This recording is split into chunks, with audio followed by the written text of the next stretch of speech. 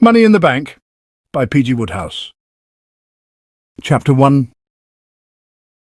R. Shoesmith, the well-known solicitor, head of the firm of Shoesmith, and so on, of Lincoln's Inn Fields, leaned back in his chair and said that he hoped he had made everything clear. He accompanied the remark with one of those short, quick, rupee coughs, by means of which solicitors announce that a conference is concluded. And Jeff Miller came out of his meditations with a start. Mr. Shoesmith always reminded him of a bird, and in the attempt to decide just what kind of a bird he had allowed his attention to wander. However, what he had missed must presumably have had to do with some aspect of the forthcoming case of Pennefather vs. Tarvin, in which he had been briefed to appear for the plaintiff. That was what he had come here to discuss, and that was what Mr. Shoesmith had been talking about at the moment when he had ceased to hang upon his lips, so it seemed safe to nod intelligently. "I think I have covered the various points." "Oh, rather. You agree with me that the case for the defence appears to rest upon the evidence of this witness, Lionel Green?" "Absolutely. Your task, therefore, will be to endeavour to discredit his story. You must shake Green. Leave it to me." "Unfortunately," said Mr. Shoesmith, "I am obliged to—" He sighed. "You would have said that he was not in sympathy with Jeff, and you would have been right. Jeff had his little circle of admirers, but Mr. Shoesmith was not a member of it. About the nastiest jolt of the well-known solicitor's experience had been the one he had received on the occasion some weeks previously, when his only daughter had brought this young man home and laid him on the mat, announcing in her authoritative way that they were engaged to be married. He had said, "Oh my God," or something civil of that sort, but it was only with difficulty that he had been able to speak at all. He could see in Jeff little or nothing of a nature calculated to cause a father receiving such news to wave his hat in the air and dance about on the tips of his toes. He disliked his hair, which looked like straw, his character, which he considered unbalanced, and his manner, which struck him as flippant and slangy. He could think of no detail in which his future son-in-law's deportment during the interview, which was just terminating, had not differed from that of the ideal young barrister, receiving instructions for his first appearance in the courts, and he felt a sort of detached pity for this Pennefather, whose fortunes were to rest in such hands. But Myrtle had insisted that her betrothed be given his chance of winning forensic fame, or as much forensic fame as can be won by appearing for a taxi driver who is suing an interior decorator for hitting him in the stomach. And he had long ago become aware of the futility of trying to oppose Myrtle's wishes. So now he merely sighed and rose to his feet to indicate that he had had as much of Jeff as he could endure. "Well," he said, with a wintry contortion of his facial muscles, which might have passed in a dim light for a smile, "we must hope for the best." "That's the spirit," agreed Jeff cordially. "Quiet confidence and no weakening. You remember what Hengist said to Horsa before the battle of whatever it was?" Mr. Shoesmith's face betrayed surprise at this erudition. "Why, no, I do not. What did he say?" "Horsa, keep your tail up." "Good afternoon," said Jeff. "Good afternoon." He left the office and made his way westward, walking with a long, swinging stride, for, whatever might be his spiritual shortcomings, Jeff Miller was a finely built, athletic young man, one who did not have to call weekly for cabs to take him from Lincoln's Inn Fields to Halsey Court, Mayfair, where he had his modest residence, but was able to move thither under his own steam. A representative, both of his university and of his country on the football field, with an impressive record at Twickenham, Cardiff Arms Park and other centres, he could have managed an even longer walk without distress. As he threaded his way through the streets, he found himself once more brooding on Mr. Shoesmith, not this time on his appearance, for his research work at the office had left him pretty straight in his mind that what the other looked like was a cassowary, but on his character and disposition. A cold, aloof, non-bonhomous old blister, he decided, one whose soul his own must always fail to touch. He tried in vain to think of a single subject on which it would be possible for Pop Shoesmith, on the one hand, and himself, on the other, to see eye to eye. And yet there was such a subject, and that of the first importance. Jeff's engagement to his daughter Myrtle was, as we have seen, one of which Mr. Shoesmith heartily disapproved, and it was one of which Jeff disapproved pretty heartily himself. Indeed, it is not too much to say that the thought of putting on a morning coat and sponge-bag trousers and accompanying Myrtle Shoesmith up the aisle chilled him to the marrow and made him feel as if he had been swallowing butterflies. He was still quite at a loss to understand how the ghastly thing had happened. The facts seemed to suggest that he must have let fall some passing remark, which had given the girl the impression that he was proposing to her. But he had no recollection of having done anything so cloth-headed. All he knew was that at a certain point of time at an evening party he had been a happy, buoyant young fellow, making light conversation to Myrtle Shoesmith behind a potted palm, and at another point of time, only a moment later, or so it seemed to him, he was listening appalled to Myrtle Shoesmith discussing cake and bridesmaids. The whole thing absolutely sudden and unexpected, like an earthquake or a waterspout or any other act of God. But blurred though his mind might be with respect to many essentials of the affair, on one point it was crystal clear, to wit that the emotion which her personality inspired in him was not love. Love, he felt, and he was a man who had thought about these things, should not manifest itself in such a strongly marked inclination, when in the presence of the adored object, to stand on one leg and twiddle the fingers. In the days of his boyhood, he remembered at his preparatory school, the retired sergeant major, who came twice a week to teach the elements of drill and physical culture, had afflicted him with just the same nervous diffidence which he experienced in the society of Myrtle Shoesmith, and it would be straining the facts absurdly to say that he had loved that sergeant major. With a growing sense of being a good man snared in the toils of fate, like somebody out of Shakespeare, he crossed Berkeley Square and arrived at Halsey Court. The day was a smiling and gracious day, early June at his best. In 100,000 homes, barometers, tapped by 100,000 knuckles before breakfast, had declined to budge from set fare, and the blue sky showed how sound their judgment had been. Yet over this stuffy little backwater there brooded a sort of bilious twilight, as if an eclipse were in progress. Halsey Court never bothered much about sunshine. What it specialized in was the smell of cooking cabbage, and for the first time Jeff found himself disliking this aroma and yearning for something more on the lines of roses and lavender. This change of heart he attributed to the fact that he had been musing on his approaching nuptials, for hitherto he had been well content with Halsey Court. It might be dingy, but it was quiet, and quiet was of importance to him. For though he had passed his bar examinations to please a wealthy godfather, and was about to plunge into active practice because Myrtle Shoesmith insisted on it, he was also and primarily a man of letters. He wrote stories about mysterious Chinamen and girls with hair the colour of ripe wheat, and the corpses of baronets in panelled libraries, and he found the claustral peace of Halsey Court assisted the composition of these. He passed through the court's narrow entrance and turned to the right. This brought him to Halsey Chambers, on the third floor front of which he lived. He climbed the stairs and let himself into his flat, to be greeted by Ma Balsam, his stout and motherly housekeeper. "Oh, there you are, sir," said Ma Balsam with that air of welcoming a prodigal son which always endeared her to her employer. "Miss Shoesmith was wanting to speak to you on the telephone just after you went out." Jeff started. "She's not back in London?" "No, sir. She was talking from the friends in the country where she's staying. I told her you had gone to see her papa, and she said she would ring up again later. I hope everything turned out satisfactory, sir." "Eh? Your talk with the young lady's papa?" "Oh, yes, quite satisfactory. Let me see. How deeply did I take you into my confidence about all that? You told me you thought the gentleman was going to give you a job as a mouthpiece." "Well, he has. Yes, it's all settled, Ma.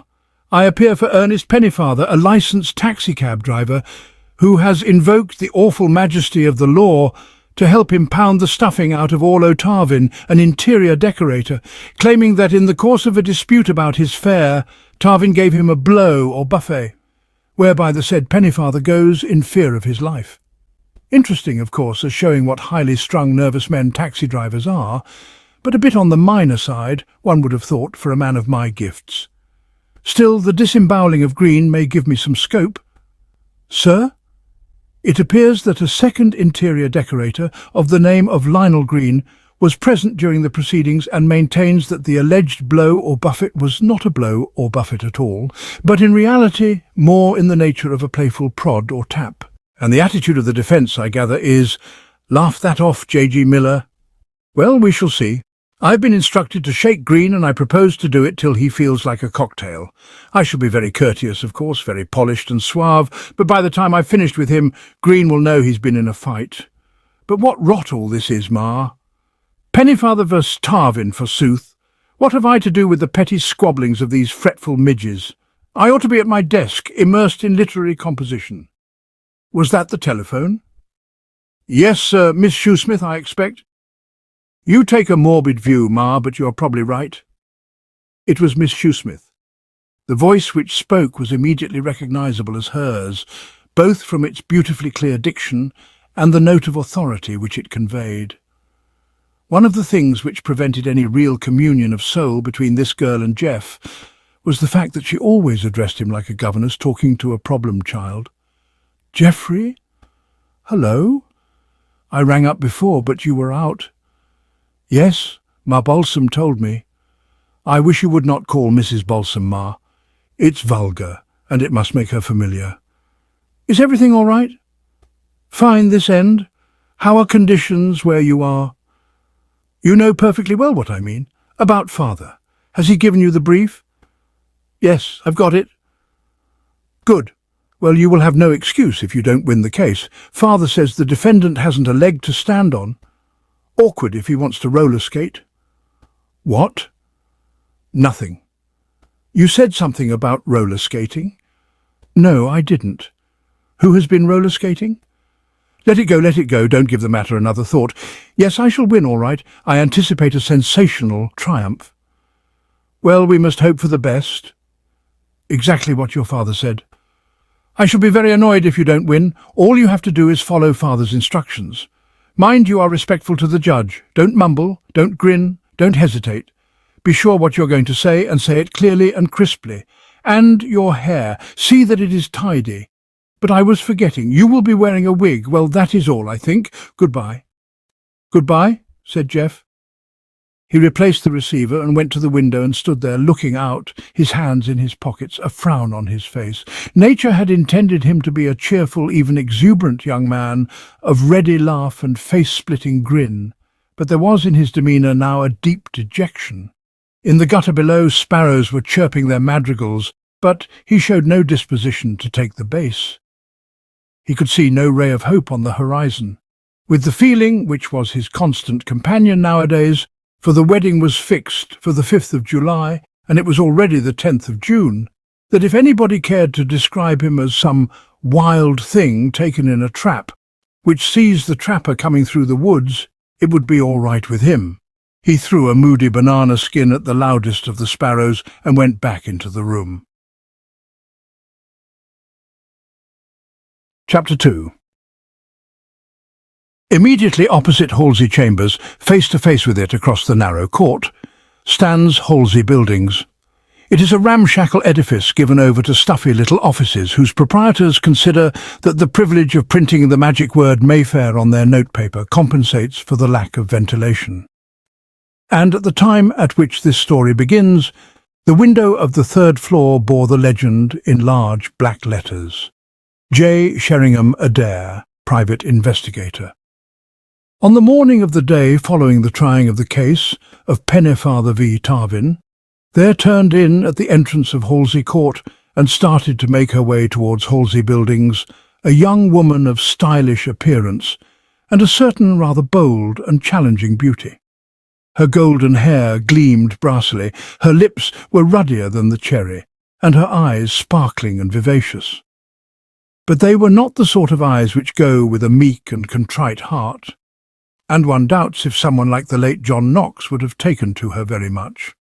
For though a pleasing spectacle, she bore about her to the discerning gaze that subtle aura which stamps a girl as one of those at whose approach the prudent host packs away his knick-knacks and locks up the spoons. Her name was Dolly Malloy, and she was the bride of one Soapy Malloy, a share-pusher of some distinction. Halsey Court was still its dishevelled self, And Dolly, as fastidious a girl as ever swiped a bottle of scent when the shopkeeper was not looking, eyed it askance.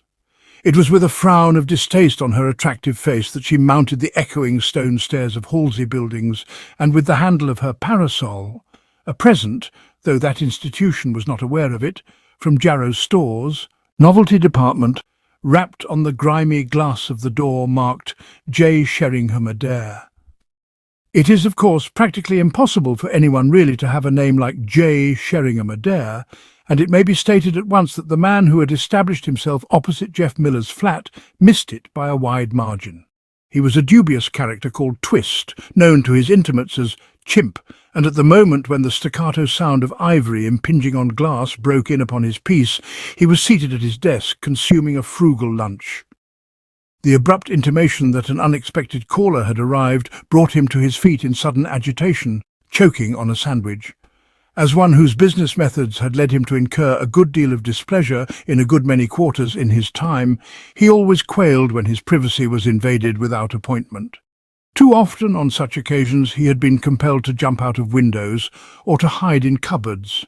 Indeed, his first act now was to cast a quick glance at the spacious closet behind his desk, and he had already started to make a move in its direction when the door opened and the discovery of the intruder's sex stilled his alarm.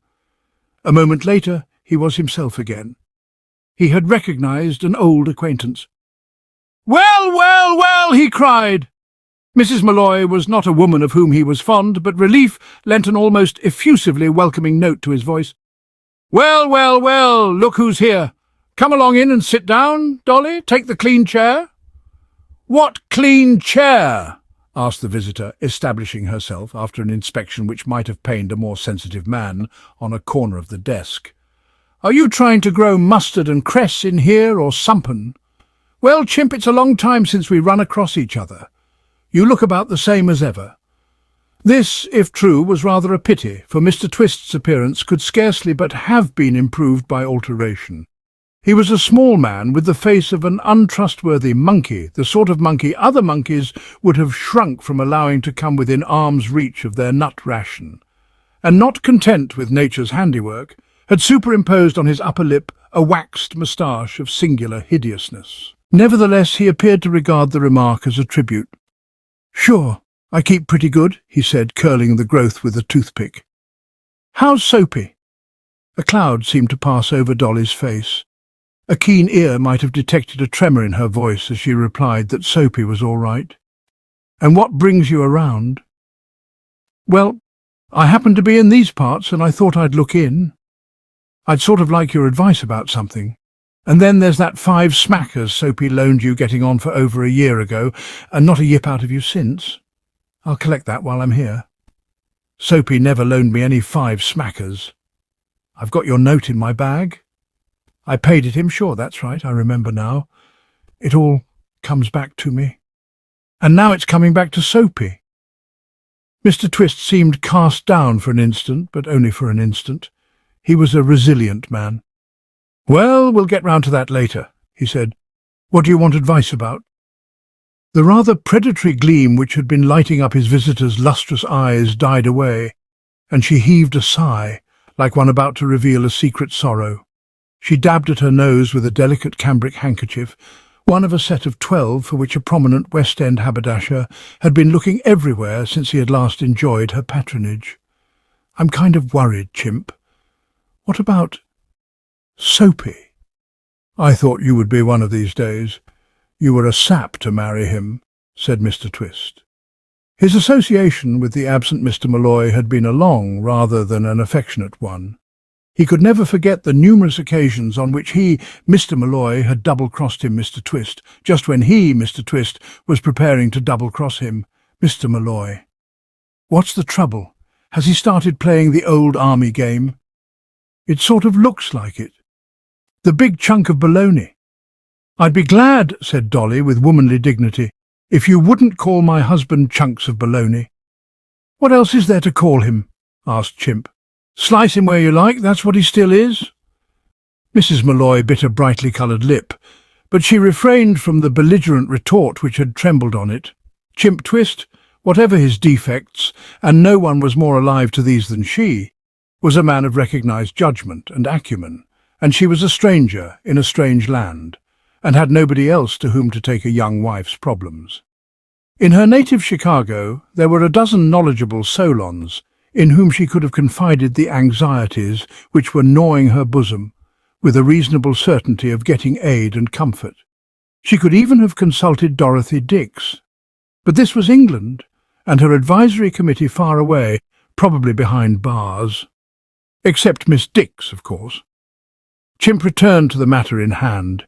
His was a nasty little mind that took pleasure in other people's recitals of their troubles. He anticipated particular enjoyment from a parade of the Malloy family skeletons. What's he been doing? Well, it's this dame. I don't like the way he's acting. I think there's oompus-boompus going on. What dame? This dame he keeps sauntering in the rose garden with at this Shipley Hall place down in Kent, where we're visiting. They go off into this rose garden together, and she pins fragrant blooms in his buttonhole. Mr. Twist seemed incredulous. She pins fragrant blooms in Soapy's buttonhole? That's right. In Soapy's buttonhole? That's what she does. She must be nuts. Again Mrs. Malloy was forced to bite her lip, and again she reminded herself how sorely she needed this man's advice. Twice I've caught her at it. I didn't like the look on his face, neither. Sort of soppy. Her name's Cork, said Dolly in an aggrieved voice, as if this somehow made it worse. Mrs. Wellesley Cork? Soapy met her somewheres, and she told him about this joint she was running at this place she's rented from some lord or other, and Soapy would have it that we go visit there. It's a sort of crazy joint. You eat vegetables and breathe deep and dance around in circles. It's supposed to be swell for the soul. The description of the Clarissa Cork colony for the promotion of plain living and high thinking was not a very lucid one, but Chimp nodded understandingly. I know the sort of thing you mean, yogi stuff. Please yourself, your guess is as good as mine. The place seems to me like a booby hatch. I wouldn't mind breathing deep if I was allowed to stoke up first, but all these vegetables are getting me down. When I reach for the knife and fork, I like to feel there's something in the old nosebag I can dig my teeth into. A little more of it, and I'll be cutting out paper dolls and sticking straws in my hair. The butler's gone bugs already. I've sometimes thought of starting a racket like that myself, said Mr. Twist reflectively. There's money in it, but tell me more. Does Soapy dance around in circles? Sure. The big stiff? I hope he strains a muscle. What's that you were saying about the butler? Gone bugs, has he? He could step straight into Bloomingdale and no questions asked. He wanders around the place like a lost spirit, with a strange fixed look on his pan, like he was seeing visions or something. And guess what? I found him in my room yesterday, burrowing under the dressing table. Yes, sir, sticking up from under the dressing table like Pike's Peak, and had the nerve to say he was looking for a funny smell. Funny smell, my foot. There wasn't a sign of any funny smell. Mr. Twist agreed that this sounded, at the most charitable estimate, borderline stuff. He said with some interest that he had never seen a loony butler, adding in this connection that he would rather see than be one. Yeah, said Dolly, it's certainly the by-goddess joint I was ever in. But I didn't come here to talk about that. What do you make of this thing of Soapy and this dame? Talk quick. I've got to get a train in a minute. Mr. Twist gave his verdict without hesitation. He had little faith in his fellow men and none in Soapy Malloy. The sooner you form a flying wedge and break up the play, the better off you'll be, he replied, with all the emphasis at his disposal.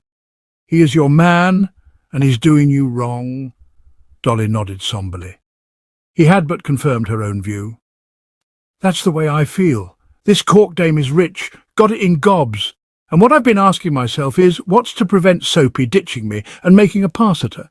She would be a pushover for him. He's full of sex appeal, the sweet old pie-face, said Dolly, with a sort of mournful wifely pride. And he's just at what you might call the dangerous age, young enough to have preserved that schoolgirl complexion, and old enough to have gotten tired of work and be looking around for a rich wife to take him away from it all.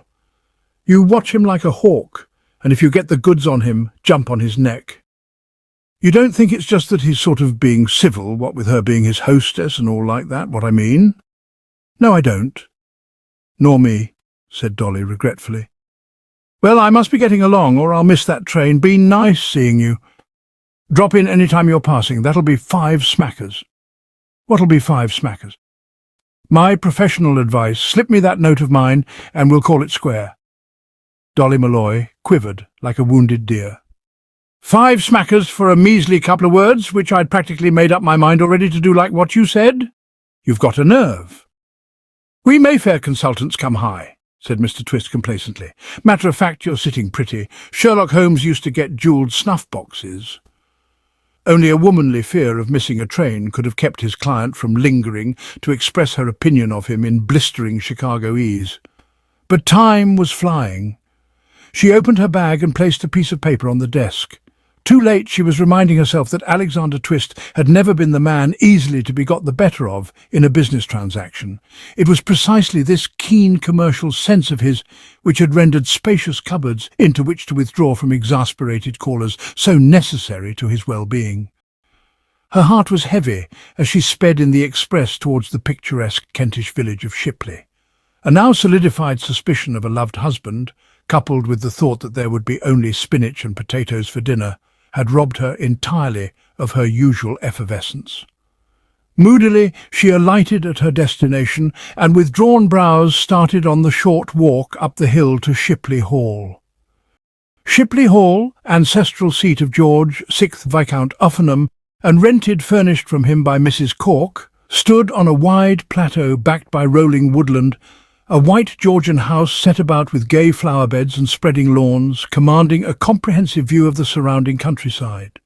Its grounds were looking their best in the June sunshine, and Soapy Malloy, pacing the terrace, was looking his best in a suit the colour of autumn leaves, a Panama hat, a red and yellow tie, and a pair of those buckskin shoes with tan toe-caps, which add so much diablerie to a man's appearance.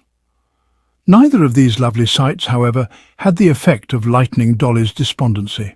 The beauty of the grounds left her cold, and any uplift which she might have derived from the spectacle of her prismatic mate was neutralized by the fact that he was in the company of Mrs. Cork. And as if this were not enough, he selected the exact moment when he swam into Dolly's ken for taking his fair companion's hand and giving it a courtly pat. The couple then passed from view into the rhododendron walk. Dolly sank onto a handy tree stump, and there remained for some little time a prey to bitter thoughts. Presently she rose and made her way with leaden feet to her room. She was feeling that what she was suffering represented the limit which any young wife could be called upon to endure. Opening the door, however, she found that she had been mistaken. Her view had been too optimistic. There was some more coming to her, and she paused on the threshold, tottering beneath the application of the last straw. From under the dressing-table, rising like some mesa in a western desert, there protruded a vast trouser seat. It quivered gently like the butt end of a terrier at a rat-hole. On top of all her other troubles, Cakebread, the butler, was in again. Chapter 3. Despite the fascination of Mr. Malloy's society, Mrs. Cork had not lingered long in the rhododendron walk. She had a task to perform, which required her presence indoors. Some 10 minutes after Dolly had seen her on the terrace, she was in her study, speaking into the desk telephone. "Miss Benedict?" "Yes, Mrs. Cork," replied a charming voice, like spring winds sighing through pine trees. "I want to see Mr. Trumper immediately." "Yes, Mrs. Cork," said the charming voice. Mrs. Cork gave her powerful shoulders a hitch and took up her stand, with her back to the empty fireplace, looking exactly like the frontispiece of her recently published volume of travel, A Woman in the Wilds, where the camera had caught her gun in hand with one foot on the neck of a dead giraffe. Nobody who is interested in dead giraffes will require an introduction to Mrs. Wellesley Cork. But in the wide public for which the chronicler hopes that he is writing, it is possible that there may be here and there a scattered few in whom these india-rubber-necked animals do not touch a chord. For the benefit of this handful, it must be mentioned that she was a very eminent explorer and big-game huntress. It was the decease of Mr. Wellesley Cork some 12 years previously, leaving her at something of a loose end, that had caused her to turn her great natural energies until then expended in keeping a husband in order in the direction of roaming, rifle at the ready, the wilder portions of Africa, and she had done it with outstanding success. You could say what you liked about Clarissa Cork, and 1,000 native bearers in their various dialects had said plenty, but you could not deny that she was far-flung and held dominion over palm and pine. When this dynamic woman wanted to see people immediately, she saw them immediately. She had trained her little flock to come at her call as if they had been seasoned relay racers towing the mark with batons in their hands. The hour produced the man. Only a few minutes had elapsed before a shrimp-like little figure came darting into the room, Mr. Trumper and no other. Mrs. Cork pierced him as he entered with a keen eye, as if he had been a gnu appearing through a thicket, and came to the point without delay. She was a woman who never wasted time in lengthy preambles. "Well, Eustace, you know why I have sent for you." A gulp escaped the unfortunate man. The look on her face was a look of doom, bidding him abandon hope. He had worshipped Mrs. Cork in a silent, shrimp-like way, as men of his kind are so apt to worship her type of woman for many years, and he had felt until this moment that the thought of this devotion might lead her to temper justice with mercy. "You know the rule? Instant expulsion if found eating meat. We must have discipline."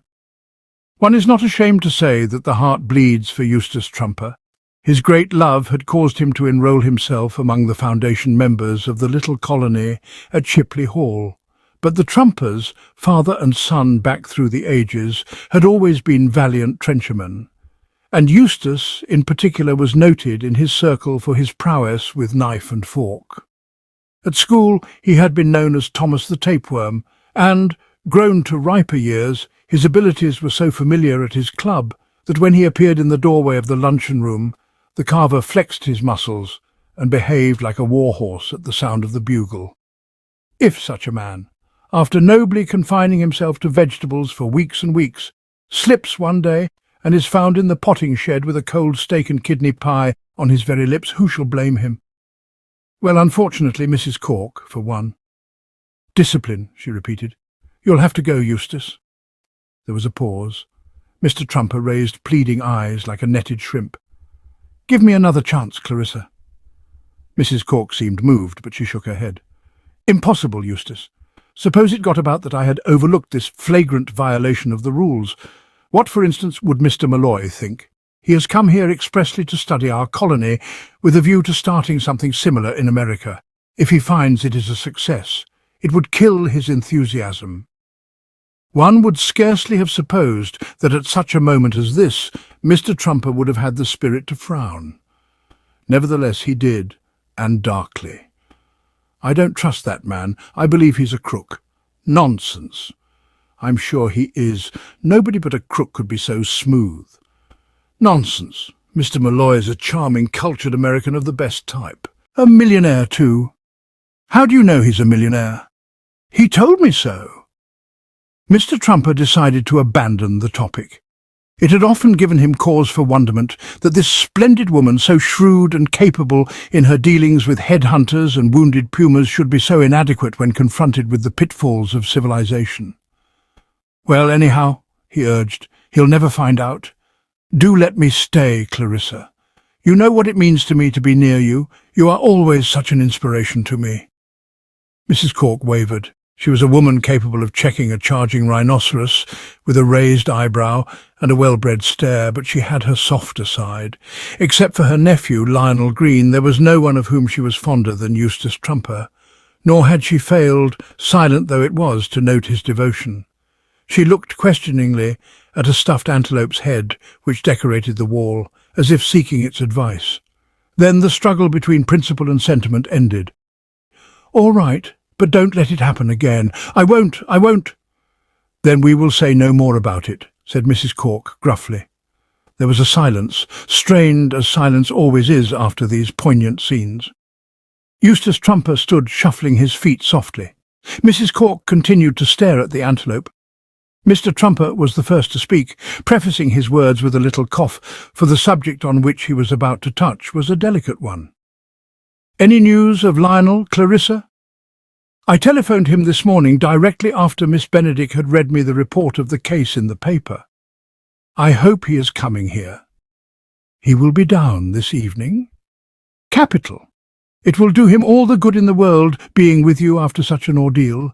You are delighted, of course?" Mrs. Cork relapsed into silence for a moment. When she spoke, her words came as a surprise to Mr. Trumper. "I'm not sure." "Not sure?" "I am rather wondering if Shipley Hall is quite the place for Lionel. I don't understand." The French window of the study was open. Mrs. Cork strode to it and raked the adjacent scenery with a quick glance. A couple of disciples were breathing deeply at the far end of the lawn, but they were out of earshot, and she returned, satisfied. She had that to say which she did not wish to be overheard. "Eustace, have you ever suspected that there might be something between Lionel and Miss Benedict?" "Why, no, what do you mean?" "I believe she's setting her cap at him." "Clarissa?" "I may be mistaken, of course, but that is what I think. If she is, I'll soon put a stop to it. She may be Lord Uffenham's niece, but it's obvious that she can't have a penny. Or what is she doing as my secretary companion? That is why I'm wondering if it's a good thing that Lionel is coming here. He's a sweet-natured, impulsive boy, just the sort to be an easy prey for a designing woman." "But what makes you think so?" "I thought I saw signs of some understanding between them, the last time he was down here. Little things, but I noticed them. And I didn't at all like the way she behaved this morning when she was reading me the newspaper account of Lionel's examination by that man, J.G. Miller. Her voice shook so much that I looked up, and I saw that her eyes were blazing, and when I said that I wished I could strangle J.G. Miller with my bare hands, she gave a sort of wistful sigh. I thought it most extraordinary. What possible reason was there for her to be so concerned, unless what I suspect is true? You don't think it was just natural good feeling?" "No, I don't. It might very well have been. I can assure you that everybody here is most resentful about the whole affair. I was speaking to Cakebread after breakfast, and he told me that the cook had expressed herself very strongly." Mrs. Cork stiffened. "Cakebread? Are you in the habit of discussing the intimate affairs of the family with my butler?" Mr. Trumper blushed. No, he said hastily. "But I happened to come upon him unexpectedly in my bedroom, and you know how difficult it is on these occasions to think of anything to say, especially to Cakebread. I confess I find him a little overpowering. He has such an odd way of staring at one." "He was in your bedroom? He doesn't valet you. What was he doing in your bedroom?" "He appeared to be searching under the bed." Mrs. Cork started. "That's odd. Only the other day I found him in my room rummaging in one of the cupboards. He said he was looking for a mouse. He told me he was looking for beetles. I don't like this, Eustace." "It is disturbing. I certainly saw no beetles." "I hope the man's honest." "I am bound to say that is a question which occurred to me. He looks completely so, but then all butlers do. Were his references satisfactory?" "I didn't see them. There was no necessity. According to Miss Benedict, who looked after all the arrangements for taking the house, her uncle made it one of the conditions of letting me have the place that his butler should stay on. She told me that this was quite customary, and I saw no objection to it. But now—" She paused, not because she had finished her remarks, but because there split the welkin at this moment, the sound of a female voice raised in wrath, followed by a noise not unlike the delivery of a ton of coals. "What the devil's that?" she asked, wondering. Mr. Trumper had skipped to the door. He vanished for a brief space, to return with first-hand information. "It is Cakebread. He appears to have fallen downstairs. Oh, excuse me." The concluding words were addressed to Mrs. Malloy, who had brushed past him at a high rate of speed and was now standing inside the room, breathing emotionally and exhibiting other signs of being a good woman wronged. "Say, listen, Mrs. Cork!" she cried shrilly. Her tone was not the tone in which people habitually addressed the chatelaine of Shipley Hall, but feminine curiosity induced the latter to overlook this. "Is something the matter, Mrs. Malloy?" You bet your silk underwear something's the matter. Either you keep that darned butler of yours on a chain, or there'll have to be drastic steps taken. Hell's bells, there's a limit. I'm afraid I do not understand you. What has my butler been doing? I've just caught him rousting around in my room for the second time in 2 days, by golly. Can you blame anyone for beefing?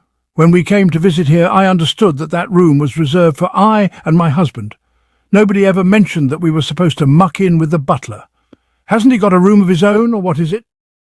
Mr. Trumper had been punctuating this powerful speech with amazed squeaks. How very remarkable, he now ejaculated. After what we were speaking about, Clarissa.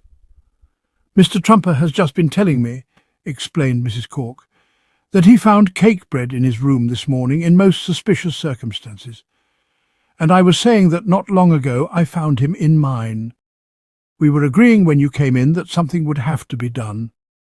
I'll say something'll have to be done, and quick. You don't need any 3 guesses to tell you what the old blimp is after. He's getting around to cleaning out the joint and skipping. It's a wonder to me he hasn't done it already. Fire him out on his fanny pronto is my advice, or we shan't have a darn thing left that we can call our own. I quite agree with you. He shall go today. Mrs. Cork strode masterfully to the desk and spoke into the telephone. Miss Benedict? The delightful voice was right on the job as usual. Yes, Mrs. Cork. Come here, please. Yes, Mrs. Cork. And after a brief interval, during which Mrs. Cork made some strong observations about dishonest butlers, and Mr. Trumper squeaked a good deal, and Dolly Malloy fermented in silence, the door opened and Anne Benedict appeared. Nature, in assembling Anne Benedict, had done a nice bit of work. She was a slim girl of 23, one of those alert, boyish-looking girls of whom one feels what jolly children they must have been. She had a demure mouth, with a whimsical twist to it, and eyes that looked as if they saw the humour of things. The first thought any male observer would have had about her, except Mr. Trumper, who naturally regarded such a position as a privilege, was that she seemed made for something better than sitting at a telephone saying, "Yes, Mrs. Cork." Her employer, direct as always, came to the point with the decision of a machine gun. "Miss Benedict, cake bread, pay him a month's wages and see that he leaves today." Her words were so definite, her tone so resolute, that one might have supposed that the girl's only possible reply would have been another, "Yes, Mrs. Cork." To that autocrat's astonishment, however, and to Mr. Trumper's shocked disapproval, Anne Benedict did not take her cue. "What?" she cried. "Why?" Mrs. Cork had once had a native bearer who, when given his orders for the day, had said, "Why? You can recognize him easily if you happen to be in his village, by the dazed, stunned look which still lingers on his face, and the way he has of jumping, if anyone speaks to him suddenly." That had been nearly 10 years ago, and nobody had tried it since. Amazement accordingly held her dumb for an instant, and before she could rally from the shock, Dolly Malloy intervened. "I'll tell you why," she said vehemently. "I don't know who hired this darned cake bread to haunt this house, nor what his charges were, but he's turning in a swell job. You can't go anywheres in the place without finding him floating around like ectoplasm. He's been in Mrs. Cork's room, he's been in Mr. Trumper's room, and he's been in my room twice in 2 days. And what we kind of feel is that he'd best be shot out before he gets through with checking up on our stuff and deciding which of it to pack in his old kit bag and which is too heavy to lift." "Exactly," said Mrs. Cork. "Get rid of him at once." Anne Benedict's mouth twitched. One would have said that she was amused. "I'm afraid you can't get rid of him." Again, Mrs. Cork was conscious of a sense of shock. "Can't get rid of him?" "I'm afraid not. I don't think you can have read the lease of the house carefully, or you would have noticed the clause about cake bread. My uncle insisted on having it put in." "Clause? What clause?" "That in no circumstances is he to be dismissed from his position." "What?" "I'm afraid so." There was a silence. Then Mrs. Cork said she had never heard of such a thing, and Mr. Trumper said it was quite incredible. Mrs. Malloy did not speak. She seemed to be thinking. "It's annoying, of course. Annoying. But Uncle George refused to let the place under any other conditions." Mrs. Malloy came out of her reverie. "Well, say listen," she cried. "There's nothing in the book of the words to prevent Mrs. Cork having the bozo pinched and stowed away in the cooler if he's a thief and gets caught with the goods." "Yes, I suppose she could do that," said Anne. "But really, Mrs. Cork, you're quite mistaken about cake bread. It's just that he has an inquiring mind." "Well, look," proceeded Mrs. Malloy. "Let me tell you how you can swing it. Hire a detective and have him watch the bimbo." She gazed at Mrs. Cork hopefully. Here her agile mind had perceived was one of those cases where a single stone may be utilised for the undoing of two birds. The sanctity of private property could be protected against any umpus-bumpus, and at the same time she would have on the premises a trained ally, observing her Soapy's movements both in and out of rose gardens. Mrs. Cork's eyes lightened. "An admirable suggestion." "Admirable," agreed Mr. Trumper. "And I've got the very man for you," said Mrs. Malloy. "Sheringham Adair, of Halsey Court, Mayfair." "Mayfair?" said Mr. Trumper, impressed. "Mayfair," said Mrs. Cork, well satisfied. "That sounds all right. He's as smart as a whip, one of the best men in the business. Then I will put the matter in his hands. You have the name and address, Miss Benedict? Sheringham Adair, Halsey Court, Mayfair. But really, please don't stand there, saying really. Go at once. If you start immediately in the two-seater, you will be able to reach him before he leaves his office.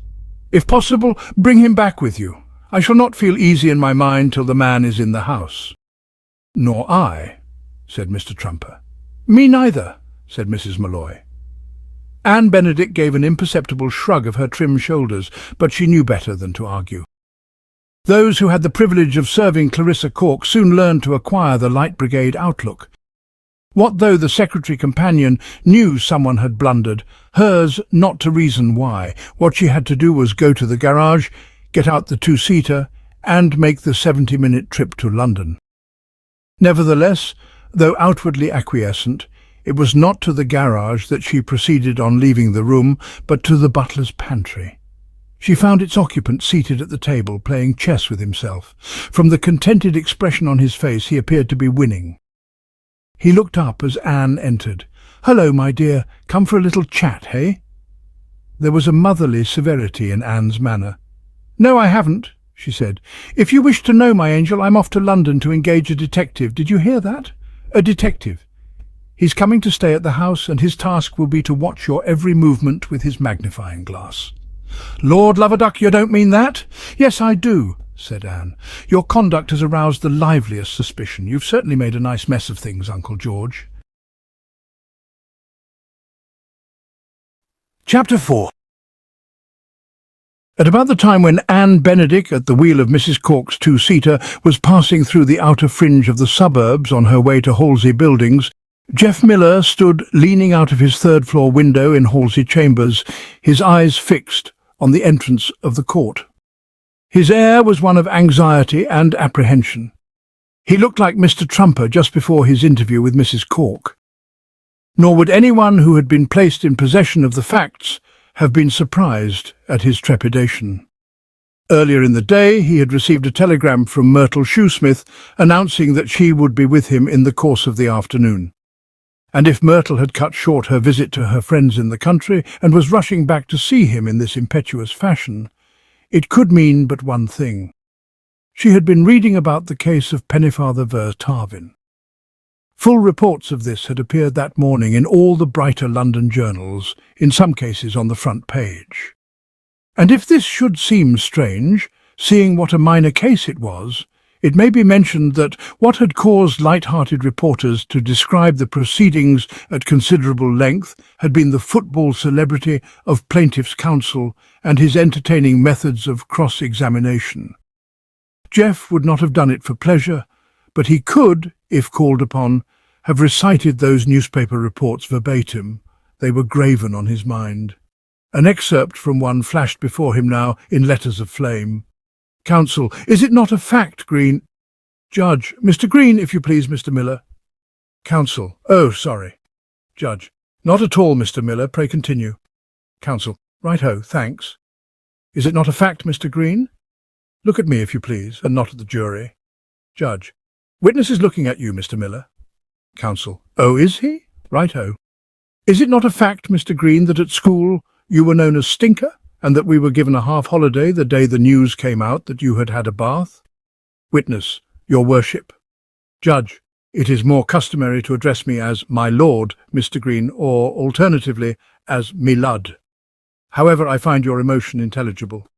Have these references to witnesses' apparently misspent youth any bearing on the case now before us, Mr. Miller? Counsel, I'm shaking him, me lord, showing what a louse he is. Judge, do not use the word louse, Mr. Miller. Counsel, as your lordship pleases. Well, anyway, Stinker, putting aside for the moment the question of your niffiness, wasn't it notorious that you couldn't tell the truth without straining a ligament? What I'm driving at is that this story of yours about the blow or buffet being really a prod or tap is a tissue of lies from soup to nuts. Come on now, come clean, you unspeakable wart. Judge, the expression wart, Miller.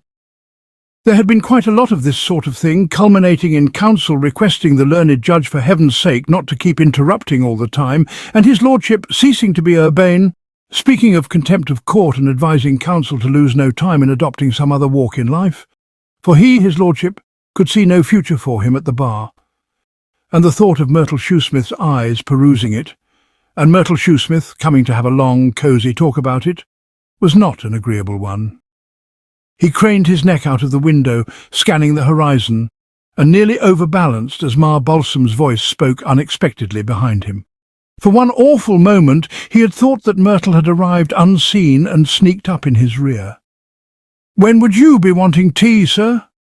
Jeff eyed her wanly. It seemed to him she'd got a wrong angle on this interview which confronted him. "I very much doubt, Ma, if the question of tea will arise. Young ladies like their cup of tea, sir." "True, but I think you are overstressing the social side of this reunion. I have an idea that Miss Shoesmith will be far too busy talking to have leisure for refreshment. I've made some nice rock cakes." "Even for nice rock cakes. You might tempt her with my blood, but a sip or two of that, as I see it, will be all that she will be requiring. I may be wrong, but I have an uneasy feeling, Ma, that she has been reading about the case." "You did, I suppose?" "Oh, yes, sir.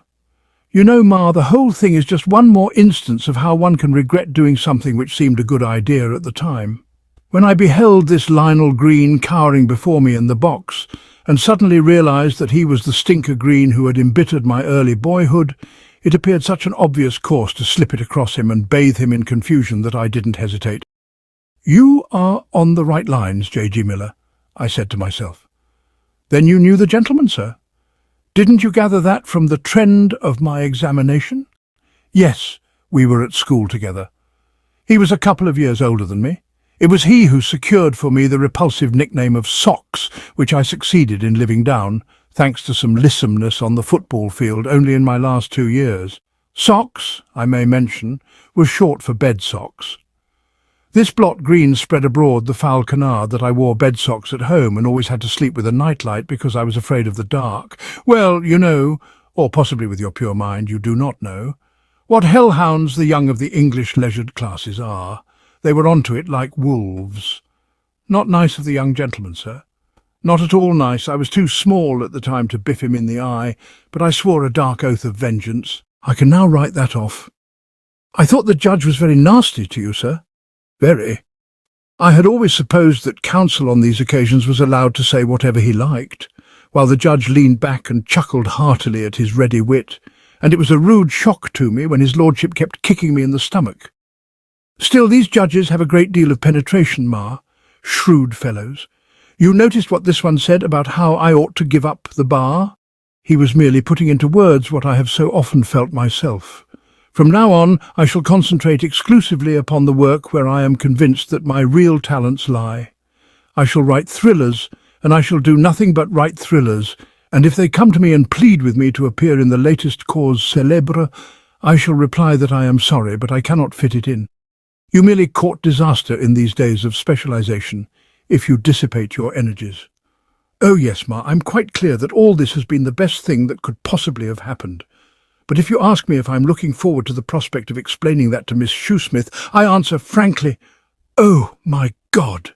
said Jeff, a powerful shudder passing through his well-knit frame. "Here she is." He squared his shoulders manfully, endeavouring to overcome a sinking sensation in the pit of the stomach. Watching Myrtle Shoesmith as she crossed the court, it would have been impossible for the dullest and least observant eye not to have seen that her walk was the walk of an overwrought soul. Mrs. Cork, had she been present, would have noted instantly the resemblance to a leopard on the prowl. She disappeared into the doorway of Halsey Chambers, and Jeff, after a momentary hesitation, went out onto the landing to meet her, bracing himself for what was plainly going to be a sticky tête-à-tête. For it had been evident to him, gazing down into the court, and it was more evident to him now than ever, as he peered over the banisters, that his betrothed was in no sunny and companionable mood. He had never really entertained the notion that they were going to have a good laugh together over the case of Pennyfather v. Tarvin, but if he had, it would have vanished when she arrived at the eminence where he stood. Reaching the landing, she halted, and regarded him for a moment in silence, panting a little, as if she had been some empress of emotion on the silver screen. When she spoke, it was in a low, thrilling voice, almost inaudible, but packed with a wealth of pent-up feeling. It reminded Jeff of the voice of a Welsh forward, on whose head he had sat one muddy afternoon at Cardiff Arms Park. "Are you mad, Geoffrey?" The question was one to which a direct answer was difficult. Jeff decided to strike the soothing note. "I think I know what you mean," he said. "You're referring to the case, aren't you? I thought you might want to hear all about that. Come along in, and we'll have a long talk about it over a cup of tea." "I don't want any tea. There are rock cakes." "When I read that report in the Daily Express, I nearly fainted. I couldn't believe my eyes. You must have been insane." "Well, I admit that I was just the slightest bit carried away and, to a certain extent, lost my calm judgment. As I was telling Ma Balsam, this man Green turned out to be a fellow who had embittered my youth with foul calumnies. When I recognised him, I saw red. Green, too, of course. I don't know what you're talking about. I'm trying to explain why I wasn't suave and dignified as I had intended to be. When this excrescence slunk into the witness box, and I realised that he was Stinker Green, after all the trouble I took to get Father to give you the brief—" I know. Oh, don't think I don't see your point of view. All I'm trying to make you understand is that this boll-weevil Green, he's furious. He keeps saying, 'I told you so.' He pleaded with me to break our engagement." Jeff quivered from stem to stern. He had not expected this.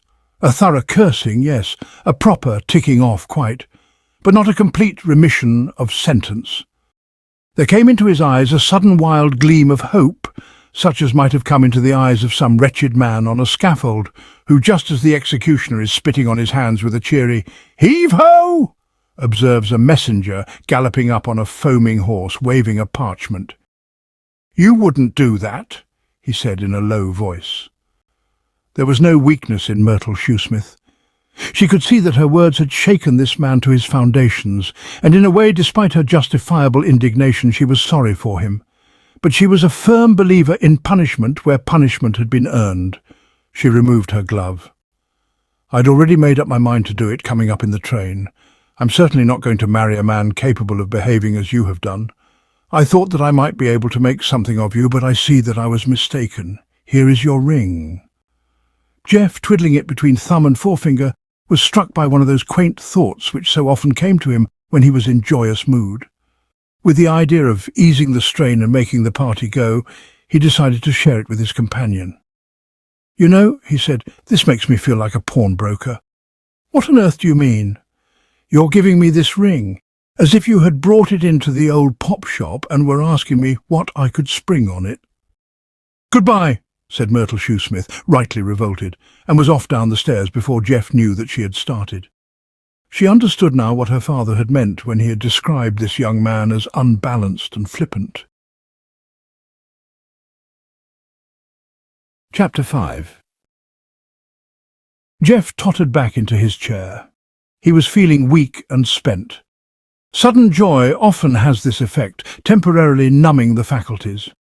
He was dimly aware that Ma Balsam was addressing him, and nodded absently. And from the fact that she went out, with a kindly word about drinking it while it was hot, he gathered that she must have been asking him if he would like his tea. And sure enough, a few moments later she reappeared, bearing a loaded tray. He eyed it without enthusiasm. Much has been said by writers through the ages in praise of tea, but there are occasions in a man's life when this pleasant but mild beverage will not serve. Scarcely had Ma Balsam withdrawn, with another kindly word about hoping that he would enjoy the rock cakes, when he perceived that this was one of them. In this supreme moment he wanted to celebrate, and it seemed to him that the sort of celebration he had in mind called for something stronger than tea, something more authoritative, something that did not merely cheer without inebriating, but bit like a serpent and stung like an adder.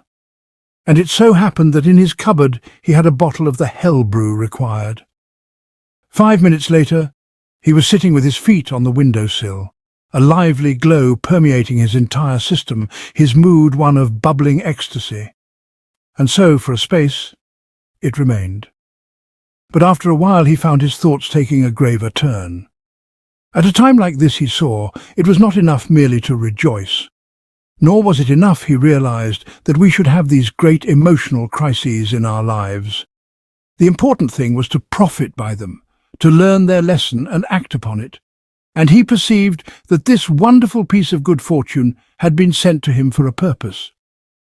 It was easy, of course, to see what that purpose was. If he had a fault, it was, he knew, that in his relations with the opposite sex he was inclined to be a little too cordial, just a shade more chummy than was actually necessary. He liked girls. Tall girls, small girls, slim girls, plump girls, blonde girls, dark girls. He liked them all. And too often, when confronted with one, he was apt to start buzzing. Yes, that was the blemish in his character which this experience had been sent to correct. He was a buzzer. Nature had dowered him with a ready flow of that small talk which is part badinage and part sentiment, and far too frequently, when assisting at parties, routs and revels, he found himself backing the prettiest girl present into a corner and starting to buzz at her. He had done it, he recollected with a shudder, even with Myrtle Shoesmith. And this whole Myrtle Shoesmith episode, with its hideous peril averted only at the 11th hour, had been designed to warn him to watch his step and be a bit more distant with the sex in future.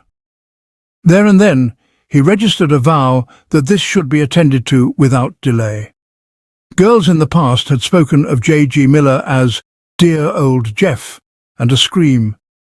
Girls from now on would be asking one another in awed whispers who that cold, stern man with the strange, inscrutable face was, who leaned against the wall with folded arms and seemed unaware of their existence. It was at this point that he happened to look round. His glance fell on the plate of rock cakes, lying untouched on their tray, and the sight brought him back to the present with a jerk. His immediate thought was that he had never beheld anything so uninviting. The things seemed to be leering at him malevolently. Too many cooks in baking rock cakes get misled by the word rock, and it was into this category that Ma Balsam fell. And even if this had not been so, his stomach, which, though a healthy one, could be pushed just so far, rebelled at the thought of bilious patisserie on top of the generous spirit in which he had been indulging. And yet it was impossible to leave that heaped-up plateful for Ma Balsam to take away. She was so sensitive, and it so plainly untouched. Jeff was a nice-minded young man who shrank from giving pain. The feelings of Ma Balsam were sacred to him. He was faced accordingly, he saw, by the problem which was always bothering characters in the stories he wrote, viz., how to get rid of the body. And it was as he stood brooding on this that his eye chanced to fall on the room opposite, the one that bore on the upper half of its open window the legend J. Sheringham Adair, and it was as if a sudden bright light had shone upon him. From where he was standing he could see into this room, and it had all the appearance of being empty.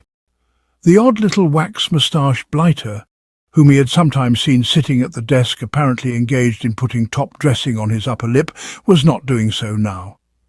Private Investigator Adair's private investigations had apparently taken him elsewhere for the moment, to a consultation at Scotland Yard, perhaps, or possibly to Joe the Lascar's opium den in Limehouse in connection with the affair of the Maharaja's ruby. Whether this was so or not, on one point Jeff was clear. When Sheringham Adair returned, he might not have the Maharaja's ruby in his possession, but he was going to be extraordinarily well off for rock cakes. With an accuracy of aim which gave evidence of the clear eye and the steady hand, he proceeded to hurl the contents of the plate across the courtyard. It was the fifth and last of the jagged delicacies that hit Chimp Twist. It caught him squarely between the eyes, creating the momentary illusion that the top of his head had parted from its moorings. For in supposing that Mr. Twist's office was empty, Jeff had erred. Its lessee was there, but a few moments earlier he had gone down on his hands and knees in quest of a dropped sixpence. A curious impression that the air had suddenly become full of strange flying objects caused him to rise abruptly at precisely the worst time he could have chosen. An instant's stunned inaction, and he was at the window rubbing his forehead. His gaze rested on a young man with straw-coloured hair and a contorted face who seemed to glare at him with an evil, ferocious hostility. And there came to Chimp the feeling that had come to him so often in the course of his dubious career, that things were getting too hot. Nothing is more regrettable than the frequency with which these misunderstandings occur in life. We who know the motives which had caused Jeff to throw rock cakes are aware that his glare was one of horror and remorse. Quite inadvertently, meaning only to spare Ma Balsam's amour propre, he had gone and beaned one of the neighbours, and he stood aghast at his handiwork, too overcome to speak. Nobody, one would have imagined, could have failed to recognise him for what he was, a living statue of contrition. But Chimp Twist was peculiarly situated. London, like the Chicago which a growing unpopularity had forced him to evacuate some years previously, was full of people who asked nothing more than to take a good poke at him, and his sensitive conscience suggested that Jeff must be one of these. True, the latter's appearance was not familiar to him, but then one is so apt to forget faces. And the cardinal fact remained that this glarer had just been throwing lethal objects at him, though of what nature he had not yet had leisure to ascertain. Reeling back, he paused for a while in thought. Jeff, meanwhile, had left his post. He had hurried from the room and was clattering on his way downstairs to apologise. He was extremely doubtful whether any apology could really meet the case, but it was obvious that one must be offered. No right-thinking young man can sock a complete stranger on the frontal bone with a rock cake and just let the thing go without a word. There is a code in these matters. And so it came about that when Chimp Twist leaned forth onto the landing, his momentary inaction ended and his whole being intent on making a getaway while the going was good, the first thing he beheld over the banisters was his implacable assailant bounding up the stairs, plainly with the object of renewing hostilities at close quarters. His escape was cut off, but there was still a way.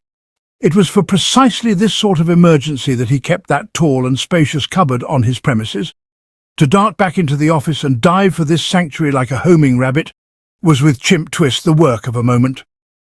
A few seconds later, he was curled up in its interior, breathing very softly through the nostrils, and Jeff, arriving at journey's end, found only an empty room. There was the desk. There, scattered about the floor, lay his generous donation of rock cakes. But from any sign of wax-moustached little men coldly awaiting explanations, the place was entirely free. The theory was one which would have been scouted by anyone at all intimate with Chimp Twist, but it really looked as if he must have been snatched up to heaven in a fiery chariot. Jeff found himself running what might legitimately be called the gamut of the emotions. First, amazement at what seemed to him either a miracle or a first-rate conjuring trick. Then, for he had never enjoyed the prospect of having to frame that apology, relief, and finally interest. This was the first time he had ever been in the office of a private investigator, and it occurred to him that here was an admirable opportunity of picking up a little atmosphere, which might come in useful when the moment arrived for starting his next novel. He sat down at the desk, noting as fact one concerning these human bloodhounds that they apparently like to work in dusty surroundings, no doubt in order to retain the fingerprints of callers. And it was as he leaned back thoughtfully in the chair, wishing that a scrupulous sense of honour did not prohibit him from searching through the drawers and reading his absent host's correspondence, that someone knocked at the door, and there entered a girl at the sight of whom his head jerked back as if struck by a rock cake. "Mr. Adair?" she asked, in a charming voice, soft and musical like sheep bells at sunset. "Absolutely," said Jeff, coming to one of those instant decisions which were so characteristic of his eager, enthusiastic nature. The idea of not being the man she was looking for seemed to him too silly to be entertained for an instant. It was true, of course, that he had registered a vow to be cold and distant to all girls, but naturally that had never been intended to apply to special cases like this. Chapter 6. There was a brief pause. Jeff was too fully occupied in taking in the newcomer's many perfections to be capable of speech. His mind was in a sort of emotional welter, to the surface of which, like an eggshell in a maelstrom, there kept bobbing one coherent thought, to wit, that if this was the sort of girl who frequented the offices of private investigators, he had been mad not to have become a private investigator before.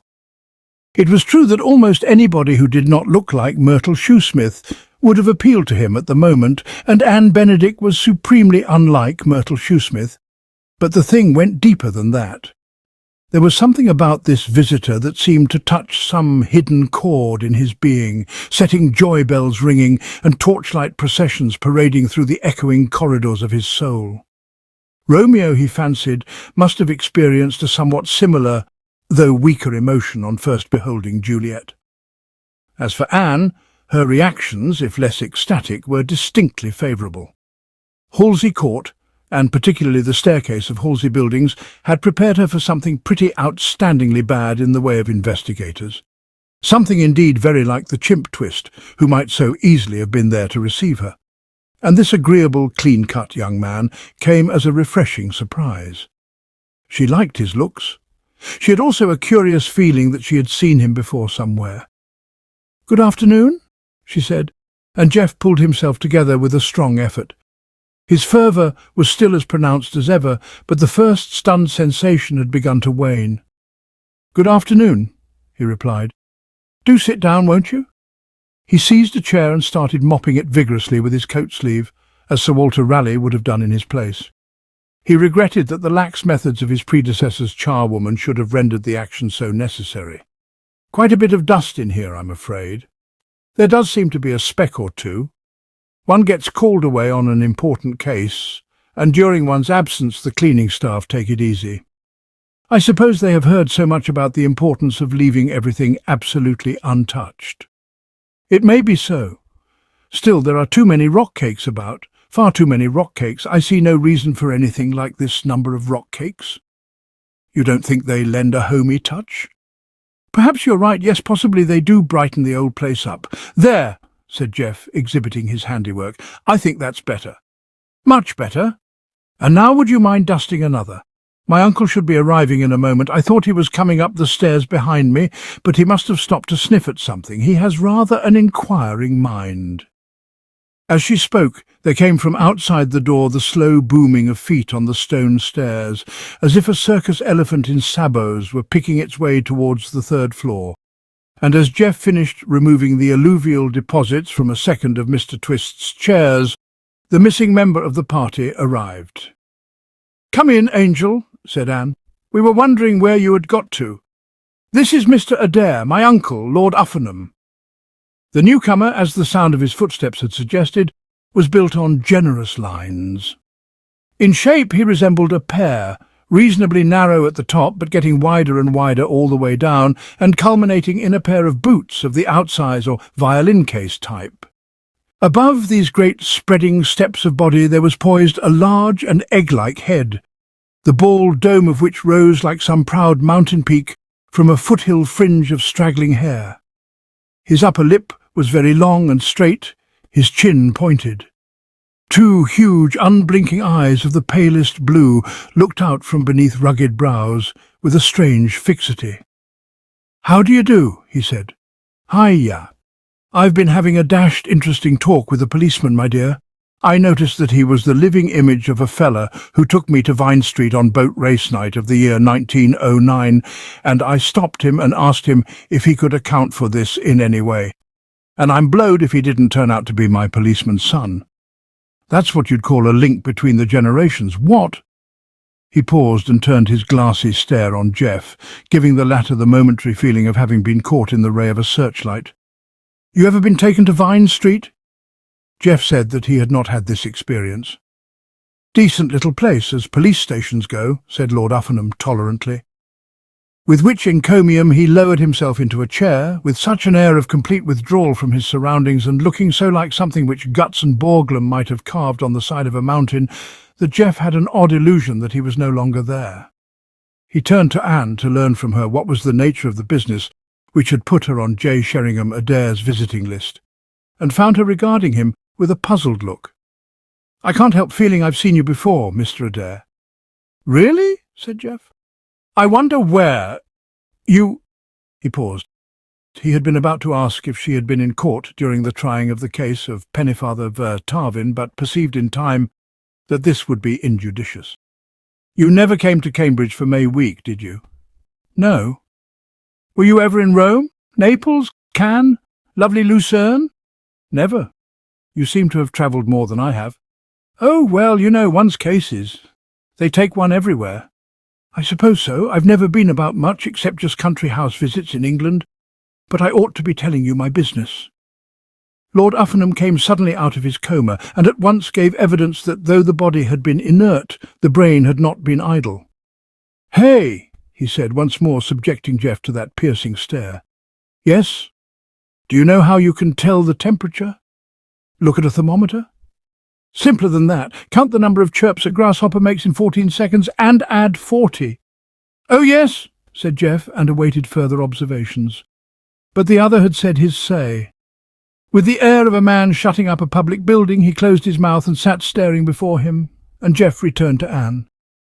"You were saying—" "I was about to disclose the nature of my business, only the Sieur de Uffenham got on to the subject of grasshoppers. You mustn't pay any attention to my uncle, Mr. Adair. He's liable to pop up like this at any moment. Just say to yourself that now you know how to tell the temperature and dismiss the thing from your mind. The system would be a good one, mark you, if you had a grasshopper, and hadn't a thermometer, as might easily happen during a country ramble. The nature of your business. You were saying?" "Well, to begin with, I've been sent here by Mrs. Wellesley Cork." "I know that name. I thought you might." "The big game huntress?" "That's right." "Of course, I saw a photograph of her in some paper the other day, looking sideways at a dead lion." "Mrs. Cork and friend." "Exactly. I'm her secretary. My name is Benedict. She has taken my uncle's place in Kent, Shipley Hall." "Oh, yes. And she wants to have a detective on the premises." Once more, Lord Uffenham emerged from his waxwork-like trance. "Silly old geezer," he said, like counsel giving an opinion in chambers, and passed into the silence again. Jeff nodded encouragingly. "A detective on the premises? You interest me strangely. Why?" "To watch her butler." "Worth watching, is he? An arresting spectacle?" "She thinks so. And you were recommended by a Mrs. Malloy." "Why does Mrs. Cork want her butler watched?" "She has an idea he's dishonest. She keeps finding him rummaging in rooms." "I see. Why doesn't she just fire him?" "She can't. My uncle made it a condition of allowing her to have the house that the butler was to stay on and couldn't be dismissed." "Didn't she object to a clause like that in the lease?" "She didn't pay much attention to the lease. She left it all to me. She told me to get her a house within easy distance of London, and my uncle wanted to let his, so I fixed everything up. It seemed all right to me. You see, I know Cakebread." "I don't. Who is he?" "The butler." "His name is really Cakebread? Why not? It sounds too obviously butlerine. As if he had adopted it as a ruse to lure employers into a false confidence." "You're sure he's all right?" "Quite. As pure as the driven snow." "Purer? Then why does he rummage in rooms?" "Well, yes, I don't know." Jeff permitted himself a moment's severity. It was, he felt, what J. Sheringham Adair would have done Had he been conducting this inquisition? "Miss Benedict, do you ever read detective stories?" "Of course." "Then you will be familiar with something that happens with unfailing regularity in all of them. There is always a point, you will have noticed, where the detective turns a bit sniffy and says he cannot possibly undertake this case unless he has his client's full confidence. 'You are keeping something back from me,' he says. Miss Benedict, I put it to you that you are keeping something back from me. What is it?"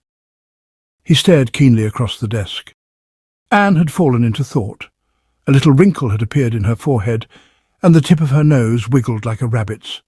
Very attractive, Jeff thought it, and so it was. "I have just been working it out in my mind," said Lord Uffernham, rejoining them after having preserved for some 5 minutes the appearance of being one of those loved ones far away, of whom the hymnal speaks, "and I find that I could put the whole dashed human race into a pit 1/2 a mile wide by 1/2 a mile deep." "I wouldn't," said Jeff. "No, don't," said Anne. "Think how squashy it would be for the ones at the bottom." "True," admitted Lord Uffernham after consideration.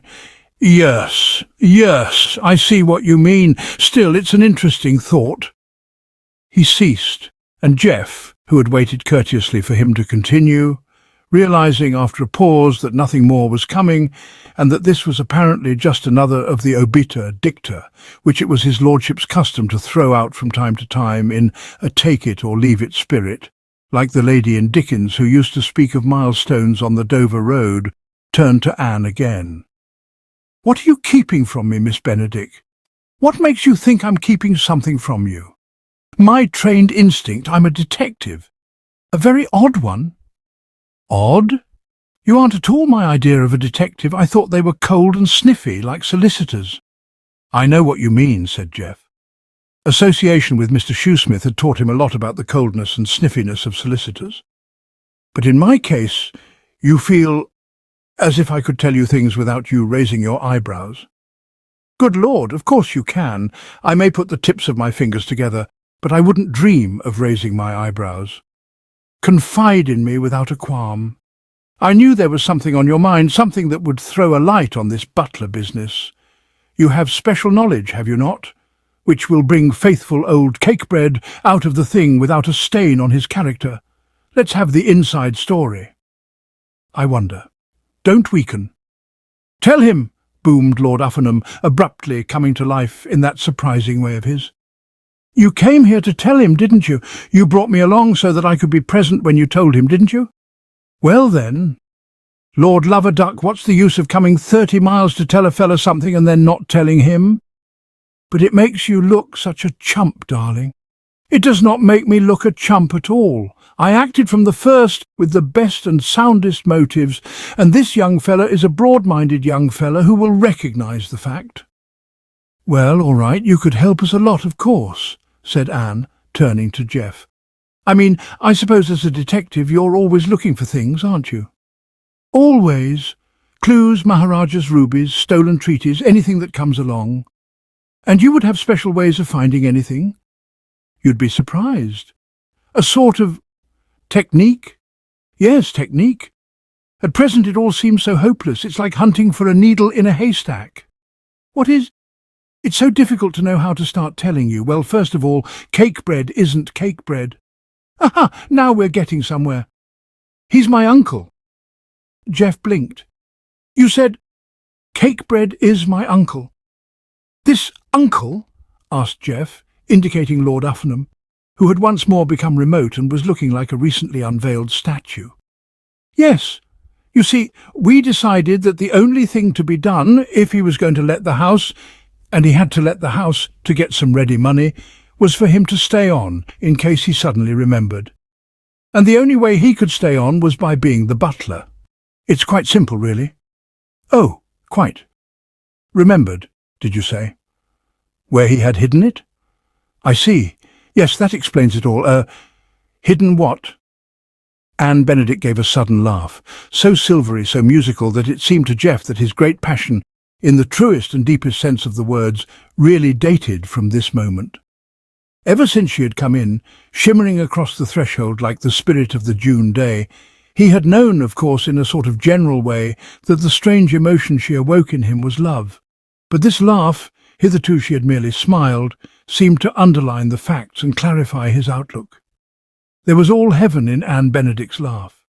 It conjured up visions of a cosy home on a winter's night, with one's slippers on one's feet, the dog on one's lap, an open fire in the grate, and the good old pipe drawing nicely. "I'm not telling this story very well, am I?" she said. The word "it" refers to a small packet of extremely valuable diamonds, representing the combined Uffinham and Benedict fortunes. My uncle hid them somewhere on the premises of Shipley Hall, and now hasn't the slightest recollection where. Inside the spacious cupboard, Chimp Twist, for all that he realized the imperative need of keeping his presence undetected, found it impossible to repress a startled snort. The thought of diamonds lying around loose in a country house, moreover, in which were established those old allies of his, Mr. and Mrs. Soapy Malloy, was one that spoke to his very depths. If this was not money in the bank, he did not know such money when he saw it. So he snorted. Fortunately for his aims and objects, Jeff had snorted simultaneously on his own account, and with such abandon that the Twist contribution passed unnoticed. The idea did indeed cross Lord Uffinham's mind that there was a curious echo in the room and set him musing dreamily on acoustics, but that was all. "That surprises you?" "It does." "It surprised me too when he told me. I'd always known that he had an original mind, but I hadn't been prepared for that." Jeff had recovered somewhat. He was even able, though a little feebly, to place the tips of his fingers together again. "Let me get this clear," he said. "He put the entire family funds into diamonds?" "Yes." "And hid them?" "Yes." "And then forgot where?" "Yes." "Like a dog with a bone?" "Exactly like a dog with a bone." "Yes," said Jeff, expelling a deep breath. "Original is correct. No need to consult the thesaurus. You've got the right word." "You see," said Anne, "I told you it would make you look a chump. Mr. Adair is stunned." As far as such an action was within the scope of a man weighing 260 pounds, Lord Uffinham bridled. "I refuse to admit," he said stiffly, "that it makes me look any such dashed thing. My motives, as I told you before, were fundamentally sound. Lord love a duck, what's wrong with diamonds? One of the few good investments left in a world where everything else seems to be going to hell. It was only after considerable thought, after I'd been shocked by the fall in value of some dashed railway shares to about half the value of waste paper, that I faced the problem squarely and made my decision." "Oh, there was a certain amount of method in your madness, I suppose." "What do you mean, madness?"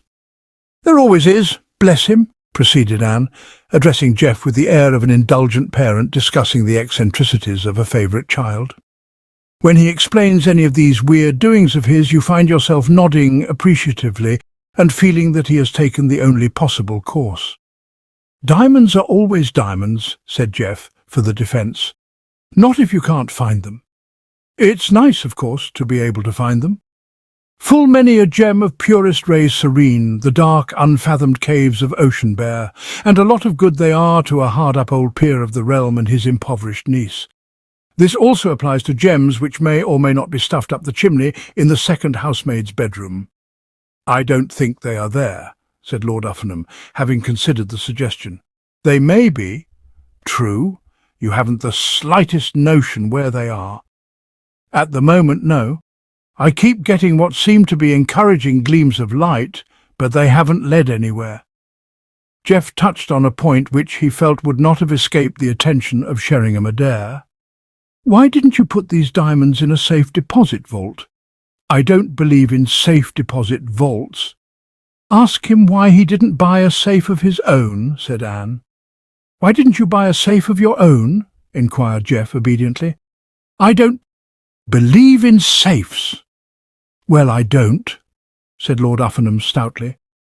"A safe simply affords an indication to a burglar where to start looking. It gives the foul fella a sort of official assurance that if he is prepared to take a little trouble, he will find something to his advantage." "You are a deep reasoner, Lord Uffinham. Always have been." "Doesn't he remind you a little?" said Anne with a niece's candour. Of the White Knight in Alice Through the Looking-Glass? When he passes into those trances of his, I always feel that he's thinking of a way. I forget how it goes, but a way of doing something or other quite different from anything anybody else would have thought of. Safe deposit vaults? No, he doesn't believe in them. Safes? Not for the last of the Uffinhams. Coal scuttles, yes. Coal scuttles? He tells me he once hid them in the drawing-room coal scuttle. He used to think of a different place every night. It amused me, said Lord Uffinham. I found it an entertaining test of my ingenuity. Which, of course, has rather complicated things. His memory has got back to what you might call the fitful stage, and he keeps remembering clever places he once thought of. And then he goes and rummages there. So, now you will understand how all this anti-cakebread feeling started. Every time he rummages, somebody always comes in while he's halfway through. You can see what he's like. Rather a large man, tall, broad, lots of firm flesh. If you come into a room where he's hunting for diamonds, you can't miss him. Jeff nodded. He quite saw how the other would catch the eye. Very embarrassing. Most. And how did you, get this way, Lord Uffinham? Mr. Adair means, interpreted Anne, how did you lose your memory? You tell him. I want to see if it sounds as funny as it did when you told me. Lord Uffinham exhibited a certain testiness. You will exaggerate so, my dear. There's no question of my having lost my memory. All that's happened is that it's a bit uncertain for the time being, owing to that motor accident of mine. You aren't telling it nearly as well this time, darling. My Lord Uffinham, explained Anne, is a man who will never just accept conventions. He likes to brood over them and examine them. And if they seem to him unreasonable, he takes a resolute stand against them. He was driving on the right of the road, taking a resolute stand against the English convention of driving on the left, and an orthodox thinker in a lorry came round the corner. When they let Uncle George out of the hospital, the places where the stitches had been were healing up nicely, but his memory was a blank. The doctor said it was a most interesting case. They loved it. It was a happy thought of yours, considering Lord Uffinham's views to install him in the house as a butler and not a chauffeur. Yes, though I'm afraid he's not very pleased. I am not, said Lord Uffinham decidedly. The subject was evidently one to which he had devoted much brooding thought. I hate cleaning silver. I dislike waving at table. It irks me to be thrust continually into the society of a cook who insists on telling me about the state of her inside, going into a wealth of detail which is quite uncalled for. And I particularly resent having to answer to the name of Cakebread. Tell me, said Jeff, did it take you long thinking up that name? Oh, no, said Anne. It came in a flash. You are a very exceptional girl. Thank you, with quite a fairly exceptional uncle, don't you think? Well, will you help us? Of course. It will make all the difference in the world. I mean, nobody can object to a detective nosing about. It's what he's there for. Uncle George can give you his selections for the day, and you can try them out. Sooner or later, we're bound to strike oil. The mere process of elimination. Exactly. There's just one thing I'm afraid you won't enjoy being at Shipley. The place is run on the strictest vegetarian lines. This is grave news. Mrs. Cork is a fanatic on the subject. In the course of a recent expedition into Africa, she was greatly struck by the glowing health and simple, unspoiled outlook of a tribe called the Ugabus, who, except for an occasional missionary at Christmas, live entirely on fruit and vegetables. She took Shipley with the idea of making it a sort of nucleus or cell for propagating the Ugaboo doctrines throughout England. The programme calls for high thinking, tribal dances, and above all, vegetarianism. I just want you to know what you are letting yourself in for. No exception is made in the case of visiting detectives. Of course not. Naturally, you will have to pretend to be an ordinary member of the colony so as to deceive Cakebread. I see. Still, you will be there. Yes, I shall be there. Then say no more. Well, that's fine. And anyway, if you find it getting too much for you, you can always drop in on Uncle George in his pantry, and he will give you a glass of port. Jeff cast a grateful eye at this lifesaver. Will he? Certainly. said Lord Uffenham. "The cellar's full and it all belongs to me. Swill till your eyes bubble." "What a disgusting idea," said Anne. "I'm sure Mr. Adair is most abstemious." "Mr. Adair," Geoff pointed out, "has never been tried as high as he seems likely to be at Shipley Hall." Anne rose. "Then the only thing we haven't settled is when you are to come." "When would you like me to come?" "Mrs. Cork spoke of my bringing you back in the car." "Excellent. But there won't be room. She didn't know I was going to have Uncle George aboard. How long will it take you to pack?" 20 minutes. "Then there's a good train you can catch quite easily. Are you going to your club, Uncle George?" "Yes, I thought I might look in." "Well, I can give you half an hour. I want to go and see Lionel. I'll call for you." It was not for Geoff to comment on this desire of hers to visit male acquaintances, but he had a distinct feeling that for the first time a jarring note had been struck. Then, for he was a fair-minded young man, he decided that he need not make too much of the matter. A girl like this would obviously not be lacking in male acquaintances. His task must be to make it clear to her, taking his time over it, of course, and not alarming her by too instant a display of the Miller fire and impetuosity, that these Lionels and what not were a very poor lot, compared with some of the men she had met more recently. "Goodbye," he said, pressing her hand with respectful tenderness. "Goodbye, Mr. Adair, and thank you for helping us." "Thank you for giving me the opportunity of helping you," said Geoff. She hurried out, and Geoff, turning to bid farewell to Lord Uffenham, found that mountainous individual regarding him with an unwinking stare. "Ha!" said Lord Uffenham. "Ha! Hey, what?" Geoff inclined his head in courteous interrogation. Lord Uffenham jerked a thumb at the door through which Anne had passed. "In love with her, ain't you, hey?" The question was so sudden and unexpected that Geoff found himself answering with the automatic candour of a hypnotised subject on a platform. "Yes," he said. "Thought as much," said Lord Uffenham. "Stuck out a mile. She's like me, that girl." In what way?" asked Geoff, who had not been struck by any resemblance. "No woman has ever been able to resist me," said Lord Uffenham modestly, "and no young fella I've ever seen has been able to resist her." He navigated laboriously through the door to reappear like the Cheshire Cat and fixed Geoff with that tense, unblinking stare. "Well, wish you luck," he said, and disappeared again, this time permanently. And Geoff, after a few moments of profound meditation, made his way slowly down the stairs and went back to Halsey Chambers.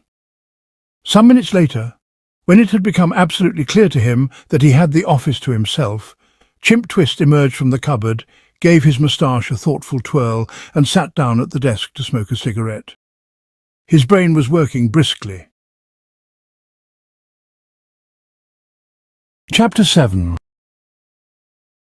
Anne Benedict had been waiting in the hall of Lord Uffenham's club some 10 minutes before his lordship finally appeared, descending the broad staircase with one hand glued to the arm of a worried-looking bishop, with whom he was discussing supralapsarianism. At the sight of Anne, he relaxed his grip, and the bishop shot gratefully off in the direction of the silence room. Lord Uffenham eyed his niece with a guilty sheepishness which he endeavoured to conceal beneath a bluff exterior. "Hello, my dear, just arrived, hey? Capital late, ain't you?" "No, I'm not late," said Anne, with the severity which she was so often called upon to employ in her dealings with the head of the family. "And I have not just arrived. They took my name up to you a quarter of an hour ago." So they did. I remember now. I was showing some of the boys a trick with matches and lost track of the time. I'll fetch my hat." "You've got it on." "Have I? Then let's go." "We'd better. I shall have to drive with terrific speed if I'm to get you back before you're missed." "Didn't I tell you it was my afternoon out?" "No, you didn't. Do you mean you've let me fret myself to a shadow, when all the time I needn't have worried?" "It's this memory of mine. Very uncertain it has become in many respects."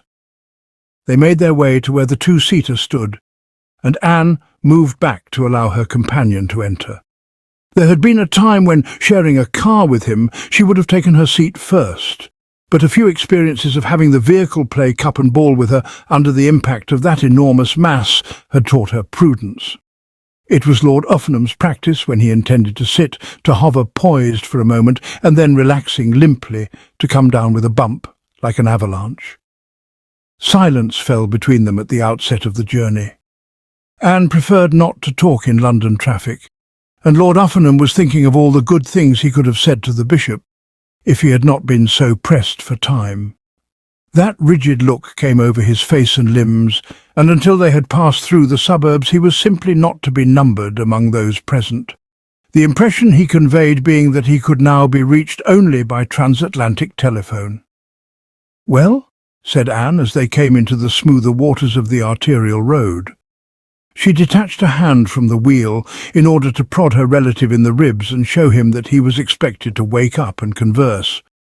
"How do you feel about it all, my poppet?" "Eh? This business of having a tame detective to help us. I think it has improved our prospects, don't you?" "Oh, yes, decidedly." Anne looked wistfully out through the windscreen. "Something must happen now, don't you think? If it doesn't, it will break my heart. You don't know how sick I am of being a secretary companion. You don't know how sick I am of being a butler. Let's hope that Mr. Adair will restore the family fortunes. What did you think of him? Smart young fella. That's how he struck me. Just like what I was at his age. Were you slim and muscular?" Lord Uffernham considered. "Muscular, yes. Never very slim. What I mean is that I was the devil of a young chap, and this young chap is the devil of a young chap. Got some go in him, not like that pestilential poop of a pop-eyed plasterer you've gone and got engaged to. I've told you before, darling, that you mustn't call Lionel a poop. His eyes never popped in their lives, and he isn't a plasterer, he's an interior decorator. Worse, much worse. I was shocked when you told me you were going to marry him, shocked to the core. I know you were. What, that chap, I remember saying, that slimy, slithery, moustache-twiddling young slab of damnation, Lord Lover Duck. You did, didn't you? But never mind about Lionel. He's a subject we've agreed to differ upon. I'm glad you thought Mr. Adair clever. I must say I was impressed by the quick way he seemed to grasp everything. I suppose detectives are like that." Lord Uffernham uttered a hoarse, gurgling sound, like some strong swimmer in his agony. It was his way of chuckling. "He isn't a detective." "What?" Didn't fool me for a second. The clearness of the road ahead justified Anne in detaching her gaze from it and turning to stare at her companion.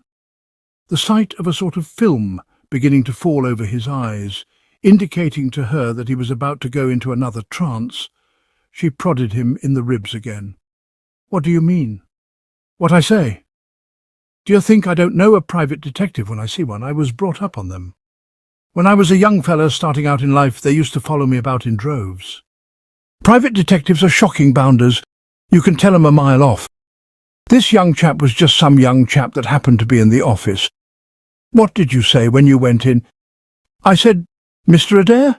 like that, with an inquiring lilt in my voice. To which he replied, something like 'definitely,' I think, or 'absolutely.' Well, there you are.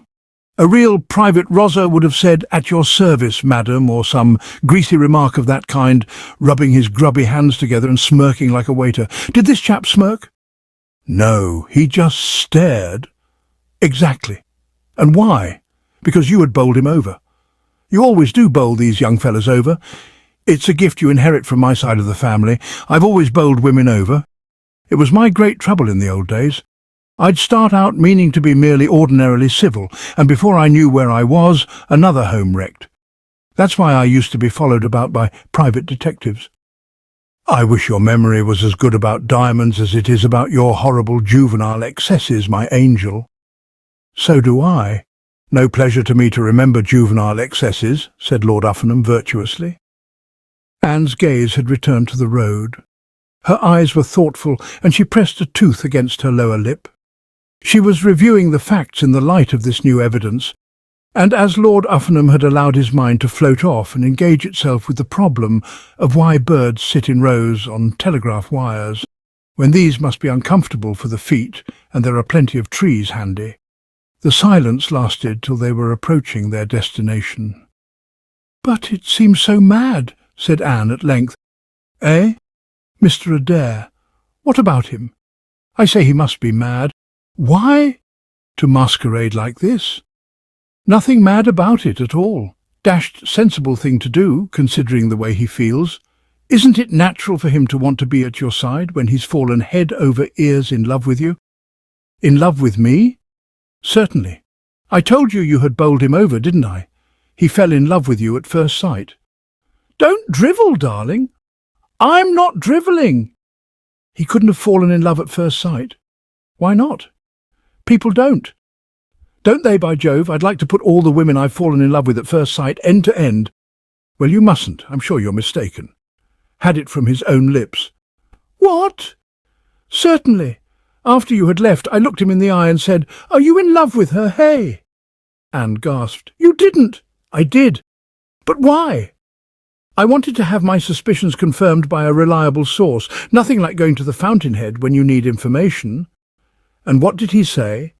He said, yes. A man of few words. You don't need a lot of words to answer a simple question like that.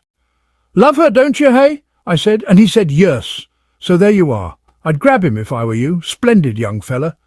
I took to him from the first. And what about Lionel, my betrothed? Lionel? Bah! You wouldn't give that poop Lionel Green a second thought if he hadn't the sort of tailor's dummy good looks that women seem to be incapable of seeing through. Poor misguided creatures. Give me 2 lumps of coal and a bit of putty, and I'll make you a better man than Lionel Green any time. Lord love a duck, I'd have liked to have been in court yesterday and heard that fella putting him through it. Anne stopped the car. They were only at the entrance of the drive of Shipley Hall, and though it would have been impolitic for the secretary companion and the butler of the establishment to bowl up to the front door together, there was no need for her to drop him for at least another 200 yards. But, unlike Myrtle Shoesmith, though she was in every other respect, she shared that disciplinarian's view that males who have behaved badly should be punished. Out you get, Angel. What, already? This minute, and I hope you get bitten by wild snails. You know perfectly well how naughty it is to talk of Lionel like that. You wouldn't mind it if you didn't know in your dashed heart that it was true. Out, said Anne. Really wild snails, ferocious ones with long horns. Lord Uffenham descended like some monarch of the forest felled by a woodman's axe, and Anne drove on. Her eyes were once more pensive, and that tooth was again pressing against her lip. She was thinking how intensely she disliked that fiend in human shape, J.G. Miller. She wondered if it would ever be her good fortune to meet him and tell him just what she thought of him. She hoped so. Chapter 8. The shadows of the great trees that flanked the lawns of Shipley Hall had begun to creep across the smooth turf when the station cab bearing Jeff pulled up at the front door. The ringing of the bell produced Lord Uffenham, looking extraordinarily official. "Hello," said Jeff, greeting him with the warmth of an old crony.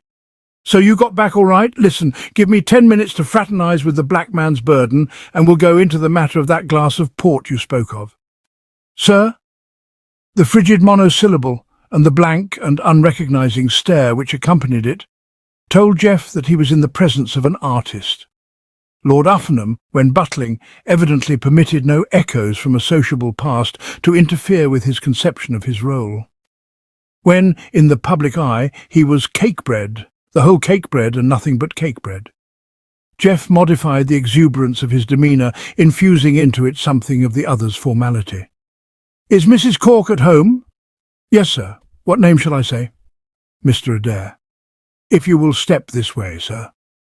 With the same reserved aloofness, in a silence broken only by the sound of his boots which squeaked, Lord Uffenham conducted the young visitor along a passage, coming to a halt outside a door through which, as he opened it, there proceeded a strong and resonant voice saying something derogatory about rogue elephants. A moment later, Jeff found himself in the presence. His first emotions on beholding Mrs. Wellesley Cork were rather similar to those experienced by the numerous elks and wapiti which had encountered her in their time. Like them, he felt startled and a little nervous. Mrs. Cork, even when not armed to the teeth, was always a somewhat awe-inspiring spectacle when seen for the first time in the flesh. She was a large, powerful woman in the middle 40s, handsome if you admired the robuster type of beauty, less attractive if your taste lay in the direction of the more essentially feminine. A series of African summers had tanned her features to the consistency of leather, causing her to look like an older Myrtle shoesmith who had been sitting out in the sun. At the desk, Anne Benedict was seated with a notebook on her knee. She appeared to have been taking dictation. "Yes, cake bread." "Mr. Adair, madam." "Oh? Come in, Mr. Adair. How do you do? That will be all for today, Miss Benedict." Anne, during these exchanges, had been eyeing Jeff with covert interest. It always interests a girl to re-examine a man who, so she has been assured since her last meeting with him, has fallen in love with her at first sight. She found herself feeling kindly and well-disposed towards him. She liked people to like her, or if they preferred it, to love her. Furthermore, courage in the male was a quality she particularly admired, and there was no question but that this pseudo-Adair, in insinuating himself into the Cork home under false pretences, was displaying heroism of a high order.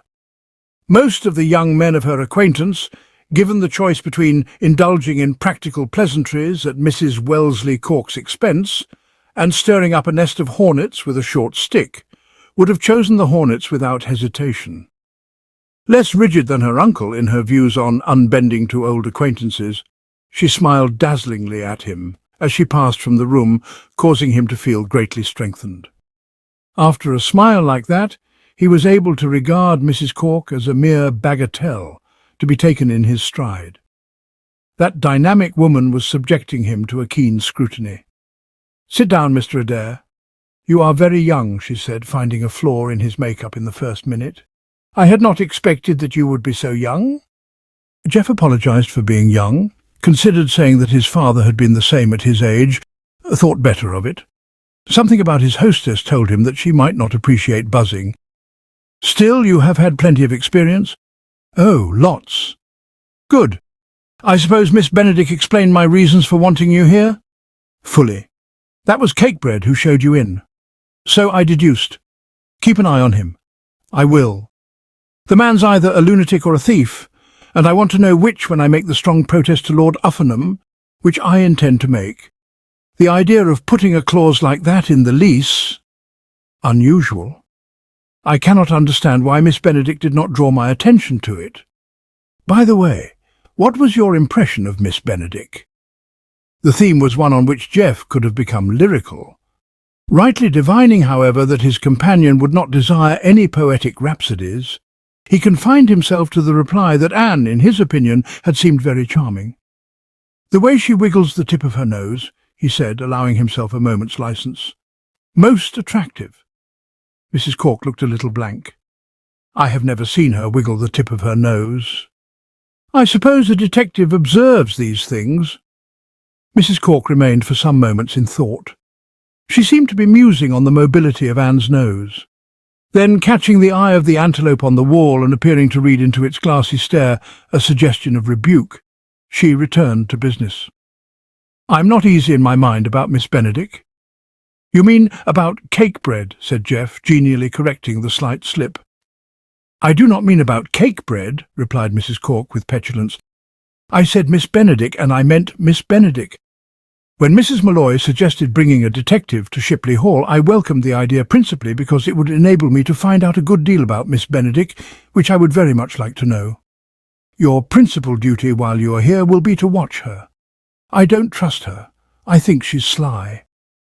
Jeff could not let this pass. The revolting adjective had caused his soul to turn a handspring.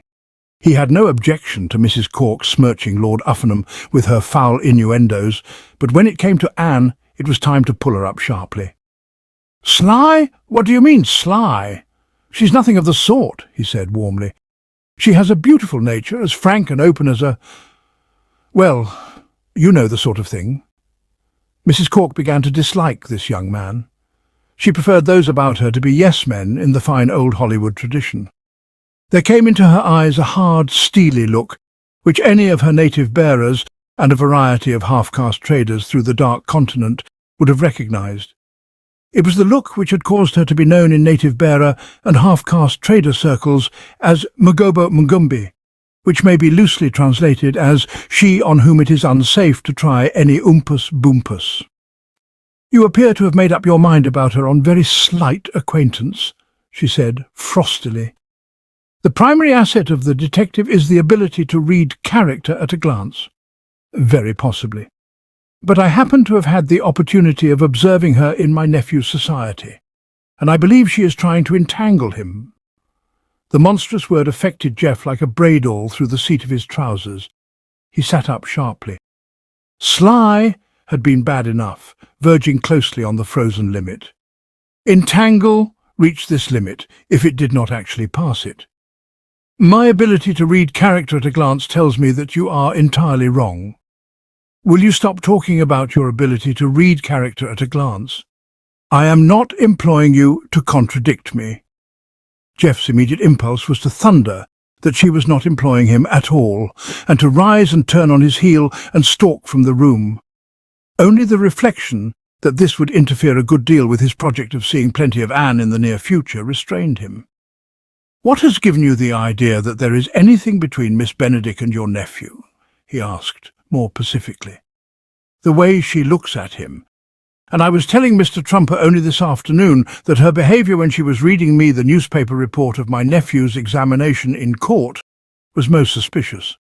Her voice trembled, and when I said I would like to strangle this man Miller with my bare hands, she gave a sort of wistful sigh. I looked up at her sharply and saw that her eyes were blazing. "Miller?" said Jeff, interested by the coincidence. "A man of the name of J.G. Miller, a barrister." Once more the braid-awl had come shooting through the seat of Jeff's chair, causing him to leap like a salmon in the spawning season. It is always disconcerting for a young man to learn that he is enjoying the hospitality of a woman who is anxious to strangle him with her bare hands. He looked at Mrs. Cork closely. He had the advantage in reach, but she conveyed the impression that she might be a nasty customer in the clinches. "My nephew, Lionel Green, was a witness yesterday in the law courts, and this J.G. Miller, who acted as counsel for the other side, abused and vilified him in the most outrageous manner.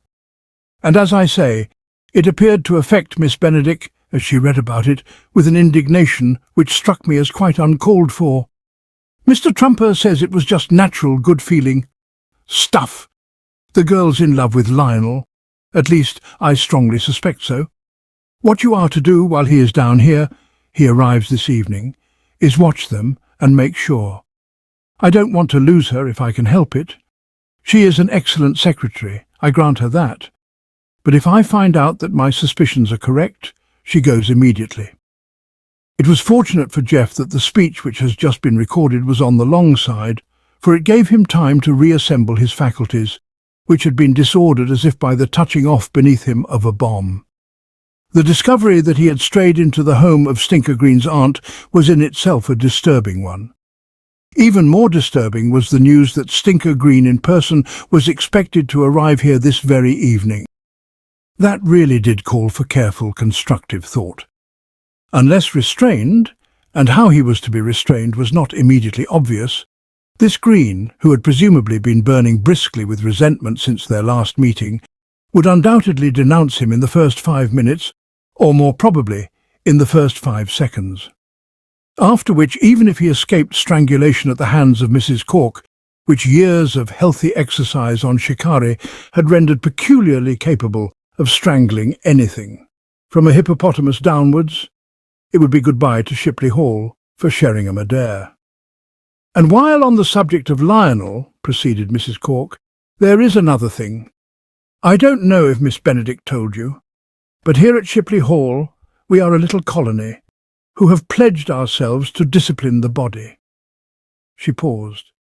The tenseness of his thought had caused Jeff to sink into a trance of almost Uffenhamian calibre. She gave the desk a sharp rap. "Discipline the body," she repeated, wondering why Mrs. Malloy had recommended an investigator who, in addition to being as fresh as an April breeze, was also apparently deaf. Jeff came to himself with a start. "Oh, yes. You mean all that vegetarian—" He too paused. He had been about to use the word bilge, and something told him that it might be better to search for a synonym. That Ugubu stuff, he substituted. Exactly. Have you ever been in Africa, Mr. Adair? Never. Lovely Lucerne, yes. Africa, no. Then you have never seen the Ugubus.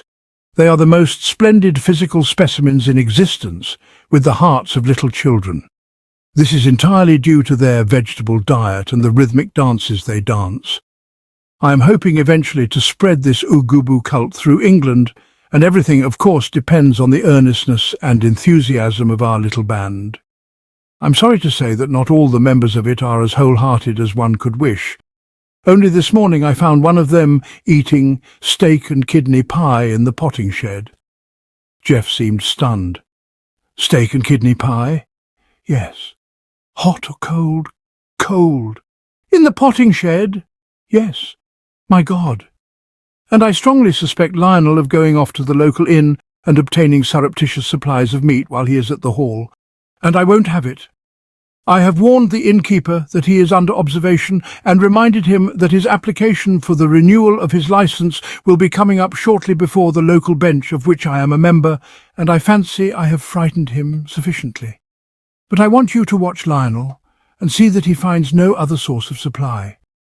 You will report to me the slightest lapse on his part, and I shall take steps.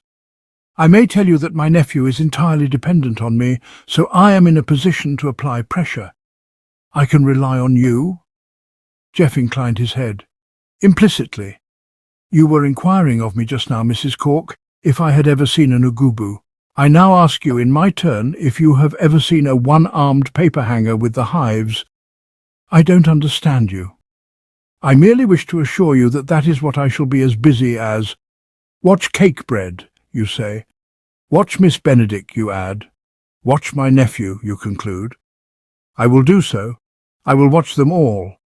And if it gives me a crick in the neck, that is just one of the perils of the profession, an occupational risk, as you might say, which a detective must face with a stiff upper lip. And now, said Jeff, I think my best plan will be to lose no time in making your nephew's acquaintance. I always try to become acquainted at the earliest possible moment with people I am employed to watch. I ingratiate myself with them, thus winning their confidence and causing them to become clay in my hands. I shall, for instance, try to see a good deal of Miss Benedict while I am here. Similarly, with Mr. Green, did you say was the name? You mentioned, I think, that he was arriving this evening? His train is due in half an hour. I will meet it, and I shall hope by the time we get to the house to have laid the foundations of a firm friendship. What does he look like? What does that matter? I always think it is a help when you are meeting a person who is arriving by train to be able to recognize him. Oh, I see. He is tall, slender, and very good-looking. He has a small, silky moustache, and his eyes are a soft hazel. Then I will be starting now, so as to be on the platform in good time, said Jeff. There was no actual need for him to have torn himself away from his employer's society for another 10 minutes or so, for the walk to the station was a mere step, but it irked him to remain in the company of anyone who could consider Stinker Green's moustache silky. Chapter 9. When a sensitive young man, with a high opinion of himself, alights from a train and finds confronting him on the platform the barrister who has recently made a public spectacle of him in the witness box, some slight constraint is inevitable. Almost never in such circumstances does the stream of conversation flow from the start with an easy effortlessness. Lionel Green's eyes, as they rested on Jeff, remained hazel, but the fondest and least discerning aunt could not have described them as soft. He recoiled like one who sees a snake in his path, and drawing himself to his full height, would have passed on without a word, had not Jeff attached himself to his arm. "Hello there," said Jeff genially. "We meet again? What?" Lionel Green endeavoured, without success, to disengage himself. "Don't wriggle," said Jeff. "You seem disinclined to chat, Stinker, and I believe I know why. You have not forgotten that little dust-up of ours at the Bar of Justice yesterday. Or am I wrong?" Lionel Green assured him that he was not wrong. "I had a feeling that that might be it. My dear old man, you mustn't take a trifle like that to heart. I was purely the professional. No animus whatsoever. If I had been briefed for the defence, I would have made Ernest Pennefather look just as big a piece of cheese. Don't you feel that outside the court we can be the best of friends?" Lionel Green said he did not. "I feared as much. Well, this makes things rather awkward. You see, our interests are bound up together, and only by the exercise of mutual toleration and the old give-and-take spirit can we both obtain our full helping of life, liberty, and the pursuit of happiness. You will have to curb your resentment. Will you kindly let go of my arm? I want to find the station cab. I will lead you to it. Our paths lie in the same direction. You are headed for Shipley Hall. I'm already in residence." "What?" "Yes. Do you know my aunt?" "I do indeed. A charming woman, and this will make you laugh. She thinks I'm a detective. You know how one is always getting mistaken for detectives, and is employing me to watch her butler, whose conduct has been arousing suspicion. So when we fetch up at the hall, will you remember that my name is Sheringham Adair?" Lionel Green's sombre eyes lit up with a stern joy. "You mean you have wormed your way into the house under a false name?" "I dislike the word wormed, but you cover the facts. I'll have you kicked out the moment we get there." Jeff nodded. "I had anticipated that some such project would have occurred to you, for I see that you are in difficult mood. But there is no terror stinker in your threats, for I am armed so strong in honesty that they pass by me as the idle wind, which I respect not. Won't you listening have to explain? I'm afraid what I am going to tell you will come as something of a shock. In engaging me to watch her butler, Mrs. Cork made it clear that that would be only part of my duties. I am to keep an eye on you also." "On me? What do you mean?" "She suspects you of having fallen into the toils of her secretary, a young person of the name, I believe, of Benedict, and she intends to stop it in no uncertain manner." The belligerence faded from Lionel Green's demeanour, leaving him deflated. As Jeff had predicted, this item of news had affected him powerfully. He gazed at his companion wide-eyed, his shapely jaw drooping like a lily on its stem. The fear that had been haunting him for weeks had been proved to possess a solid foundation. Something had revealed the position of affairs to his lynx-eyed aunt, and she had begun at the worst possible moment to sit up and take notice. Another day or two, he was thinking bitterly, and he would have been safe. In stating that her nephew was entirely dependent upon her, Mrs. Cork had spoken the exact truth. It was from her that he received the handsome allowance which enabled him to eat well, dress well, smoke well, belong to the Junior Arts Club, and go about in taxicabs like that of the neurotic Ernest Pennefather. She also financed the microscopic interior decorator's shop in the Brompton Road, where he sold an occasional old-world chair or Spanish altar cloth to personal friends of his Oxford days. At any time her displeasure would have worn a portentous aspect, but circumstances had so arranged themselves at the present moment as to render it particularly lethal. He had recently been given the opportunity of buying a partnership in a larger and really prosperous shrine of interior decorating that, conducted by his friend Mr. Tarvin, situated in a more fashionable neighbourhood and catering rather to the great public than to a handful of ex-college chums imbued with the spirit of Auld Lang Syne. It was to plead with Mrs. Cork, whom he had already approached with regard to providing the sum he required, that he had forced himself now to visit Shipley Hall. His spirits had sunk at the thought of going there, for he was a young man who preferred, like Mrs. Malloy, to know when he sat down to dinner that something would be coming along that would be worthy of his steel. But he was prepared to undergo privations, convinced that a little earnest persuasion would enable him to consummate the deal. Everything depended on it. With the partnership signed and sealed, he would be in a position to announce his engagement to Anne, to defy Mrs. Cork, preferably, of course, over the telephone. In short, to take a strong and independent line. But if his aunt's woman's intuition had led her to suspect, failure and disaster stared him in the eye. "I don't suppose, of course, that there is anything in it," continued Jeff, "but that is what she thinks, and it would be best if you were to avoid this Miss Benedict society as much as possible while you are at Shipley Hall. It is always wisest on these occasions to leave no loophole for criticism. Well, you see now, what I meant when I spoke of our interests being bound up together. Pursue that impulsive plan of yours of getting me kicked out, and what happens? There arrives in my place another detective, a tougher specimen altogether. Not an old school friend who has always liked you, though you may have been deceived at times by his surface manner, but a cold, businesslike professional who will turn in an adverse report to your aunt before you can say, "What ho?" I merely mention this for your information and guidance. He massaged Lionel Green's arm affectionately, ignoring its unresponsive stiffness. It was almost a pity, he was feeling, that he had decided to abandon his career as a pleader at the bar, for there was no question but that he had a way of putting a case extraordinarily well.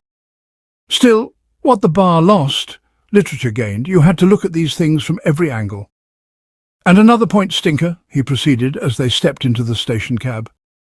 "Mrs. Cork, in instructing me to watch you, had in mind not only your relations with Miss Benedict, but your practice, as she suspects, of sneaking off on the sly and supplementing her wholesome ugubu fare with carnal snacks at the village inn. I may tell you that she has warned mine host that her eye is on him, and that if he attempts to slip you so much as a chump chop and chips, he will get it right in the neck at the next quarter sessions when the question of renewing his licence comes up." "You spoke?" Lionel Green had not spoken. He had merely uttered a hollow groan. He had been relying on the village inn. "So you will need my kindly services more than ever. Not being, like you, a marked man, I shall be able to act as an intermediary or go-between, establishing a liaison between you and this provider of the necessaries of life. Place your orders with me, and I will see that they are filled." Lionel Green brightened. Nothing would ever make him actually fond of this old schoolmate of his, but he was willing to concede that the fellow had more good in him than he had supposed. "That's very kind of you, Miller." "Not at all. It will be a pleasure. And now tell me something of this Miss Benedict. Her tastes, I mean. Just give me a list of her favourite topics of conversation, the books she likes, the subjects to avoid when chatting with her, and all that sort of thing. You see, in order to convince Mrs. Cork that I am not loafing on my job, it will be necessary for me to see something of the girl from time to time, in which case it is always a good thing to know what to talk about." 5 minutes later, having stopped the station cab at the gates and alighted with renewed assurances to his companion of his good wishes, Jeff started to saunter through the grounds of Shipley Hall, lost in agreeable meditation. He was well pleased with the success of his diplomacy.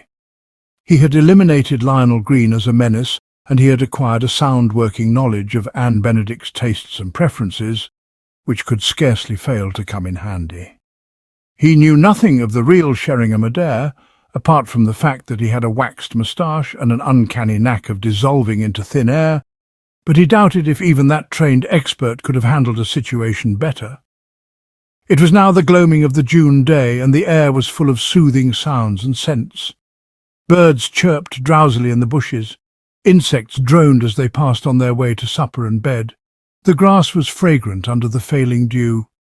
He strolled along at random, enjoying these phenomena, until presently he found himself on the margin of a small pond not far from the house. Here he paused to study the activities of certain water beetles which were skimming about its surface in the fussy, energetic way so characteristic of water beetles all the world over. From the scrutiny of these he was roused by the sound of voices, and, looking round, saw that his solitude had been invaded by a young woman of boldly attractive aspect, and a man in the middle 40s whose appearance suggested vaguely an American senator. They were, though he had, as yet, of course, no means of identifying them, that interesting and enterprising couple, Mr. and Mrs. Soapy Malloy. Chapter 10. The news, conveyed to him some quarter of an hour earlier by his wife, that his old acquaintance, Chimp Twist, was on his way to Shipley Hall, had startled and disconcerted Mr. Malloy. And when it had become clear to him that it was through her instrumentality that this unwanted addition was being made to the strength of Mrs. Cork's little group of serious thinkers, he was more amazed than ever. "For goodness sakes, honey," he exclaimed, "whatever did you want to go and do a thing like that for?" Mrs. Malloy was looking cold and proud. "Oh, I thought I would. But Chimp, sweetie." Mr. Malloy had as poor an opinion of the sleuth hound of Halsey Court as the latter had of him. "You know what he's like, as slippery as an eel dipped in butter? A bird you can't trust an inch." "Chimp's all right." "He's not all right. His work is raw, you know that as well as I do. The first thing that'll happen when he fetches up here is that he'll see something that takes his fancy and isn't nailed down, and he'll swipe it and be gone like the wind. And then what? We're in bad for recommending him. I give us a couple of days. After that, we'll be handed our hats and told to get the hell out." "You wouldn't like that?" "You betcha I wouldn't like it. No, it would break your heart, wouldn't it, to have to part from your Mrs. Cork?"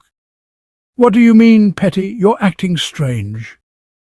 All the banked-up fires in Dolly Malloy burst out.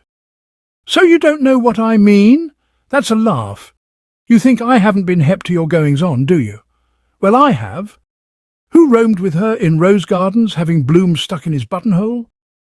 Mr. Malloy gaped. "But, sweetie, who patted her hand on the terrace this very afternoon, trying to look like great lovers through the ages? You don't know I seen you, did you? Well, I did, and it was like as if someone had batted me over the bean with an iron casing. I'd never have thought it of you, Soapy. After all that stuff the minister put across about forsaking all others and sticking around me in sickness and in health, and you nodding as much as to say that it was okay by you. But, sweetie, you've got me wrong. You patted her lunch hook." "Sure, I patted her lunch hook. And why? Because I was trying to sell her oil stock." "What?" Mr. Malloy looked like a senator clearing himself of the trumped-up charges of a foul and corrupt opposition. "Sure, when you're married to a businessman, you've got to let him have his sales methods. She was telling me about her nephew Lionel, and what a hell of a time he'd been having in the law courts, and how she feared it might have bruised his eager, sensitive spirit permanent, and I threw in a pat just to help things along. It worked, too. It wasn't more than a couple of minutes later that I was interesting her in a block of Silver River. We had to break off the conference just then, on account there was a guy she wanted to see indoors, but it's all fixed. She's giving me her cheque tomorrow." The stony expression had faded from Dolly Malloy's piquant face as if erased by a sponge. As she realized how she had wronged this good man, tears of remorse dimmed her bright eyes. "Oh, Soapy, what a sap I've been. It's all right, sweetness. But why didn't you tell me? I was keeping it as a surprise for your birthday. How much do we cop?" "Close on $1,000. Pounds." £1,000? Oh, Soapy!" She flung herself on her husband's ample bosom, sniffing emotionally. Nothing marred the ecstasy of this supreme moment, except those pangs of remorse which still continued to rend her. Sap, she was feeling, was the exact word. She must have been a super sap not to have understood from the start that her Soapy would never have dreamed of bestowing caresses upon another woman unless actuated by the soundest commercial motives. Presently the long, tender embrace ended. Mr. Malloy said, "Gee!" and lit a cigar. Mrs. Malloy said, "Gosh!" and powdered her nose. They walked along together in silent contentment. "Oh, blessings on the falling out that all the more endears," they were possibly saying to themselves. Or possibly not. "You know, sweetie pie," said Mrs. Malloy dreamily, touching on an interesting point, "I've sometimes wondered if somewhere or other there really is a Silver River oil well." "Me too. There might be. There might. Funny if there was." "Very funny," agreed Mr. Malloy. "What you would call a coincidence." He smiled, then struck a graver note. "But about Chimp, honey, I'm free to admit that I don't like the notion of that little grifter being let around loose in this joint. I wouldn't worry, but I do. I mean, you don't have to. Chimp likes his home comforts. He won't stick it out here a day. Not when his stomach gets onto it that all that's coming to it is vegetables." "Something in that," said Mr. Malloy, brightening, and the conversation turned to other topics. They were debating the chances, if Mr. Malloy played his cards right, of Mrs. Cork putting in a repeat order for Silver River, when they rounded the corner of the shrubbery and perceived before them, standing on the brink of the pond, a personable young man whose air was that of one who watches water beetles. "Hello," said Mrs. Malloy. "Who's here?" said Mr. Malloy. Looks like a new internee." They approached, and Mr. Malloy, in pursuance of his policy of being a ray of sunshine to all men, for you never knew who might not be wanting a sound investment in oil, gave Jeff a cheery good evening. "Good evening," said Jeff. He found the other impressive, the sweeping removal of air. Malloy's hat had revealed a fine high forehead, rather like Shakespeare's. "New member of our little community, sir?" "Just arrived. Nice place." Dolly uttered a mirthless laugh. "There's nothing wrong with the place, but, oh baby, wait till that dinner gong goes." "The wife," said Mr. Malloy explanatorily. "My name is Malloy." "Mine is Adair," said Jeff, and was surprised to observe that the affable couple seemed startled. "Ad what?" "Adair, Sheringham Adair." Mr. Malloy looked at Mrs. Malloy. Mrs. Malloy looked at Mr. Malloy. Then they transferred their gaze to Jeff, subjecting him to a penetrating stare. The lady's eyes were particularly questioning in their bright intentness. "Something wrong here," said Mr. Malloy. "Oompus boompus, if you ask me," assented Dolly, whom a strenuous life had rendered peculiarly swift in the identification of oompus boompus. "What's the game?" she demanded coldly. Jeff's heart had given a little jump. When Mr. Malloy, with that air of his, of bestowing a public honour on a deserving recipient, had told him his name, that name had had a vaguely familiar ring. But only now did he realise that this woman, whose eyes were boring into his with such unpleasant fixity, must be the Mrs. Malloy who had recommended Sheringham Adair to Mrs. Cork. He had not anticipated that on arrival at Shipley Hall he would meet someone presumably well acquainted with his neighbour of Halsey Court. But then, he reminded himself, he had not anticipated that he would meet Lionel Green, and look how he had handled him.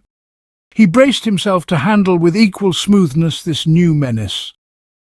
Mr. Malloy, though shaken, had not abandoned his suavity of manner.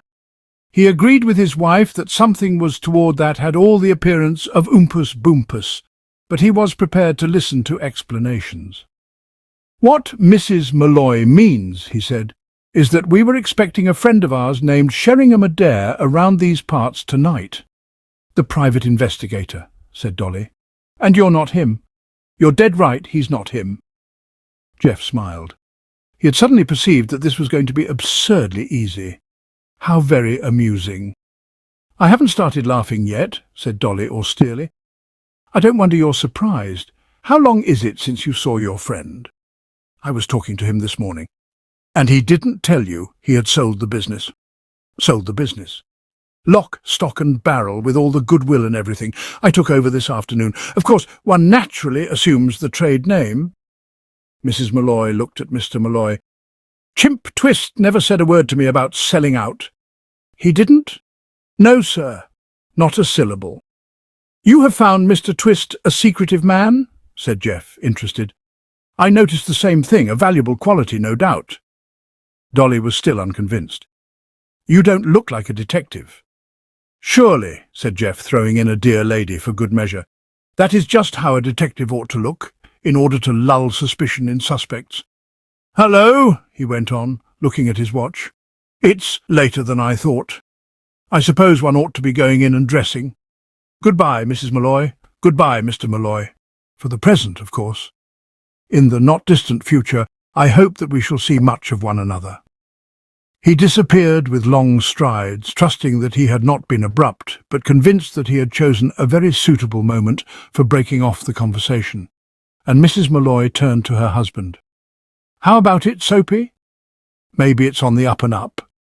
But wouldn't Chimp have mentioned he was selling out? He doesn't mention much. And why would he sell out sudden like this?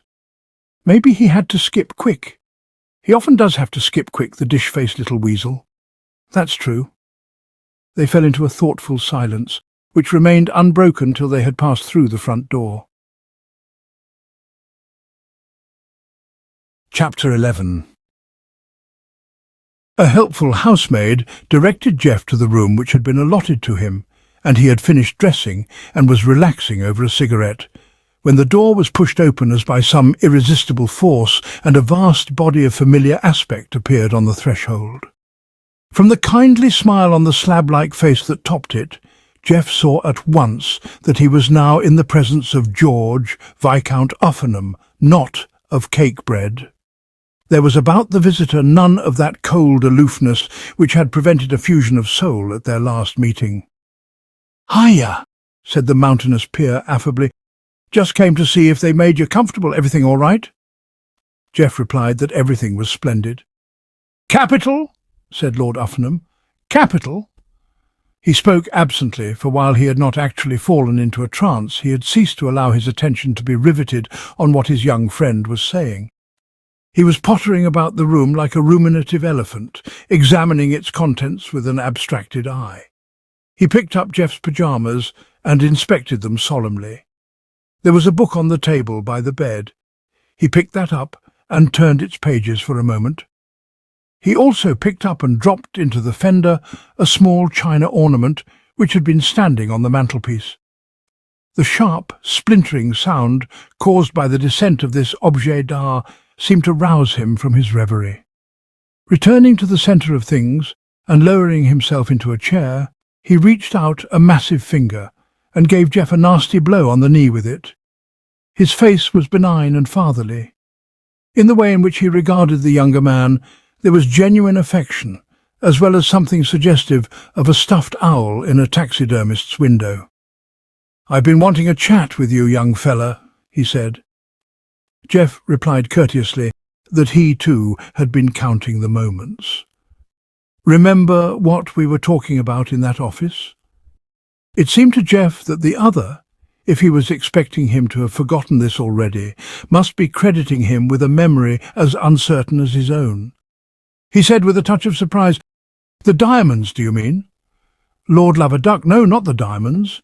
About you being potty about my dashed niece."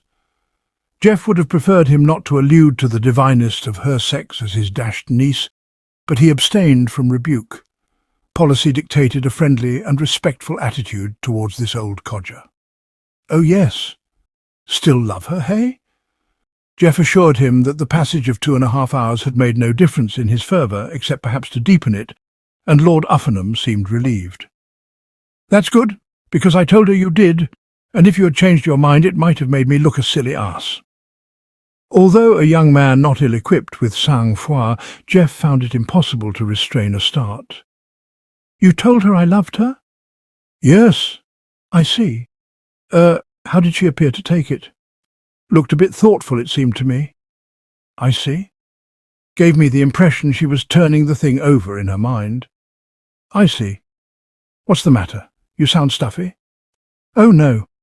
It only occurred to me that she might have thought it a little sudden." "You've got to be sudden with a girl like Anne." "Listen," said Lord Uffingham, once more driving a piston-like finger at Geoff's knee. "I'll tell you something. When I saw you this evening I took an instant liking to you. That was very nice of you. I can assure you that I, for my part—" "Don't interrupt, blast you. An instant liking, I say. I'm a great reader of character, got an eye like an X-ray, and I saw at a glance that you were a fine young fella." "I have neither chick nor child. At least I don't think so," said Lord Uffingham after a moment's hesitation, "and I regard you as a son." "As a son, dash it. You're just the sort of fella I'd like to see married to Anne. You're like I was at your age, a hell of a young chap. They don't seem to breed 'em nowadays. Most modern young men are squirts and perishers. Do you know Mrs. Cork's nephew, Lionel Green? We have met. There's a perisher for you, there's a squirt, if you want one, a Hivite and a Jebusite, no less. And Anne goes and gets engaged to him." "What?" "That's right. With the pick of the land at her disposal, she goes and gets secretly engaged to Lionel Green." Geoff was shaken to his foundations. The hideous news had found him utterly unprepared. Not for an instant had he suspected the possibility of this dreadful state of things. True, Mrs. Cork had hinted at such a possibility, but he had naturally paid little attention to her wild theories. If Mrs. Cork, he had felt, had observed anything in the relations of Anne Benedict and Lionel Green, it had no doubt been the Wart Green persecuting the girl with his loathsome addresses. And as for all that stuff about her eyes blazing when she read of his, Geoff's, pitiless exposé of the man, he had simply not believed it. What had happened, he presumed, was that her eyes had shone with a pretty delight, as what girls would not, who read of a pill who had persecuted her with his addresses being put on the griddle by a brilliantly incisive young cross-examiner. He stared, aghast. "You don't mean that?" This seemed to puzzle Lord Uffenham. "What do you think I mean?" he asked. "It's too frightful." "Ghastly!" "We must save her." "Exactly, you must cut him out." "I will. How do you propose to set about it?" "Well—" Lord Uffenham raised a hand like a policeman directing traffic. "That's enough. That tells me the whole story. You aren't thinking along the right lines. If you were, you wouldn't have said, 'Well?' You'd have said, 'Set about it?' I'll tell you how I'm going to set about it. By setting about her, dash it, and sweeping her off her dashed feet. That's what you would have said, and that's the only way you'll do it. Grab her, seize her, fold her in a close embrace. A really close embrace, one that'll make her ribs creak. Kiss her too, of course. Kiss her repeatedly. At the same time saying, 'You're my mate, dash it,' or something to that effect. That'll do the trick. That'll divert her mind from that oily French polisher of hers." He ceased. The glow faded from his eyes, which took on the glazed and corpse-like look with which Geoff had now become familiar. His thoughts had drifted away to the year 1911, and a girl in a hat like a herbaceous border, whose name, if memory served him aright, had been Maudie. Geoff was glad of the silence. He took advantage of it to try to fight down the rising feeling of nausea with which these revolting words had filled him. He had become very fond of Lord Uffenham, but it was plain to him that the old gentleman's soul, if you could call it that, and his own were, like his own and Mr. Shoesmith's, poles apart. Their whole outlook on love, and the way in which it should find expression, was diametrically opposed. A costermonger, sporting with his donor on Hampstead Heath on a bank holiday, would probably have felt that Lord Uffenham had the right idea. To Geoff, who since meeting Anne Benedict had become practically pure spirit, his whole technique was appalling. The thought of soiling Anne, that ethereal being, with this knock-'em-down-and-drag-'em-out type of wooing got in amongst his finer feelings as if they had been hit by a blackjack. And, but for the fact that the latter was in a trance, and in any case had got to be conciliated and kept friendly, he would have given the loose-thinking peer a severe look. Lord Uffenham came to life in that sudden way of his, like a male Galatea. "Got any money?" he asked. The abrupt question startled Geoff, but he prepared to do his bit. It occurred to him that in the peculiar circumstances he would presumably have to tip Lord Uffenham at the conclusion of his visit. He could only suppose that the other preferred to collect in advance. "How much do you want? To marry on, I mean." "Oh?" said Geoff, enlightened. "Well, I'm not rich, just a few hundred a year, left me by a godfather, and I make a bit by writing—" "What do you write?" "What are usually called thrillers. I shall be starting a new book any day now." "Do you read thrillers?" "Oh, yes. Then you will enjoy this one. It has an absolutely original central idea." "Is that so?" "A good many authors of goosefleshers, you may have noticed, in order to chill the spinal cord, have given their master criminal a twisted ear. I'm breaking fresh ground and striking an entirely new note by allotting mine too. You see the extraordinary cleverness of this? We shudder at a fiend in human shape, even one of whose oral appendages looks as if it had been chewed by a wild cat. Let him have a couple, covering both port and starboard sides, and our blood turns to ice." Lord Uffenham seemed only mildly impressed. "Sounds pretty dashed silly," he said. "Don't suppose there's much money in writing, anyway." Mrs. Cork wrote a book about her adventures in Africa called A Woman in the Wilds, and I expect it sold about a dozen copies. She can't even give the thing away without exerting the full strength of her personality. I've seen her force copies on visitors regardless of their age or sex, like a nurse making a child swallow licorice powder. "No, you'll have to find those diamonds." "I mean to." "It's an odd thing," said Lord Uffenham. "Just now, turning out some old papers, I came on a diary I'd lost, and there was an entry against April the 4th, the word bank. I couldn't understand it.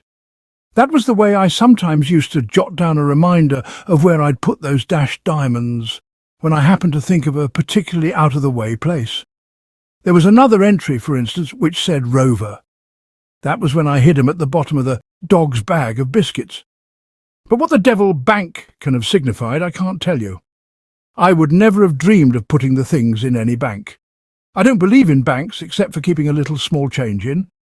Yet there it was, dated April the 4th, and it was on April the 5th that I had my motor accident. Curious. Very curious. I can only suppose the note must have referred to something else. Probably my bank manager had asked me to call. No, if you find the things, it'll be in some dashed, ingenious place where no one would ever have thought of looking. But don't you worry, I never forget anything, not permanently. I can remember the exact tone of voice in which a certain gal used to say, "Don't," as far back as the year 09. I suppose girls often used to say "don't" to you in 09? Pretty often. Yes, fairly frequently. And that brings me back to Anne. She'll say "don't," but pay no attention. Grab her. What you're looking like that for? Jeff hastily erased from his features the look of revolted austerity which he had injudiciously allowed to appear there, and substituted for it the smile of good fellowship. "I was only thinking," he said, putting the suggestion forward with a diffidence which robbed it of offence, "that while the method which you advocate might be admirable, how shall I put it? Well, might be admirable with a certain type of subject, isn't there the danger in this particular case that it might have unfortunate results?" "Don't see your point. Miss Benedict is so spiritual." "Nothing of the kind. Healthy, normal girl with a normal liking for romance." "That's exactly what I mean. Is there anything really romantic in the course of action which you suggest?" I should have said not. I can see such methods as invaluable in helping to win a barroom scrap, but, well, what I really mean is that I should have thought Miss Benedict would have preferred the troubadour to the stevedore type of wooer. Troubadour? What do you mean? The troubadours were minstrels of the Middle Ages who used to get their results, and it was universally admitted that they did get results, by means of the honeyed word rather than the quick smash and grab. I confess that I was thinking of relying on the honeyed word. You'll be a fool if you do. You don't think that if the word were really honeyed— No, I don't. I know Anne. Known her ever since she was so high. Tell me about her when she was so high. Haven't time. Just remembered I've got to give that fella Malloy a telegram. Came half an hour ago. I was on my way to his room when I stopped in here.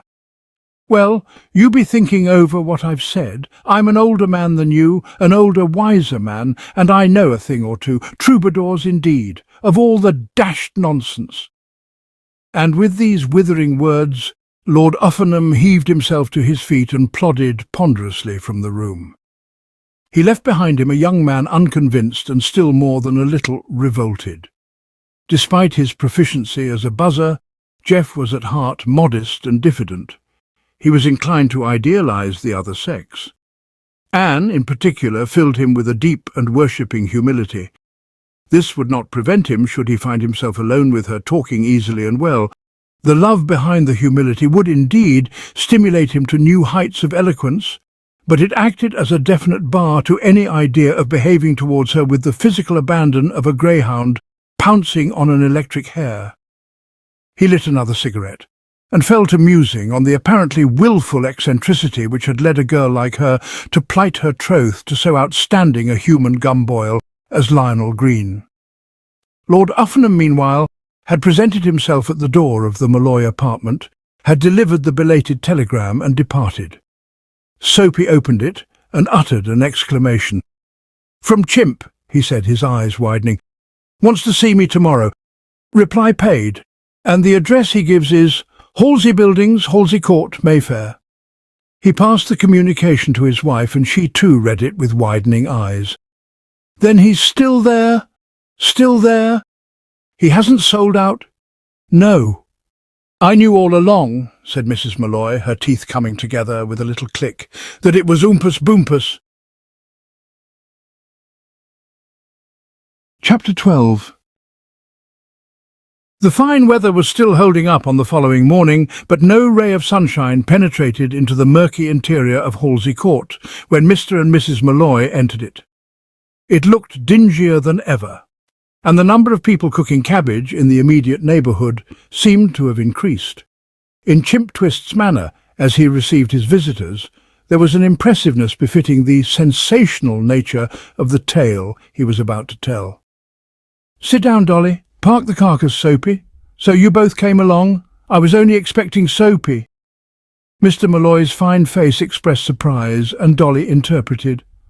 "I was telling Chimp yesterday about you and the cork dame, sweetie, and he probably got the idea that we were pfft. We got Soapy all wrong, Chimp. He's explained everything. It seems he was just trying to sell her oil stock." "Oh," said Mr. Twist, "is that so?" He eyed Mr. Malloy with such open admiration for his ready resource that Dolly felt obliged to comment on it. "You think he was stringing the beads, do you?" "Well, he wasn't. You tell him, Soapy."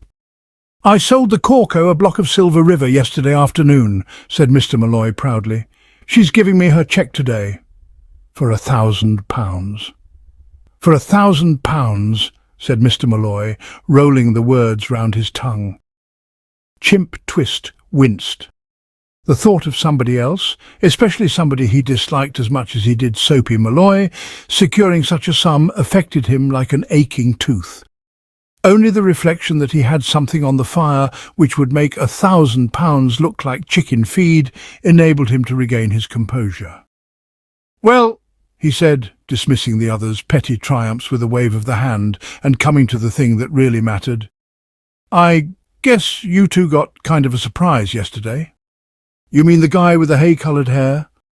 "Surprise," said Mrs. Malloy feelingly, "is right. When we found him doing a song and dance around the garden, claiming that he was J. Sheringham Adair, you could have knocked the both of us cold with a couple of feathers. Who is the bimbo?" "Search me." "All I know about him," said Chimp, giving a little shiver as that fearful scene of the previous afternoon rose before his mind's eye, "is that he's someone who doesn't like me." "Can't you get closer than that?" asked Dolly. She seemed to be feeling that this rendered the field of identification too wide. Chimp shook his head. "I've been trying to place him, but I'm darned if I can remember where we ran across each other. Still and all, if a bird throws things at you and then comes charging up the stairs to finish you off, you can pretty well label him as somebody that isn't too fond of you." Mr. Malloy raised his eyebrows. "Throws things? What things?" "Well, I've been having a look at them, and they seem to me like flints of some kind. I tell you, when I saw him coming up those stairs, I was into the closet quicker than forked lightning. And it was on account I was in the closet that I came to hear the story this girl Benedict told him." "What story?" "About these diamonds." "What diamonds?" "Ah," said Chimp, "that's just what I'm going to put you wise about. Start listening." His visitors did so, with the alacrity which is always the result of mentioning diamonds to a certain type of auditor. When he had finished his narrative, Dolly's eyes were shining like stars, and Mr. Malloy's breathing had become so stertorous that he resembled a senator suffering from a troublesome attack of asthma. The news that they were residing in a sort of Tom Tiddler's ground or Cave of Ali Baba, where parcels of valuable diamonds might leap to the eye at any moment, had affected both of them profoundly. "Fancy old Cakebread being a lord," said Dolly, breaking an ecstatic silence. "I'll tell you something, Soapy. From now on, I'm going to give that lobster a rush in a big way. When that memory of his starts hitting mid-season form again, I want to be the little playmate from whom he can conceal nothing." "Ah," said Mr. Malloy, still having trouble with his bronchial cords. "And meantime you be hunting around."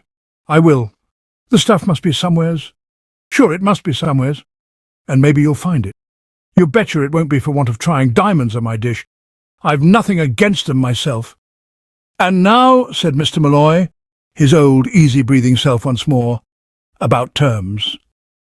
Mrs. Malloy seemed perplexed. "Terms?" "The divvying up," explained Mr. Malloy. "Don't forget, honey, that it's only fair to give Chimp his cut."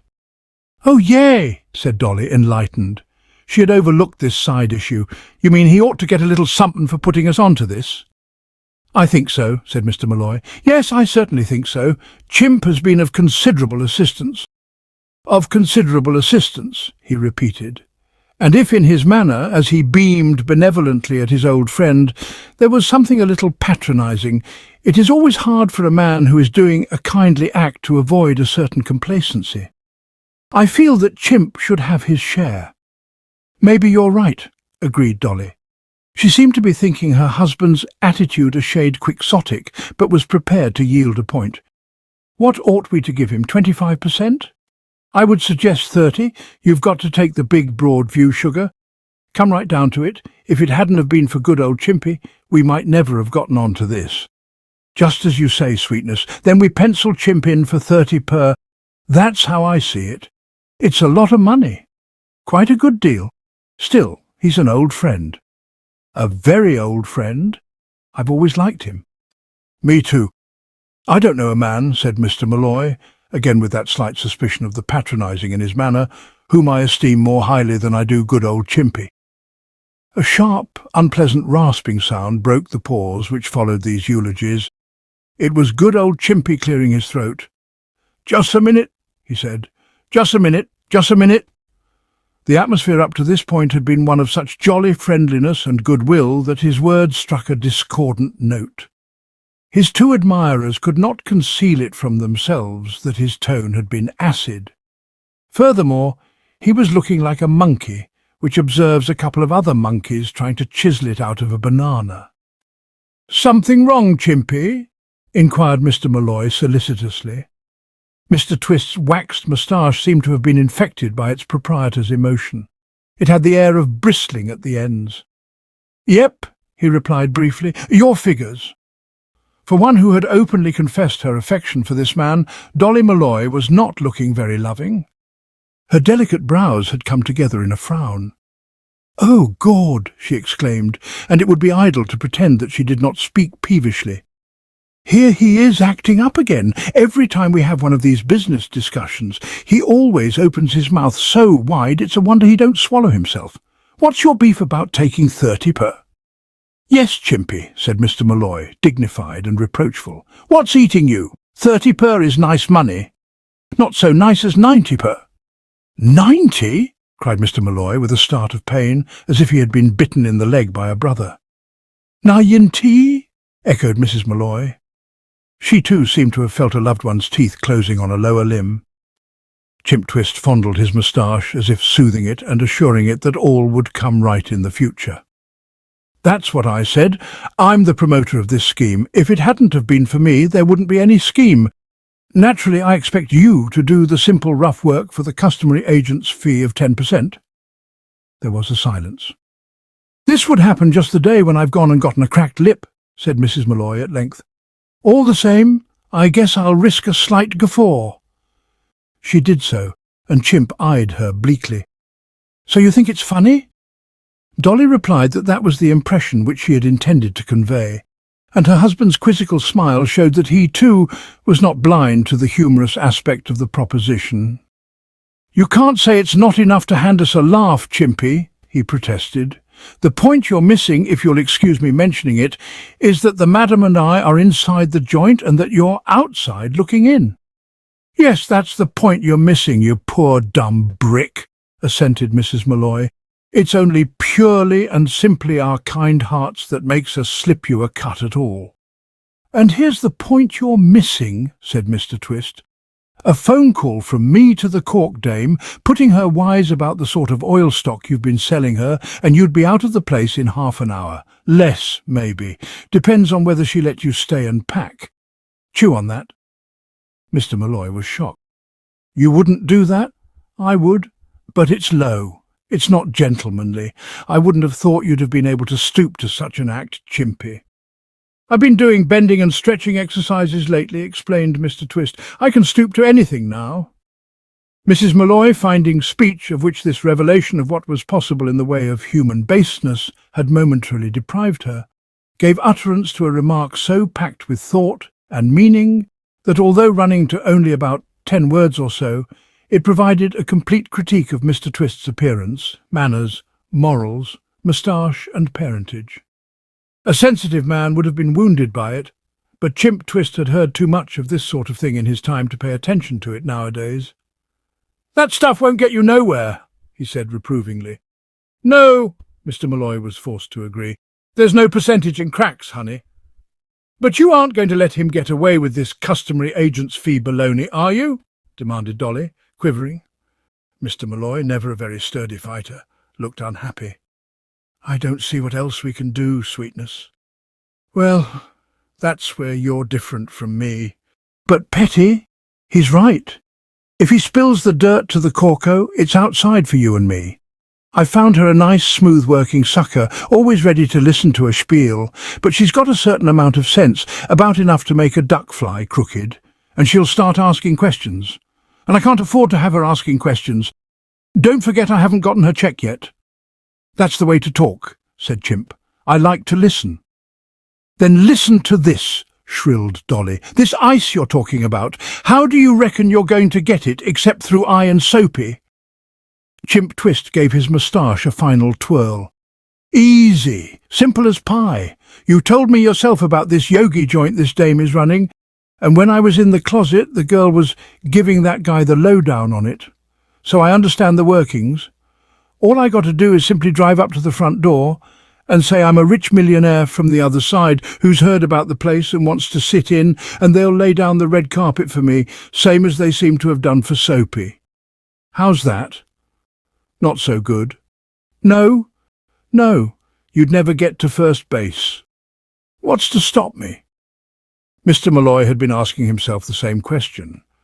To him it seemed that the day was lost, and that it would be futile to struggle further. He was experiencing all the complex emotions of a man who finds himself in a cleft stick, and he was at a loss to account for his loved one's apparent confidence. However, he had so often found her equal to situations by which he himself was baffled that he eyed her now with a certain faint hope. "I'll tell you what's to stop you," said Dolly, once more showing herself worthy of a husband's trust. "That straw-headed gazook that's got it in for you. He'll be the first thing you bump up against when you breeze into the joint, and then what? He'll immediately start chewing your ugly little head off at the roots, same as he was planning to do before." Chimp's jaw fell. His moustache drooped limply. He had completely overlooked this obstacle. "Personally, and speaking for myself," proceeded Dolly, "I hope you will come down to the place doing a buck and wing about being rich millionaires, because then everything will be nice and simple for Iron Soapy. All we'll have to do is buy a wreath and attend the funeral, and there we'll be, all set to start hunting for this ice without nobody interfering with us. Come along and join the party. There's good trains all through the day." There was a silence. Chimp Twist was once more fingering his moustache, but nervously now, like a foiled baronet in an old-time melodrama. Mr. Malloy's eyes had lost their haggard look, and were alight with love and admiration. Dolly was touching up her lips with a lipstick. "Remember yesterday in the garden, Soapy?" she said. "When we come on this bird by the pool? Remember how he stood there, sort of silhouetted against the evening sky, with all his muscles rippling like snakes? Ah! You thought he must be a prize fighter or something. A wrestler. That's right, a wrestler. One of those all-in boys that get a hold on people and tear great chunks off of them with a flick of the wrist." Chimp Twist had heard enough. "Well, what's your proposition?" he asked sullenly, a beaten man. 50-50, said Dolly promptly. "Okay by you." Mr. Twist, though not with enthusiasm, replied that it was okay by him, and presently Mr. and Mrs. Malloy took their leave, the latter all smiles and amiability, the former a little thoughtful. "You were too easy with him, Petty," he said as they made their way through the cabbage-scented court. "The way you'd gotten him by the short hairs, why ever didn't you gouge him for 70? "Well, I'll be darned." "Oh, I'm not sore," Mr. Malloy hastened to add. "I think you were swell. It's just that the thought of splitting even Stephen with that little buzzard sort of goes against my better nature." "Well, for the love of Pete!" cried Mrs. Malloy, astounded. "You don't suppose he's going to get anything, do you? Where's your sense, honey? Once we get our hooks on the stuff, naturally we simply pick it up and fade away. I just said 50-50 to keep him happy." The cloud cleared from Mr. Malloy's Shakespearean brow. It seemed to him incredible that he could ever, even for an instant, have questioned the sagacity of this Wonder Woman. Board meetings take time, even if they run with far more smoothness than had been the case with the one at number 3 Halsey Buildings, and the day was well advanced by the time Soapy and Dolly alighted at Shipley Station. After the excitements of the morning, both were feeling pleasantly ready for the midday meal. A quick dash in the station cab would just have enabled them to beat the hall luncheon gong by a matter of minutes, but Soapy was not in favour of this. His, like Eustace Trumper's, had been from boyhood a healthy appetite, and his personal view of the Oogaboo's and their chosen bills of fare was that the latter were loathsome and the former weak in the head. He had little difficulty in persuading his wife that here was an admirable opportunity for avoiding Mrs. Cork's hospitality for once, and the hour of 2 found them seated in the coffee-room of the Stag and Antlers in Shipley High Street, squaring their elbows at a smoking dish of ham and eggs, with a second on order in the kitchen. It was not for some little time that either felt in the vein for conversation, but when the first keen edge of hunger had been blunted, they began to talk, and their talk, as was natural in the circumstances, turned to the local cuckoo in the nest. "We'd best attend to that straw-haired guy first thing before we do anything else," said Dolly, replying to her husband's wistfully expressed hope that Jeff would choke on a forkful of spinach. "We can't do no constructive work till we've gotten him out of the place. Having him in our hair all the time would cramp our style." "Ah?" agreed Mr. Malloy, lowering Ham into his interior with the air of a senator laying a foundation stone. "But how do we get him out?" "Easy. Tell the Cork dame he's a ringer." "But won't she wonder why we didn't do that yesterday?" "Why would we? He had us fooled yesterday with his story about having bought the business. We was completely took in, but after a while we thought it over and seen where it seemed kind of funny, so we went to London this morning and saw the real Sheringham Adair, who was shocked, horrified and surprised to learn that he was being impersonated. No holes in that, not a one. I'll get together with her as soon as we're back. I'd say at a guess that we'll be kissing this bird goodbye around 3 o'clock standard time. Is that good, or is it good?" "Honey," began Mr. Malloy, and broke off abruptly. He had been about to pay the light of his life a marked tribute, but the second dish of ham and eggs had just appeared in the doorway, and when the maid had withdrawn after setting it before him, the door opened again to admit the very straw-haired guy of whom they had been speaking. Jeff, always considerate, had lost no time in coming to the Stag and Antlers to procure sustenance for Lionel Green. Watching that elegant young man during the meal which had recently terminated in the dining-room of Shipley Hall, he had been greatly touched by the wanness of his aspect as he picked at his peas and carrots. The sight had left him feeling that now, and not after an interval of delay, was the time for all good men to come to the aid of the party. He had never been fond of Lionel Green, and saw little prospect of being fond of him in the future. But there are moments when common humanity makes us sink our prejudices. In his mind, it must be confessed, there was also the thought that while at the Stag and Antlers, he might also procure a little sustenance for himself. His first luncheon as Mrs. Cork's guest had left him, like Mr. Malloy, marvelling at the tastes of the Oogaboo tribe. These simple aborigines might, as his hostess had claimed for them, be the most perfect physical specimens in existence, but it was possible, he felt, to pay too high a price for mere muscle. Having placed an order for a large consignment of beef sandwiches, he had strolled off to kill time while they were being prepared, and the rich smell of ham, which percolated through its doorway, led his wandering feet to the coffee-room. His arrival was the signal for the coming into Mrs. Malloy's eyes of the battle light. It flared up like a beacon. Mr. Malloy, who was gazing at the ham like one who sees the Taj Mahal for the first time, did not immediately observe it. Only when his wife said, "Hey!" did he perceive that she and he were no longer alone. The ejaculation, "Hey!" can never be made to sound anything but abrupt, and Mrs. Malloy had taken no pains to soften its brusqueness on the present occasion. The word had left her lips like a bullet, and it commanded Jeff's immediate attention. It needed but a glance, as he approached the table to tell him that Mrs. Malloy was in no friendly mood. There had been certain moments during their conversation of the previous evening when he had had this same feeling that they were not in sympathy, but he had supposed that he had overcome all mistrust on her part with his ready explanation of his presence. This apparently was not the case, for her eyes were gleaming with suspicion and hostility, and even if he had been unable to read the language of the eyes, her opening words would have enlightened him.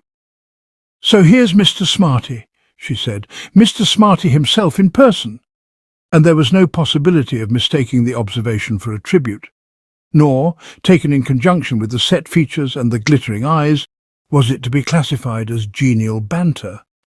Dolly Malloy was an attractive woman, but there were times when she could look more like a cobra about to strike than most cobras do.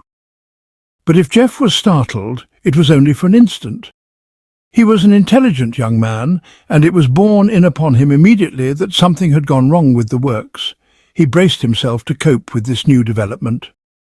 "Good afternoon," he said with a genial smile. "So, here you are. We missed you at lunch." "Is that so?" "It is indeed. We were all wondering what had become of you." "Oh? Well, I'll tell you, shall I?" "Do." "We were at J. Sheringham-Adair's office, chewing the fat with J. Sheringham-Adair. And when we told J. Sheringham-Adair that there was a guy down here that claimed to have bought the business off of him, J. Sheringham-Adair said, 'What the hell?' Strong words. 'I never sold no business to nobody,' he said, 'so try that one on your pianola.'" Jeff nodded. The circumstances being, as she had outlined, he quite saw how she might wish him to try it on his pianola. "I see," he said thoughtfully. "I'd been asking myself if something of the kind might not occur." "Well, now you know the answer. It has. You'd best go and start packing." "Packing? So's to be good and ready to leave quick when I've dished the dirt to Mrs. Cork." "You wouldn't do that?" "Wouldn't I? Why not?" "Well, for one thing, you would be depriving yourself of a lively and entertaining companion, in a house where there seems to me, from what I have observed during my brief stay, to be rather a shortage of entertaining company. Think of being left with nobody to talk to except that bunch of stiffs up at the Corkeries." Mr. Malloy seemed to find his words lacking in tact. "She's got me," he pointed out. Jeff considered the point. Yes, she's got you, I suppose. Still, anyway," said Dolly, dismissing the subject, "I'll risk being bored. Don't you go worrying yourself about me, baby. I shall get along swell. I've only two things to say to you, my lad. One is, get the hell out of here, and the other is, do it quick." "But why this extraordinary eagerness to get rid of me? What harm am I doing you by being here?" "That's a laugh, Soapy. A big laugh, honey. I'll tell you why," proceeded Mrs. Malloy. "We know all about that ice." "Ice?" "The diamonds," interpreted Dolly impatiently. "We're after them, same as you." "What?" "That's what. But they don't belong to you. They soon will." "Egad, this sounds like dirty work." "Call it what you like." "Well, well, well," said Jeff. "Well, well, well, well." He stood staring at them, his manner that of one from whose eyes the scales have fallen. Neither Dolly, who was returning his gaze unblinkingly, nor Mr. Malloy, who was getting along with the ham and eggs, had a twisted ear, let alone two. Nevertheless, it was plain to him that he was standing in the presence of a brace of Napoleons of the underworld, and he was a little piqued that he had not seen through their crust of respectability earlier. Inspector Purvis, the hero of his novels, would, he felt, have done it at their first meeting. Dolly returned to what Mr. Shoesmith would have called the res. "So out you get, sonny boy. You really intend to expose me to Mrs. Cork?" "What's to hinder me?" "Your kind heart," I would have said, "your sweet, gentle nature, but those don't seem to be functioning at the moment." "No." "So I suppose I shall have to fall back on the fact that, if you do, I, on my side, shall instantly tell her that I have seen you wolfing ham and eggs in this wayside inn. You know her rigid views. We shall be able to travel up to London together." It was a telling shot. For an instant, Dolly had nothing to say. Mr. Malloy had, but as he was in the act of swallowing ham at the moment, only the concluding words were distinguishable. "Deny it?" said Mr. Malloy. Dolly recovered herself. She shot a swift glance of approval at her helpmeet for the timely suggestion. "That's right. We shall simply and totally deny it, and it's likely Mrs. Cork will believe the word of a barefaced impostor." "Ah, but it won't be merely the word of a barefaced impostor. There will also be that of a whiskered innkeeper. The proprietor of this caravanserai will support my story. He has already been warned by Mrs. Cork to serve no proteins to the members of her private loony bin, and it is going to be a shocking blow to him to learn that a couple whom he mistook for bona fide travellers are in reality guests at the hall. He is far too scared of our hostess to try any funny stuff on her. He will babble out the hideous facts." Dolly looked at her husband, hoping for another bright suggestion, but he had shot his bolt. From the expression on his fine face, it was evident that he had accepted defeat. And Dolly, though it cut her to the quick to do so, was obliged to accept it too. "You win," she said briefly. "Personally," said Jeff, "I would be inclined to call it a draw. We seem to be in the position of a bunch of the boys who, whooping it up at the Malamute Saloon, have all gone and got the drop on one another simultaneously. I can't expose you, you can't expose me. The only thing I can suggest is that we observe a mutual toleration and goodwill. And now I fear I must leave you. I have duties which call me elsewhere." He had just remembered that the sandwiches must be about ready, and he had no desire to have them delivered to him in his present company. He left behind him a thoughtful silence which Mr. Malloy was the first to break. "There's no getting away from it," said Mr. Malloy ruefully, but with a certain unwilling respect in his voice, "that boy knows all the answers." Mrs. Malloy writhed in anguish. Jeff had paused at the door to bestow upon them another of those genial smiles, and it had gashed her like a knife.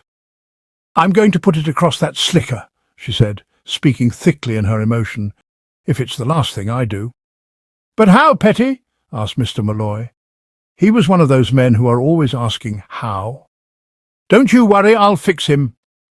Mr. Malloy started. He was a nervous man, and he knew his wife's impulsive nature. Once she embarked on an enterprise of the kind at which she was hinting, he feared lest the sky might be the limit. "How do you mean, fix? Just fix?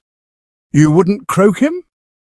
Mrs. Malloy laughed merrily at the whimsical thought. She had quite recovered her spirits. "Don't be silly, sweetness." "Well, mind you don't," urged Mr. Malloy, still apprehensive, and started to pick rather feverishly at an egg which he had overlooked. Chapter 13. Anne Benedict came out onto the terrace and started to make her way slowly across the sunken garden beyond it. Her destination was the little pond where Jeff, a week earlier, had studied water beetles. From childhood days this had always been a favourite retreat of hers in moods of depression, and one of these had her in its grip now. It would be exaggerating to say that her heart was bowed down with weight of woe, but she had the feeling that the state of her relations with the man to whom she was engaged to be married was not 100% satisfactory, and that always tends to lower the spirits. When she had learned that Lionel Green was arriving for a visit, Anne had been uplifted. She had looked forward to much delightful rambling at his side through the shady walks and murmurous groves with which the ancient home of the Uffinhams was so well provided. And it had come as a shock to her to discover that he proposed during his stay to avoid her society altogether.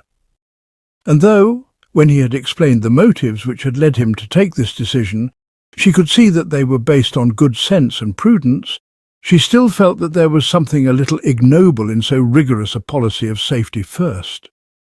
It blurred the picture she had formed of him as a king among men. In addition to this, there was the matter of the stuffed antelope. She was musing on these things, struggling to overcome a feeling of forlornness and disillusionment, when Jeff came curveting through the garden on his way back from the station. He had spent the morning and the earlier part of the afternoon in London. Several reasons had taken him to London today. In the first place, it had suddenly occurred to him, talking it over with his conscience, that a written apology to J. Sheringham Adair, sent round to his office by district messenger boy, would amply compensate for his omission to tender verbal regrets.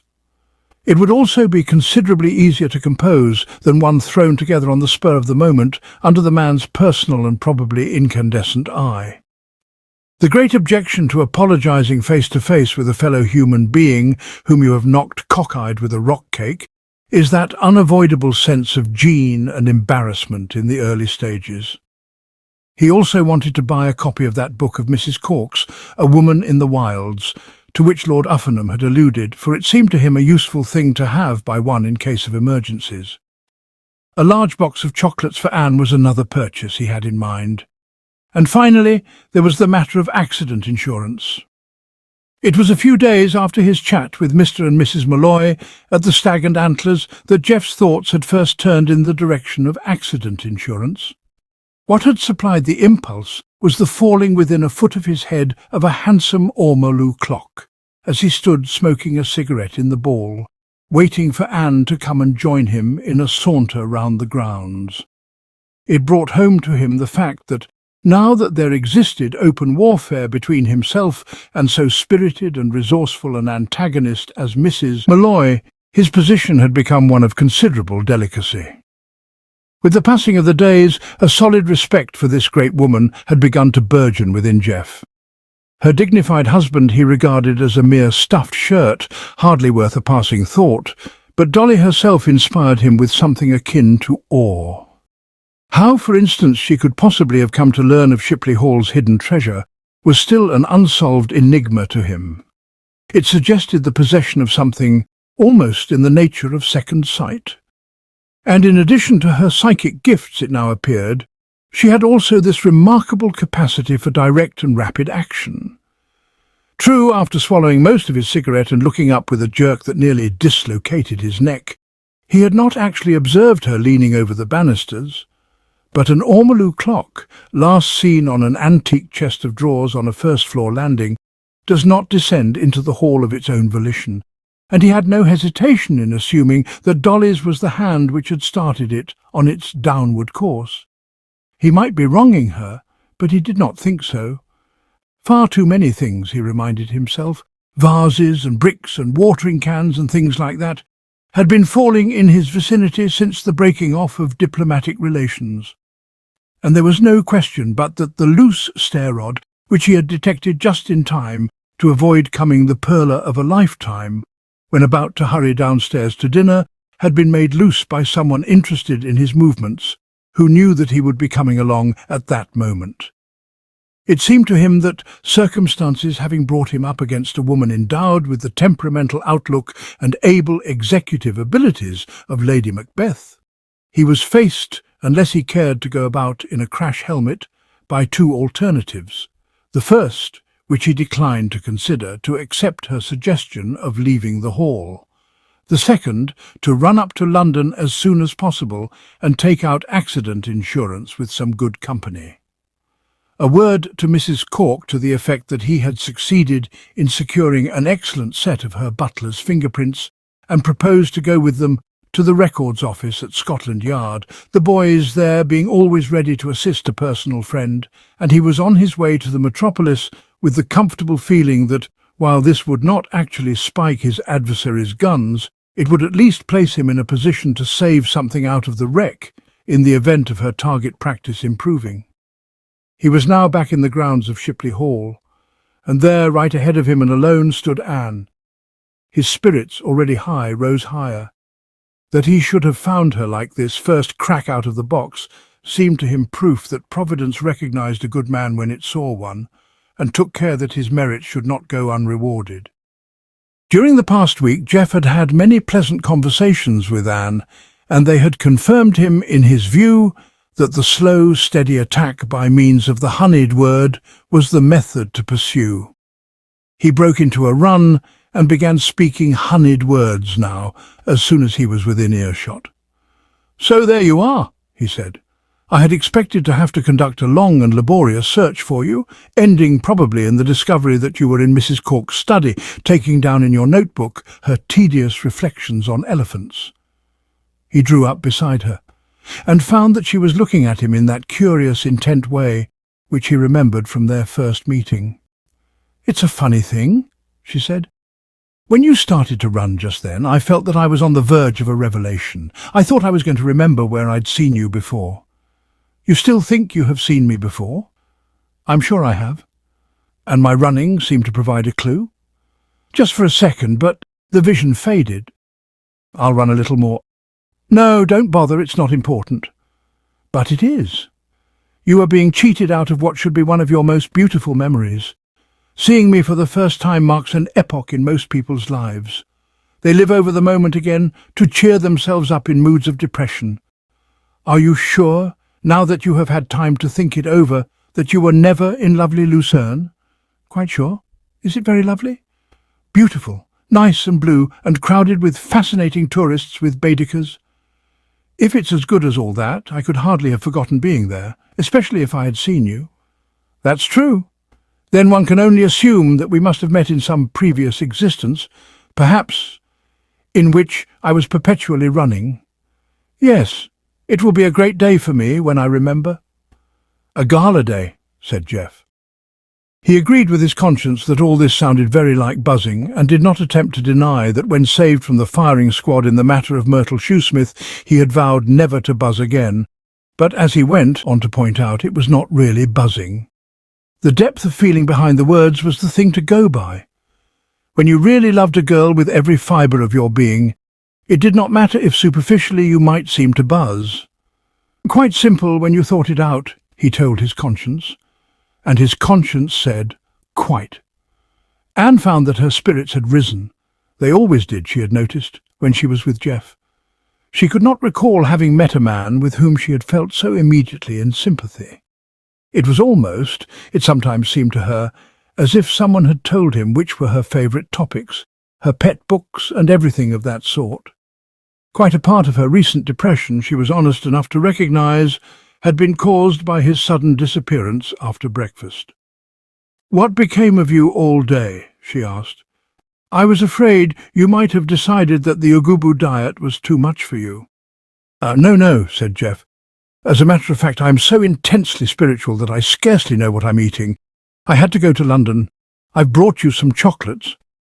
"How absolutely noble of you, strictly forbidden, of course." "I guessed as much. You must nibble them in the privacy of your bedroom. It will bring back memories of dormitory feeds at Rodin." "I didn't go to Rodin, I was privately educated, as they say in Who's Who. What took you to London so suddenly?" This was an easy one. Jeff replied that he had had to attend to a few little matters at the office which required the personal touch. More difficult was the problem which had been vexing him a good deal since Mrs. Malloy had so frankly revealed the predatory leanings of herself and husband, of whether to confide this new angle of the situation to Anne or preserve a prudent silence. The question was one which was beginning to assume major proportions.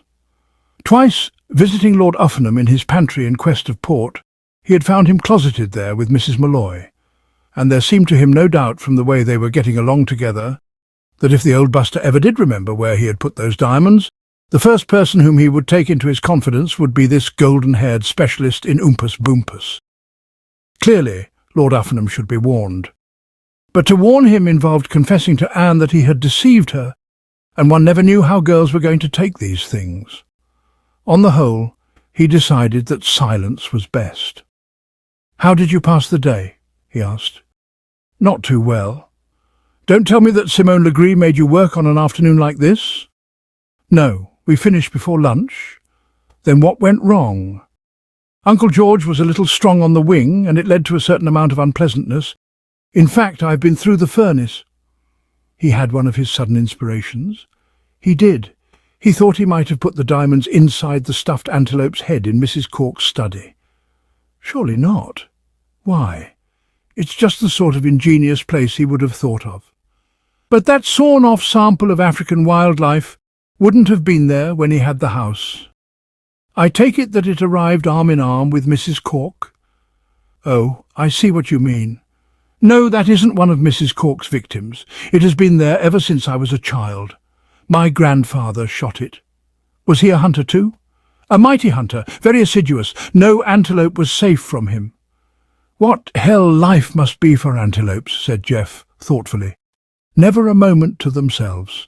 One can imagine them consoling one another with the reflection that your grandfather, though a powerful pest, couldn't last forever. And then, just as he hands in his dinner pail, along comes Mrs. Cork. Too true. It makes you think a bit, doesn't it? I think about it all the time. It saddens you, I expect. Terribly. Me too. Let's try to forget it. Where are my tablets? I must jot down a memorandum. Search antelope. You wouldn't be scared to go into Mrs. Cork's study and rout about inside antelopes? Of course not. Don't you Adares know what fear is? Said Anne. She was conscious of a sudden return of her dark mood. When she had made the suggestion to Lionel Green earlier in the day that he should perform this deed of derring-do, the latter had flatly declined to stir a step in the direction of his aunt's lair.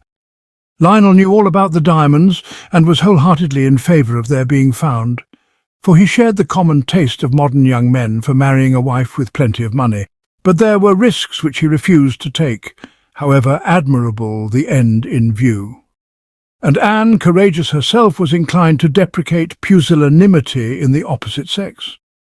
For an instant she had asked herself whether her uncle might not be right about Lionel, and though she had dismissed the speculation instantly as disloyal, the after-effects lingered. Jeff's cheerful readiness to undertake the perilous task forced her into an unwilling comparison of the two men and left her, as has been said, depressed again. It's disturbing for a girl when the wrong man seems to have all the right qualities. Well, don't bother, she said. I've done it. You? I did it just before I came out. Jeff felt entitled to be a little severe, as some knight of old might have been, who, preparing to save a damsel from a dragon, found that she had already knocked it cold with her distaff. Come, come, he said, this is all wrong. You really must leave the rough work to me. You weren't here, but you knew I should be back. When the fields are white with daisies, you must have said to yourself, he will return. I assume from your sober deportment that you found nothing, only a lot of stuffing, and unfortunately, just as I was peering into the thing, Mrs. Cork came in. My God, had you your story ready? Such as it was. I said I was looking to see if the moths had been at it. Weak. So I felt. I should have done better than that.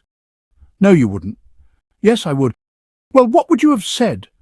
I should have said, speaking with a light laugh, Ah, Mrs. Cork. Go on. Ah, Mrs. Cork. No, said Jeff, on reflection. I don't know that I should have been so frightfully good after all. Did she accept your explanation? She appeared to, but I can't help feeling that I must have left her thinking that I had been bitten by Uncle George and infected with his particular form of eccentricity. I wonder she didn't dismiss me on the spot.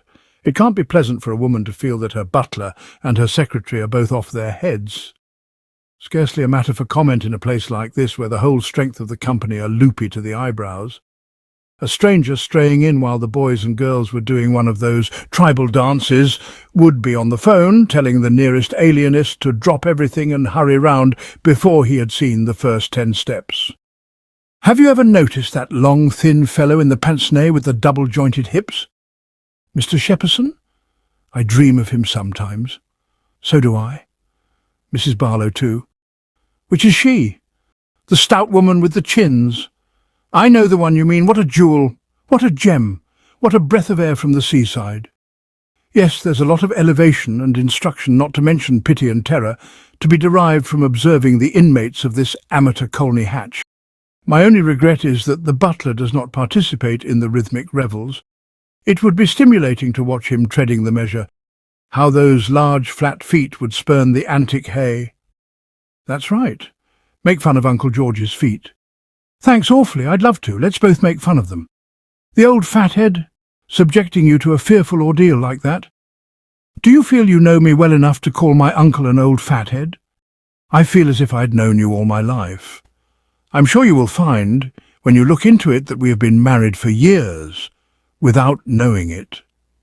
The operative word, married, had a sobering effect on Anne. She had temporarily thrust from her mind Lord Uffenham's statement in the car that this agreeable young man was in love with her, and had given herself up wholeheartedly to the pleasant give and take of this conversation. It was not often nowadays that she was able to enjoy the lighter type of conversational exchange. The male residents of Shipley Hall were solid, earnest men, too conscious of their mission to allow themselves to indulge in badinage. And Lionel, though he looked like a Greek god, had always been a little heavy in hand. It had been wrong of her, she now saw, to lower quite so completely the barriers between herself and Jeff. It was what censorious critics of an earlier age would have stigmatized as encouraging, one for whom there was, of course, no hope. She gave a little shiver. "Cold?" asked Jeff, as she had expected him to do. "I am, rather." "Then let us go in. I can talk just as well indoors. Some people say better." They walked towards the sunken garden. Above the wall which separated it from the lawn there were visible the head and shoulders of Mrs. Malloy. She seemed to be engaged in toying with the tendrils of some trailing shrub, which had been planted in a stone vase of antique appearance. And it occurred to Jeff that here was an excellent opportunity of delivering that veiled warning, which in his opinion was so highly necessary. "There's Mrs. Malloy." "Yes." "Don't look now," said Jeff. "But what do you think of her?" "She seems quite nice. She doesn't strike you as sinister." "Not a bit, does she you?" "Very much so." "I suppose almost everybody seems sinister to a detective." "Well, one's trained instinct enables one to probe beneath the surface, of course. There's not much you can hide from the bloodstain and magnifying glass boys. I have a feeling that these Malloys will bear watching. They may be crooks. That's what Mr. Trumper thinks. Does he, the shrewd little half-portion? He came to me the other day and asked me to use my influence with Mrs. Cork to prevent her buying oil stock from Mr. Malloy. Unfortunately, I have no influence with Mrs. Cork. But go on. I don't see what harm they can do to us, even if they are as crooked as corkscrews." "How about those diamonds?" "What do you mean?" "Suppose they get after them, but they don't know they exist. They may get to know at any moment. Mrs. Malloy often goes and hobnobs with your uncle in his pantry. He might easily let slip something." "He wouldn't." "He might." "Of course he wouldn't. He's not crazy." "Who told you that?" It seemed to Anne that the moment had arrived to crush this young man. She liked him. Indeed, she could not remember ever having liked anyone so much on such short acquaintance. But she felt that he needed the firm, repressive hand. She walked on a few paces, then stopped and, facing him coldly, prepared to speak. It was at this point in the proceedings that the antique vase, suddenly becoming a thing of movement, fell with a crash on the pavement at her side, and she gave a little scream and postponed her observations. Jeff was blaming himself bitterly. He should have known better, he was telling himself, than to have come within 100 yards of Mrs. Malloy and an antique vase, one of the most dangerous combinations in existence, especially when in the company of Anne Benedict. His sentiments towards Anne were now so clearly defined that he would have felt uneasy if he had seen a rose petal fluttering down upon her precious head. Her narrow escape from receiving an antique vase on the back of the neck shook him to his foundations, so that the world seemed to swim about him, and he scarcely knew what he was doing. A cold voice spoke through the mists. "Would you mind letting me go, please?" He discovered what he was doing. He was clasping Anne protectively to his bosom. "Oh, sorry," he said, and released her. Anne, who had been white, was pink. "Thank you," she said. A silence followed. Jeff was feeling oddly breathless. For the first time, he found himself swinging over towards the school of thought represented by Lord Uffenham, wondering whether, after all, there might not be something in the latter's crudely expressed but not unintelligent counsel.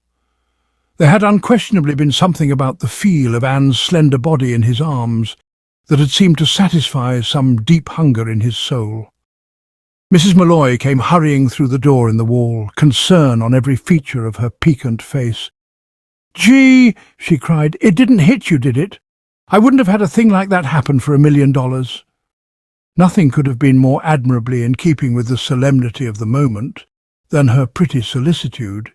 Yet Jeff eyed her with something of the repulsion which he would have bestowed upon a cobra di capella, a reptile of which he had never been fond. I happened to kind of lean against it, and it suddenly sort of toppled over. Gosh, I'm sorry." "It's quite all right," said Anne. "It only gave me rather a start." "I'll bet it did. It must have scared the daylights out of you."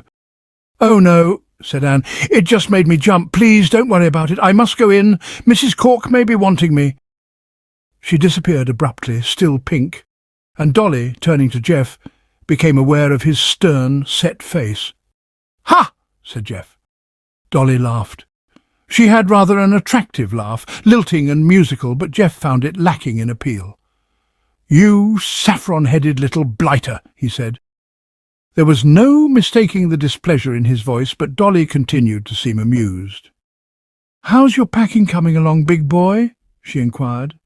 "Better get it started. I can't always miss, you know. Sooner or later you're going to stop one." "Tcha!" said Jeff, and turned on his heel and left her. He was aware that the remark was far from being an adequate one, but he could think of nothing better on the spur of the moment. He was regretting that a gentle and chivalrous upbringing, with its insistence on the fact that the man who lays a hand upon a woman, save in the way of kindness, is a man who ought to be ashamed of himself, rendered it impossible for him to give this blot on the Kentish scene the slosh in the eye for which her whole scheme of behaviour seemed to clamour. In the life of every man there come times when he wishes he was James Cagney, and one of these had come to him now. Dolly made her way back to the terrace. She had left her Soapy there, dozing over a detective story, and was surprised to find his chair empty. She applied for enlightenment to Mrs. Barlow, the woman with the chins, who was doing deep breathing exercises on the lawn. "Seen my husband anywheres, Mrs. Barlow?" "I think he was called to the telephone, Mrs. Malloy." It was at this moment that the missing man appeared in the French window. There was agitation in his demeanour. He hurried to where Dolly stood, plainly disturbed. "Honey, smatter sweetness?" Mr. Malloy shot a glance at Mrs. Barlow. She was once more doing deep breathing exercises, but even deep breathers have ears. He drew his wife aside to the far corner of the terrace. "I've just been talking to Chimp on the phone." "Oh, was that who it was? I suppose he's been thinking it over and wants to put up a squawk about the terms." Mr. Malloy shook his head. He paused for a moment. He hated to be the bearer of bad news. "No, it isn't that," he said. "I'm afraid there's a nasty jolt coming to your petty. He's down here at the inn and talks of clocking in at the house tomorrow morning." Chapter 14. Dolly gaped at her husband incredulously. As he had foretold, the news had shaken her severely. On the lawn, Mrs. Barlow had begun to try out some steps of a tribal dance. It was a spectacle which at any other moment would have gripped and arrested, but now she lumbered to and fro, disregarded. "What? That's right. He's coming to the joint. Tomorrow first thing. But what about the hay-haired guy?" Mr. Malloy's gloom deepened. "It begins to look like this isn't one of our lucky deals, sugar. We're standing behind the 8-ball. The hay-haired bozo means nothing in Chimp's life now. Of all the darned things that had to happen, he wrote Chimp a letter, and it seems Chimp was all wrong where he thought the bird had it in for him. It's a long story, and I couldn't follow all of it, but according to Chimp, this bimbo didn't throw bricks at him. He threw some kind of cakes, which he wanted to get rid of, on account he didn't like to hurt the cook's feelings by leaving them lay. And when Chimp saw him helling up the stairs, he was just coming to apologise. It sounds cockeyed, but that's what he told Chimp in this letter. Oh, gosh! That's how I feel too. It was bad enough being up against the straw-haired guy. If we've got to worry all the time about Chimp gumshoeing around and watching us to see we don't pull any quick stuff, I don't see as we can get anywheres. You know what Chimp's like? Eyes at the back of his head." Dolly mused. Her momentary weakness had passed. She had ceased to totter beneath the blows of fate and was locking to the future, framing schemes, formulating plans of action. "We'll have to ease Chimp out, that's all." "Yes, but how?" "I'll find a way. You go take a walk around the block and leave me think a while." Mr. Malloy did as he was bidden. From time to time, as he circled the lawn, he cast a hopeful glance at his pensive helpmeet, wondering how she was making out. It might be, he felt, that even this outstanding crisis in their affairs would find her equal to it. Dolly had always been the brains of the firm. He himself, he was aware, had his limitations. Give him a sympathetic listener, preferably one who in his formative years had been kicked on the head by a mule, a clear half-hour in which to talk oil, and plenty of room to wave his hands, and he could accomplish wonders. But apart from this one talent, he was not a very gifted man, and he knew it. It was as he was halfway through his 6th lap that he saw that Dolly had left the terrace and was crossing the lawn towards him. And his heart leaped up when he beheld the shining light of inspiration on that loved face. It told him that her brilliant intellect had found the way. And as so often, he was conscious of a feeling almost of awe at the thought that it had been given to him to win the love of such a woman who with her educated fingers could keep herself in gloves, handkerchiefs, scent, vanity bags, and even jewellery free of expense, and in addition was able to solve all the vexing little domestic problems which came up from time to time in their lives. "Don't tell me you've doped something out already," he said reverently. "Sure? It just needed mulling over." "Honey," said Mr. Malloy, "they don't make 'em like you nowadays. They've lost the secret. Spill it, Petty. I'm here to listen." A gratified flush crept into Dolly's cheek. She loved this man, and his words were music to her ears. "Well, look," she said. "You say chimps at the inn? Right there at the inn, sugar. Then you go there and see him. You'll just have time, and when you see him, be all worked up, like as if you'd had a shock. Agitated, sort of. See? Can you make yourself tremble? Like this? No, not like that. You don't want to make him think you've got St. Vitus's dance or something. Just be all of a dooder, like what you'd naturally be if you'd heard that old Lord Cakebread had located that ice, and had gotten it in his room and was planning to hand in his portfolio tomorrow morning and mosey out of here with the stuff in his jeans. Is that the spiel I'm to hand Chimp? That's right. But where does that get us, Honeybunch? Well, use your bean. If Lord Cakebread really had gotten the stuff and was aiming to quit the joint tomorrow, it would mean that we'd have to lay our hooks on it today, wouldn't it? No argument about that. And that would mean that one of us would have to sneak into his room and go through it. Sure. Well, it can't be you, because you're weak in the nerves, and would be scared cross-eyed at the mere idea of doing such a thing. What? That's only what you say to Chimp. Oh, it's part of the spiel. That's right. Well then, maybe he wonders why I don't do it. No use trying to kid him that you're weak in the nerves. No, so you tell him you're planning to slip one over on me. You say that Lord Cakebread told me he'd got the stuff, and I told you, and you immediately seen where this was, where you salted away a nice little private balance in the bank, without me knowing nothing about it. Let you and me, you say to Chimp, collect this ice and tell Dolly we couldn't find it. Mr. Malloy nodded. Yes, he'd fall for that. If there's one thing Chimp'll always fall for, it's if he feels there's double-crossing going on. It's like catnip to a cat. And then what? Why, then you tell him he's got to do it. Bust into Lord Cakebread's room? Yeah, only there won't be no question of busting. Tell him he can just walk in. Say there's a time when it's getting along for dinner, when a butler's busy around the house, so there won't be no chance of Lord Cakebread muscling in and gumming the game. That's when he must sneak in, you tell him. And then you tell him where the room is. But where is it? On the ground floor, back of the joint, looking out on where the tradesmen's carts drive up and all like that. He can't miss it. There's a water barrel outside the window, tell him, and just to one side a tombstone with "To Ponto, ever a faithful friend" on it.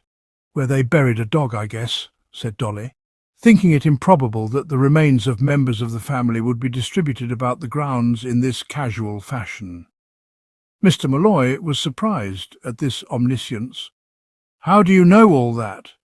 I was up early a couple of days ago. You remember the morning, and I strolled around there, and I seen the old bird at the window doing his daily dozen. He was in his pants and nothing else except suspenders, said Dolly, involuntarily dropping her voice to a whisper, for the spectacle of Lord Uffenham stripped to the waist, with a pair of mauve braces draped over his massive shoulders, had made a deep impression on her.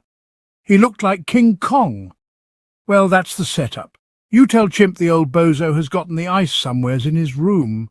You put him wise where the room is, and when it's sure to be empty, and you tell him he's got to handle the searching of it because you haven't the nerve.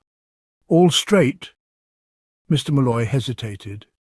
He was reluctant to reply in the negative, for he felt that in some way, not at the moment obvious to him, it would place him in the unpleasant position of looking like a dumb Isaac. He had had this experience before, on occasions when he had questioned the soundness of his wife's inspirations. On the other hand, he could not see where the thing made sense. "Well, I'll tell you, sugar," he said. "It's straight enough, far as that goes. But it seems to me as if nothing's going to happen. He sneaks in, hunts around, doesn't find the ice because it's not there, and comes away. Where's the percentage? Aside from just making a monkey out of Chimp, of course. It don't seem to get us anywheres. I thought you were going to come across with something that would keep him from visiting at the house." "So I have. I don't see it." It occurred to Dolly to reply that he wouldn't see the Woolworth building if he was standing across the street with a telescope, but she refrained, partly because she loved her mate and shrank from paining him, and partly because this was no time for cracks. "Well, look," she said, "what happens when Lord Cakebread comes in and catches him?" "But he won't. You said he'd be busy around the joint." "I didn't say any such thing. I said that was what you was to tell Chimp. The moment you phone me that he's bit, I go to Lord Cakebread and warn him to watch out, because I happen to know there's a lowlife coming to hunt around in his room this evening." "So then what? He lies in wait and catches Chimp. Maybe he beats him up. Maybe he just chases him out. But anyway, whichever he does, Chimp will have a swell chance of horning in next morning, saying he's a millionaire that's interested in these here new Ugubus and wants to join the gang. If he tries it, out steps Lord Cakebread and says to Mrs. Cork, "The hell he's a millionaire, he's just a porch climber." And Mrs. Cork reaches for her gun and tells Chimp he's got 2 minutes to beat it away from here before he gets an ounce of lead in his pants and has the dogs set on him. Now, do you get it?" Mr. Malloy did not actually lay his head in the dust, but he felt a strong inclination to do so.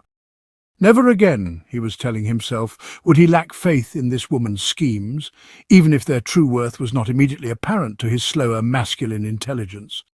His fine, candid eyes lit up. "Honey, it's a pip." "I'll say it is." "It can't miss." "I'll say it can't." "You won't be able to see Chimp for dust." "I'll say you won't." "Then I'd best be getting along to the inn and contacting him." "Yeah, and make it snappy. Call me from the post office if everything's jake, and then I can go ahead. We don't want to lose no time."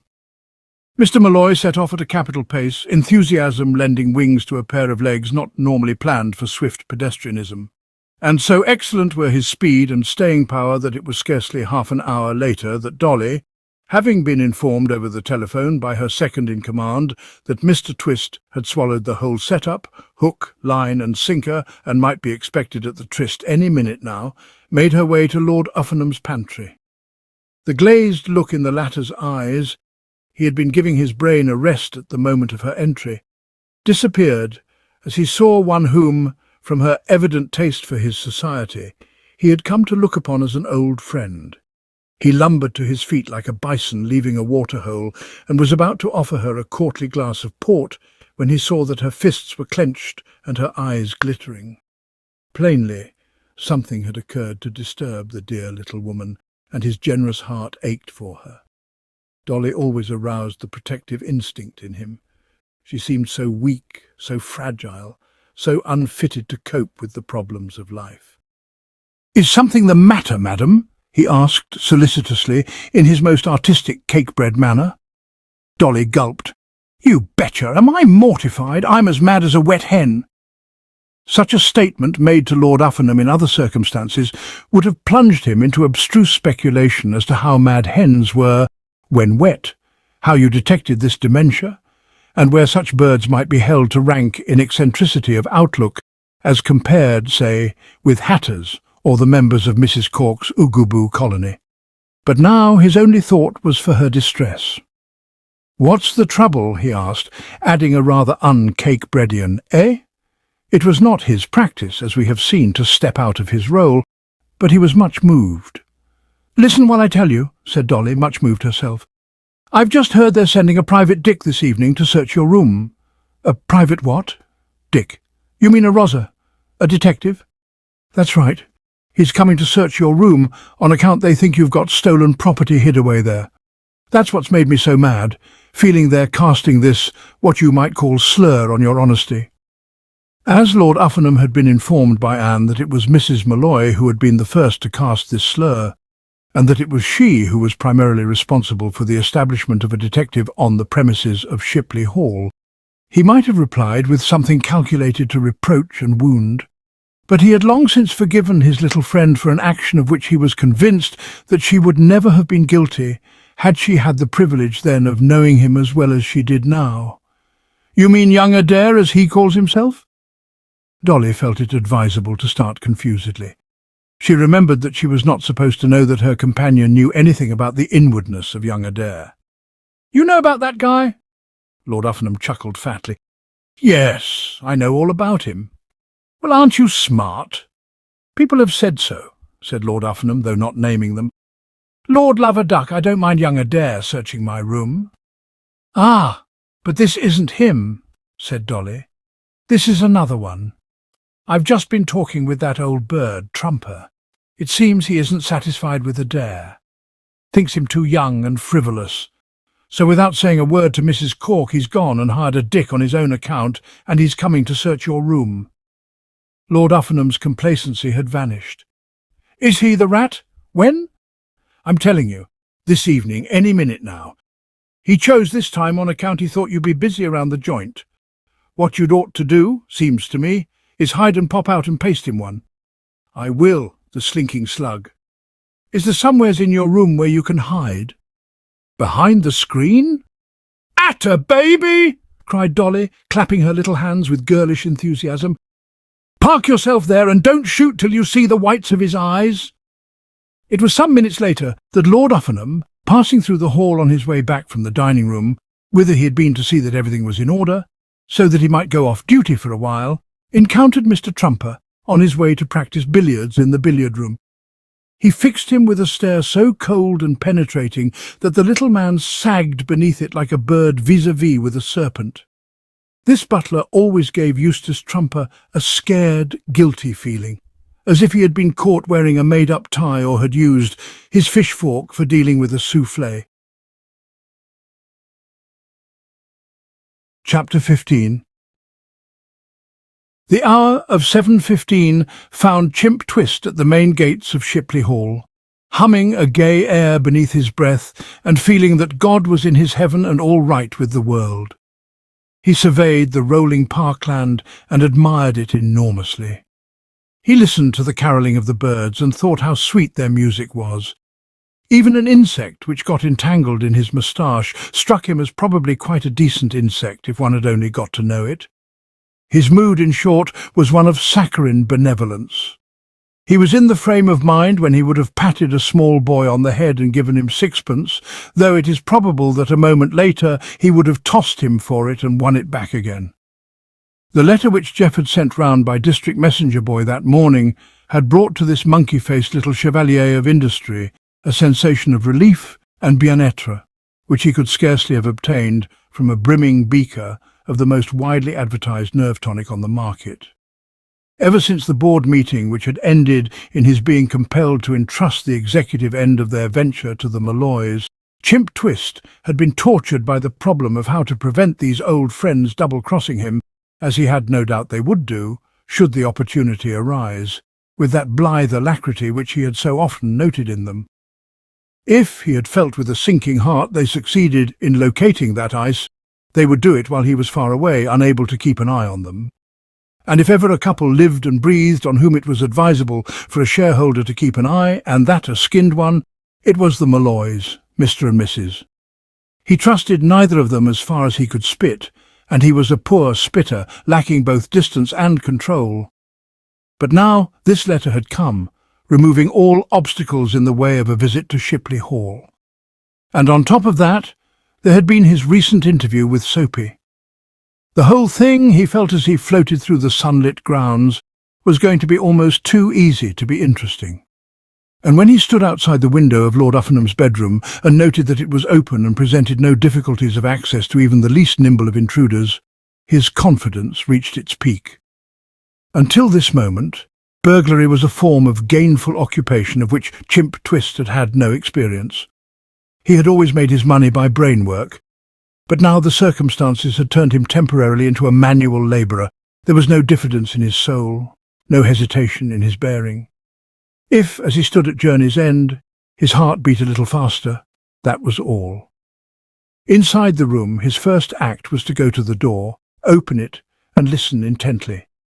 Somewhere in the distance a female voice was singing a hymn with a good deal of stomp in it, which would have indicated to the practised ear that Mrs. Cork's cook had started to boil the spinach, but no other sound broke the silence. He left the door open so that he might be warned should feet come along the passage, and was pleased to see that the passage was a stone-flagged one. If such feet did approach, it would be to the accompaniment of a booming noise like the rolling of drums, and he would be enabled to withdraw well in advance of their arrival. The room in which he stood, it seemed to him, as his eye roamed about it, was a good deal more luxuriously furnished than one would have expected of a butler's bedroom. The explanation of this was that Lord Uffinham, in accepting employment at his old home, had made it clear to his niece that if he had to become a dashed hay-ewe and cleaner of silver, he was blowed if he intended to live in absolute squalor, and he had collected from other parts of the establishment various pictures and ornaments, not to mention an easy chair, a carpet of the softest pile, and even a chaise longue on which he could recline of an afternoon with his boots off. Thanks to this resolute scrounging, the place had become virtually a boudoir. Nevertheless, there existed in Chimp's mind no doubt that he had come to the right spot. Immediately beneath the window was the water barrel of which Soapy had spoken, and beside it that touching memorial to the unidentified Ponto, stressing deceased's fidelity and friendliness. All that remained for him to do, therefore, was to ransack the apartment and hope for the best. He set to work swiftly and silently, like a New York customs official dealing with the effects of a star of the musical comedy stage who has left her native America for a trip to Paris and, returning, has announced that she has nothing to declare. He looked in drawers, he searched cupboards, he hunted behind chairs and pictures. He even prodded the chaise longue to make sure that its stuffing was bona fide stuffing. Activities like these, especially when the weather is sultry, take their toll of a man, and presently he was obliged to pause and mop his brow. And it was while he was so engaged that his glance happened to fall on a handsome lacquer screen which stood in the far corner. In the gap between its base and the carpet there was visible a colossal pair of boots. They caught Chimp's eye and astonished him by their dimensions, but they conveyed no sinister message to him. Just boots, he felt. His host's spare ones, presumably. It was only a moment later that, looking more closely, he noticed above them the southern end of a pair of trousers. And it was suddenly brought home to him, with a sickening shock which reduced his spinal column to the consistency of the spinach which was now boiling briskly on the kitchen stove, that inside these trousers were human limbs. It was, in short, no mere supplementary brace of beetle-crushers that stood there, but a pair in active use with their proprietor in occupation. He was still reeling bonelessly from the effects of this hideous discovery, when the screen was drawn aside by a powerful hand, and there stood before him the largest man he had ever seen. To his excited senses, the newcomer seemed to fill the room from wall to wall, and even so to be a little cramped for space. "Well, Rat," observed this eye-filling individual. It had been Lord Uffinham's intention to intervene in the proceedings a good deal earlier than this, but as always when he stood rooted to any given spot, he had allowed himself to float off on a train of thought. The stealthy movements without, announcing that his visitor had arrived, had set him musing on private detectives. What made them become private detectives, what they did in their spare time, about how much the income per annum of a fairly well-to-do investigator would amount to, and what had become of the one with the ginger moustache at whom he had thrown an umbrella in the year 1912. He was now once more alert and the man of action. The observation, "Well, rat," is one to which it is not easy to find an immediate and satisfactory response. Chimp Twist did not even attempt one. He stood gaping pallidly at this large man, who seemed by some optical illusion to be expanding still further with every moment that went by, bestriding his narrow world like a colossus. And, as so often happened when he was in thought or agitation, he automatically raised a hand to his waxed moustache and gave it a twiddle. The action grated upon Lord Uffenham. Moustache twiddling reminded him of Lionel Green, and he hated to be compelled to think about that rising young interior decorator. "Stop it!" he said sternly. "Sir," said Chimp, all obsequiousness and anxiety to oblige. "Leave that thing alone," said Lord Uffenham. He eyed the unpleasant growth with increasing curiosity, for the sight of it had stimulated his always inquiring mind. "That moustache, had it long?" he asked, like a doctor making the preliminary inquisition concerning some rare type of disease. "When did you first feel it coming on?" Chimp, a little surprised, but extremely relieved at this unexpectedly pacific conversational opening, replied that the disfigurement in question was of fairly recent vintage. He had decided to grow it, he said, about a couple of years ago. "What makes it stick out like that at the ends?" asked Lord Uffenham, going deeper and deeper into the subject. Any topic other than that of his presence in the room would have been welcome to Chimp. He replied almost jauntily, "Wax." "You put wax on it?" "Yes, sir, wax." "What sort of wax?" "Well, matter of fact, often as not I use soap." "What sort of soap?" "Toilet soap, or maybe shaving cream." "Then why did you say wax?" "Sometimes I use wax." "Beeswax?" "Just ordinary wax." "And that's what makes it stick out?" "Yes, sir, that's what makes it stick out." "Well, it looks bloody awful. If it was mine, I'd have it off at the roots." "And now," said Lord Uffenham, becoming the practical man of affairs and giving himself a shake to limber up his muscles and induce elasticity, "and now to break every bone in your foul body, you ghastly-looking little half-pint of misery." In spite of the charming, comradely tone of the conversation up till now, with its underlying suggestion that he and Lord Uffenham were a couple of kindred spirits, just lounging around and kidding back and forth, Chimp had never lost sight of the possibility that their chat might eventually work towards some such point. And even while answering his companion's questions in that almost fraternal spirit, he had been careful to keep well out of arm's reach, and so to order his movements as always to be between the other and the door. Lord Uffenham's words found him accordingly in an excellent strategic position to make the dash for life, and he made it without delay. In the days of his young manhood, when, as he had told Anne, he had been much followed by private detectives, Lord Uffenham had once waited round a corner for one who had been trailing him from St. John's Wood to Berkeley Square, and had made a sudden spring at him from a shadowy doorway. Except on that single occasion, he could not recall ever having seen an inquiry agent move more nimbly. It seemed to him that there was just a whirring noise and a puff of dust, and the fellow was gone. He was deeply chagrined. He blamed himself for having allowed a thirst for information to divert him from the main issue at a moment when he should have been attending strictly to business. It was patent now that he had lost forever the chance of taking this private investigator's greasy neck in his hands and tying it into a lover's knot, a task to which he had been looking forward with such bright enthusiasm. Opportunity knocks but once, and he had allowed it to knock in vain. It seemed to Lord Uffenham, as it had seemed to the poet, that of all sad words of tongue or pen, the saddest are these: "It might have been." Chapter 16. It is never easy for a man in so delicate a situation as that in which Chimp Twist had found himself to preserve the equamentum recommended by the Roman writer as suitable in times of stress. Had he been calmer, he would, on tearing himself away from Lord Uffenham's society, have turned to the left along the passage, and thus have put himself in a position to effect a masterly withdrawal by the back entrance, which stood only a few short yards away. As it was, losing his presence of mind in his intense desire to arrange for immediate absence of body, he turned to the right, setting a course which led directly towards the main portion of the house. And he had not proceeded far before he found his progress barred by a green baize door. but only for an instant. He did not know what lay beyond this obstacle, but he had a lively sense of what was on his side of it, and he had no hesitation in charging at it like a footballer bucking the line.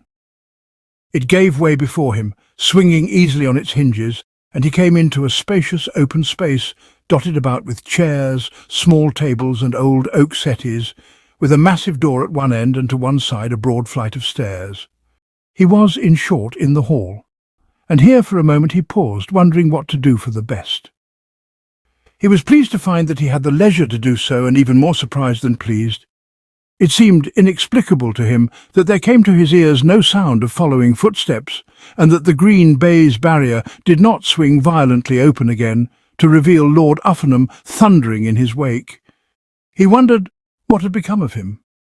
As a matter of fact, Lord Uffernham had thundered in his wake for a few strides. But he was a man built more for statuesqueness than activity, the majestic glacier rather than the racing whippet, and right from the start he had not had much hope of coming in anywhere but a bad second. When he had seen his quarry cutting out so excellent a pace, and had become aware of the creaking of his own joints, he had abandoned the pursuit. "Easy come, easy go," he had said to himself with the splendid Uffenhamian philosophy, and had gone off to his pantry for a glass of port. Chimp stood holding his breath, his furtive little eyes darting about the handsomely appointed lounging place in which he stood. He was alone at last, but there was no saying how long this privacy would continue.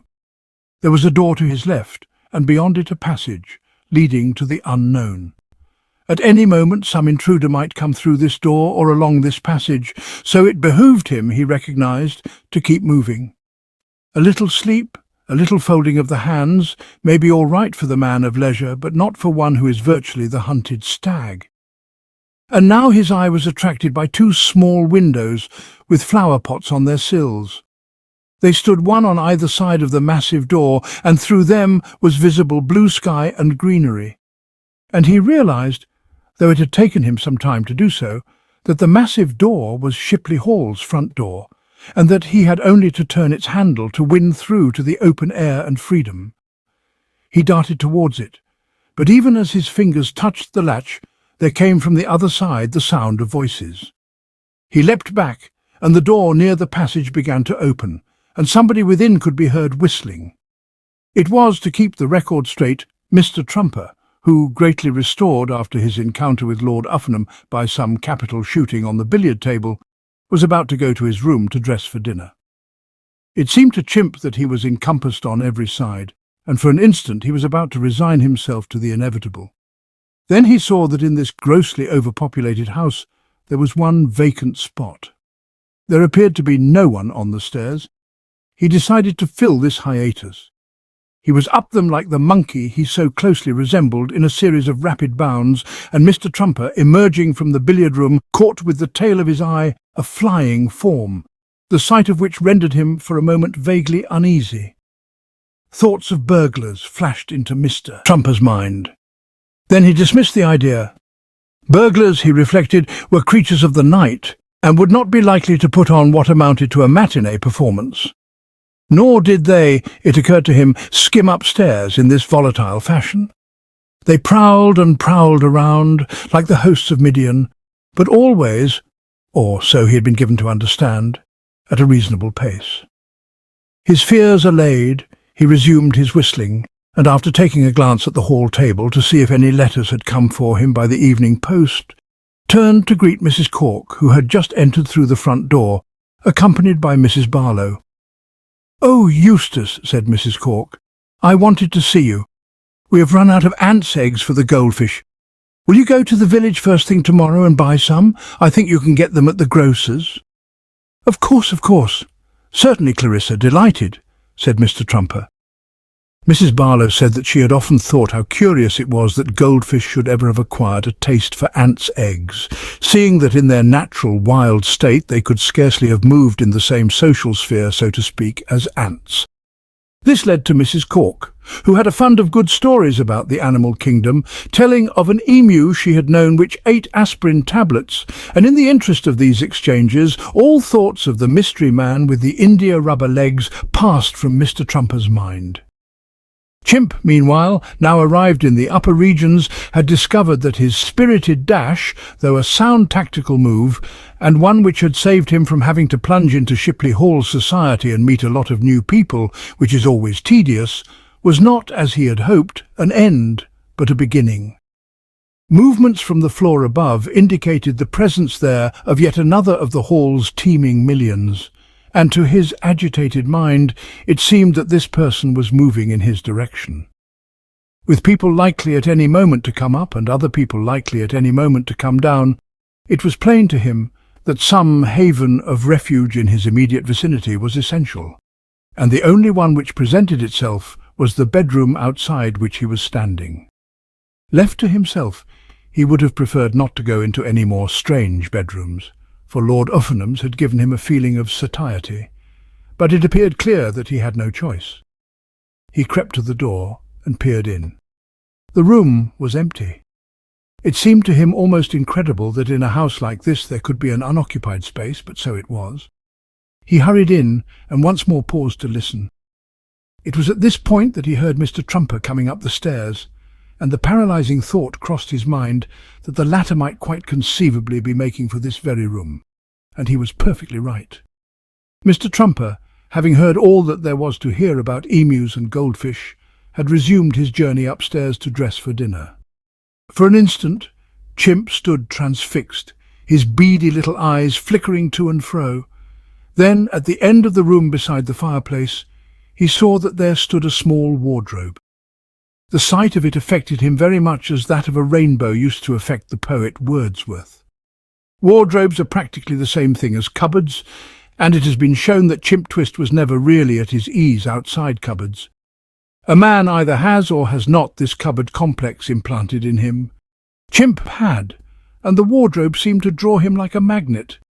He could see that it would be a snug fit, but he yearned for it, as the heart yearns for the water brooks.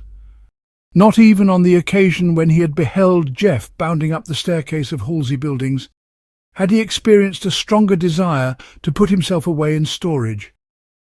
30 seconds later, he was inside.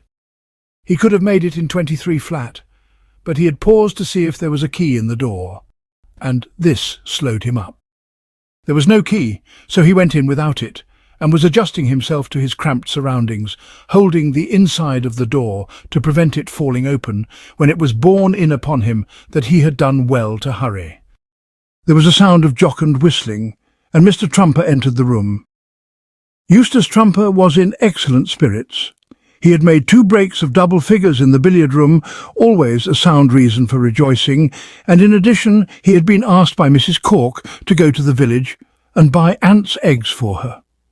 It was this that so particularly exhilarated him. Every lover likes to be called upon to perform deeds for his lady, and it seemed to Mr. Trumper that this spirit of reliance on the part of the woman he loved, this leaning upon him as it were, was promising. For 12 years, ever since the decease of her late husband, who had contracted pneumonia as the result of an injudicious dip in the Trafalgar Square fountain one chilly New Year's Eve, he had been wooing Mrs. Cork in his timid way, and this sort of thing gave him hope.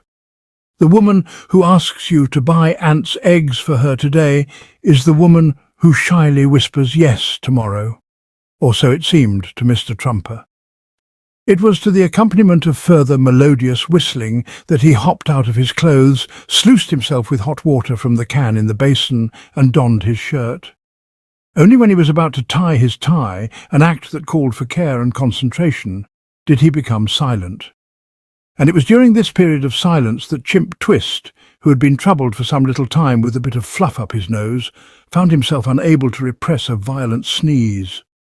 In the stillness of the room it rang out like the hissing of 100 soda-water siphons, and Mr. Trumper rose 6 inches into the air and came down trembling in every limb, the tie falling from his nerveless hand.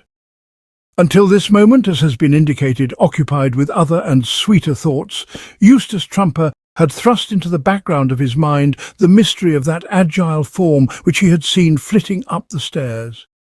It now came flooding back like a tidal wave, and he realized that his first suspicions had been correct. Irregular though it might be for burglars to start operating at an hour like this, The figure he had seen must have been that of a member of that unpleasant section of the community, some health-loving marauder, no doubt, who did not approve of late hours and liked to get his crib-cracking done in good time for the early bed and the long, refreshing sleep. He based his reasoning on the fact that the noise, whatever it had been, had come from inside the wardrobe. Honest men, he felt, do not hide in wardrobes, and he was, of course, perfectly correct. The simple question, "Do you hide in wardrobes?" is a handy means of separating the sheep from the goats in this world. It is the acid test. At the man who answers yes, we look askance, and rightly. On this point, Eustace Trumper was clear. It was when he started to try to decide what he was going to do about it that he found doubts and uncertainty creeping in. Mankind may be divided roughly into two classes. Those who, becoming aware of cracksmen in their wardrobe, fling open the door and confront them, and those who do not. It was to the latter group that Eustace Trumper belonged. What would have stimulated Lord Uffingham to instant action induced in him only profound thought. The ideal procedure, of course, as he realized, would have been to steal softly to the wardrobe and turn the key in the door. Nothing makes a burglar feel so silly as being locked in a wardrobe, but even from where he stood, he could see that there was no key in the door. This blocked the exploration of that avenue, and he found himself quite unable to think of an alternative scheme. One, at least, which, while producing solid results, would avoid danger to the person.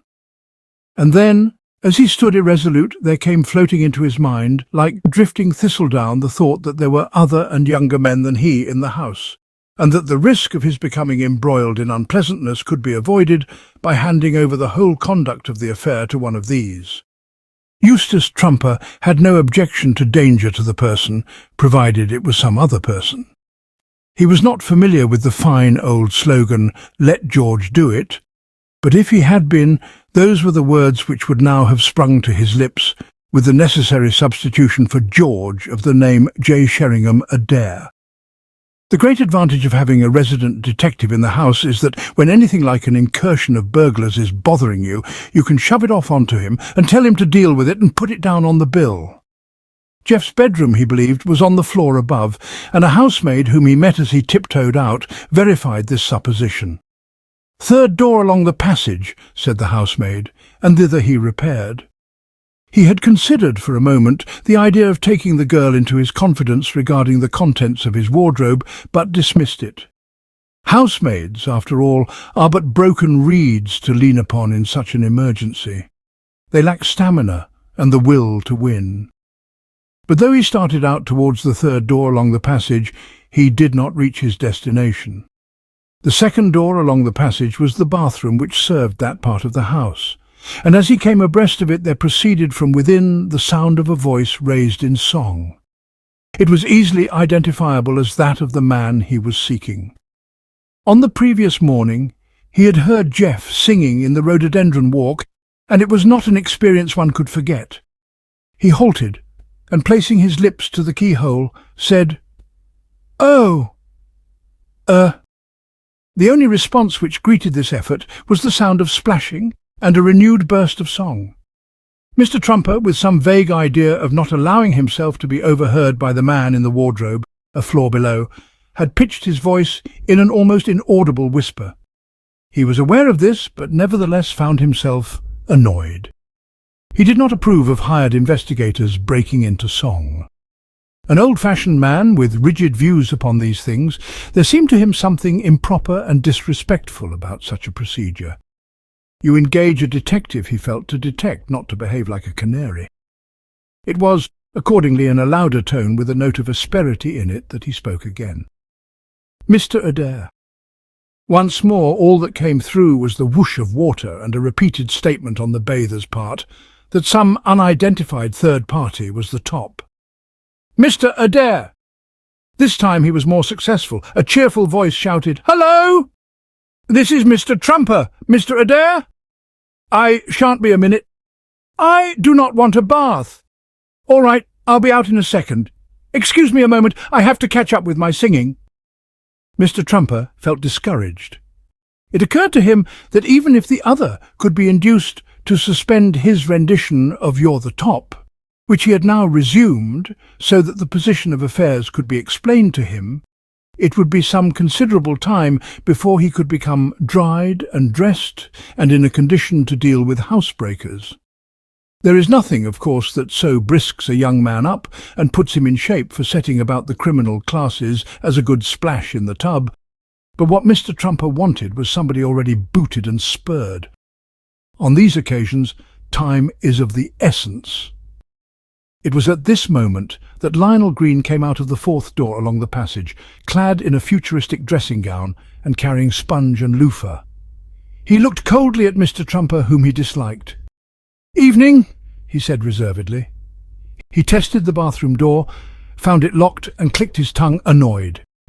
This meant that he would have to go to the floor below for his ablutions. With a distant nod at Mr. Trumper, he was passing on, when the latter came trotting after him. "Oh, Lionel," bleated Mr. Trumper. "Just a minute, Lionel. I want to speak to you, Lionel." Chapter 17. The reason Lionel Green disliked Mr. Trumper was that he suspected the latter of being a spy in his aunt's service, and the man who had told her that he, Lionel, sometimes looked in at the Stag and Antlers for a snack. He made no attempt to conceal his displeasure at being detained by such a one. "Well," he said, with much the same stiffness as had marked Lord Uffinham's manner when using the same conversational gambit to chimp twist. Mr. Trumper sensed the hostility in his tone, but in view of the urgency of the crisis decided to ignore it. "Lionel, a most disturbing thing has happened. There is a burglar in my wardrobe." Lionel Green's beautifully shaped eyebrows rose. "A burglar? A burglar? A burglar in your wardrobe?" "Yes, there can't be." "There is." "Nonsense, you must have imagined it." That sense of discouragement, that feeling of not being on rapport with his audience, which had come to Mr. Trumper during his talk with Jeff, began to afflict him once more. This was not the spirit of ready sympathy and selfless service for which he had hoped. "I did not imagine it," he said petulantly. "I heard him." "Heard him what? What do you mean, heard him what? What did he do that you heard? He made a noise? What sort of noise?" This caused Mr. Trumper to search his memory and ponder. He had not made any attempt till now to analyse the extraordinary sound which had proceeded from the interior of the wardrobe. Thus taxed, he rather rashly tried to imitate it, and found his companion eyeing him with open incredulity. "It couldn't have sounded like that," said Lionel. "There isn't such a noise." Mr. Trumper, in his exasperation, broke into what looked like the opening steps of a tribal dance. "Well, never mind what it sounded like," he cried feverishly. "What does it matter what it sounded like? The important thing is that there should have been anyone making noises in my wardrobe at all. The exact kind of noise he was making is wholly immaterial." "How do you know he was in your wardrobe?" "I keep telling you the sound came from there." "Probably someone out in the corridor." "The sound came from my wardrobe, I tell you." "You thought it came from your wardrobe," corrected Lionel Green. "Did you look inside?" "No." "Why not?" It was not my place to do so. It was young man's work." Again, Lionel Green's delicate eyebrows rose. "You aren't suggesting that I should do it?" "Yes, I am." "Well, I'm not going to. I haven't time. You know how annoyed Aunt Clarissa gets if people are late for dinner. I shall only just be able to have my bath as it is." "You're afraid?" cried Mr. Trumper, forgetting all courtesy. "Pooh!" said Lionel Green, and passed on, flicking a defiant loofah. Mr. Trumper remained where he was, seething. The abruptness of Lionel's manner would alone have been enough to wake the fiend that slept in him, and in addition to this, he was feeling scornful and contemptuous. He was convinced that the explanation he had advanced of the other's reluctance to assist had been the correct one.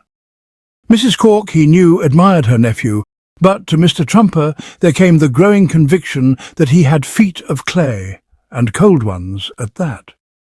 He was still fuming helplessly when Anne came down the stairs. Secretary companions have small rooms up near the roof. "Why, hello, Mr. Trumper," she said. "You're looking rather lost. Is something the matter?" To Mr. Trumper, her advent had brought a marked improvement in the general outlook.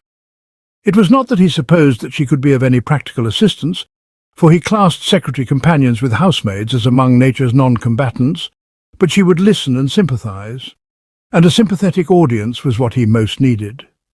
So far, he had had the misfortune to draw either deaf adders who stopped their ears and sang "You're the top," or poltroons of distant and supercilious manner who shirked their obvious duty on the thin plea that if they were late for dinner, their aunts would be annoyed. "Oh, Miss Benedict," he squeaked, "I hope you will not be alarmed, but there is a burglar in my wardrobe." He had not relied in vain on her womanly sympathy. Anne's eyes widened. Shipley Hall for excitement, she felt. "A burglar?" "Yes." "How do you know?" "I heard him." "You couldn't have been mistaken." To a man who is telling a tale of burglars in wardrobes, there is a world of difference between such a query and the curt statement, chilled by an Oxford accent, that he must have imagined the whole thing. "I assure you, I was not mistaken. He made a noise." "What sort of noise?" When Lionel Green had asked the same question, Mr. Trumper had been exasperated and possibly for that reason had failed to do himself justice as an imitator of sneezing burglars. His performance now was on a different plane altogether. It still did not come anywhere near suggesting what it was supposed to represent, but it lacked that element of unearthliness, of being something out of another and a horrible world, which had confirmed Lionel Green in his scepticism. You could not have said just what the noise was which he was supposed to be reproducing, but at least it sounded possible. "Something like that," he said. Anne was looking thoughtful, as well she might. "You don't think it could have been the cat?" "What cat?" "Any cat. Cats make a noise like that if you step on them by accident, but of course," said Anne, for she was a kind-hearted girl, and saw that her companion could stand only just so much of this sort of thing. "You didn't step on this cat." "Which cat?" "The cat in the wardrobe, if it had been a cat, but of course it wasn't," said Anne, making the thing clear to the meanest intelligence. Mr. Trumper clutched his forehead. For a moment he had had a nightmare feeling as if he had been about to plunge into an abyss, unable to stop himself, though fully aware of the disadvantages of such an action. The Gadarene swine, rounding into the straight, must have experienced much the same uneasy sensation. "Do you mind," he said in a low voice, "if we do not talk about cats? It merely clouds the issue. I am prepared to give you the most solemn assurance, Miss Benedict, that there was a man inside my wardrobe. As a matter of fact," said Mr. Trumper, suddenly brightening, for he realized that here was just the telling piece of evidence his story required, "I saw him." "Oh, you looked in the wardrobe?" Mr. Trumper hastened to shake his head. The conversation, he perceived, was on the verge of slipping away from him again. "No," he replied. "I am referring to an earlier occasion. I was coming out of the billiard room, and I just caught a glimpse of a man running very rapidly up the stairs." "Golly," said Anne, impressed. This looked like the real thing. "What did you do?" "I did nothing. He was gone like a flash, and I naturally supposed that he was one of the residents of the house. Now I am convinced that he was a burglar. Having run up the stairs, he must have concealed himself in my room. Hid in the wardrobe. Precisely. What happened when he made the noise?" I was extremely taken aback. "I mean, you didn't go and investigate?" Mr. Trumper shuddered. "No," he said, "I did not. I wonder if he's still there. Undoubtedly. If he had left the room, I should have seen him."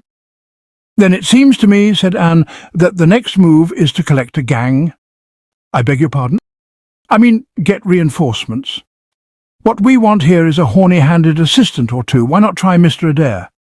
"I did, but he was singing in his bath, and I was unable to make him understand. And when I approached Lionel Green for help, he affected to disbelieve my story. The truth was, of course," said Mr. Trumper vengefully, "that he was afraid." Anne started. "Oh, no!"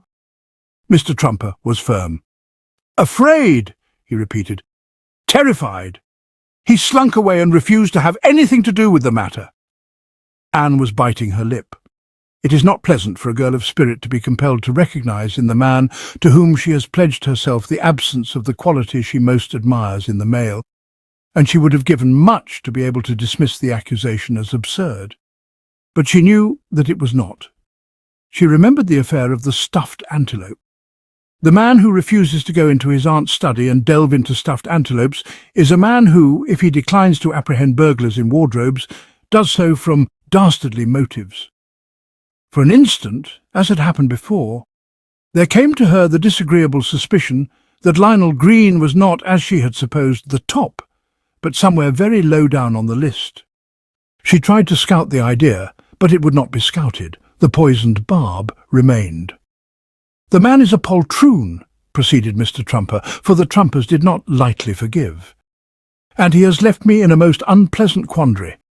I wish to finish dressing, and how can I with burglars liable to come bursting out of wardrobes at any moment?" Anne saw his point, and it seemed to her well taken. Under such conditions the fastidious dresser cannot do himself justice. She reflected. "You say Mr. Adair was having a bath?" "Yes.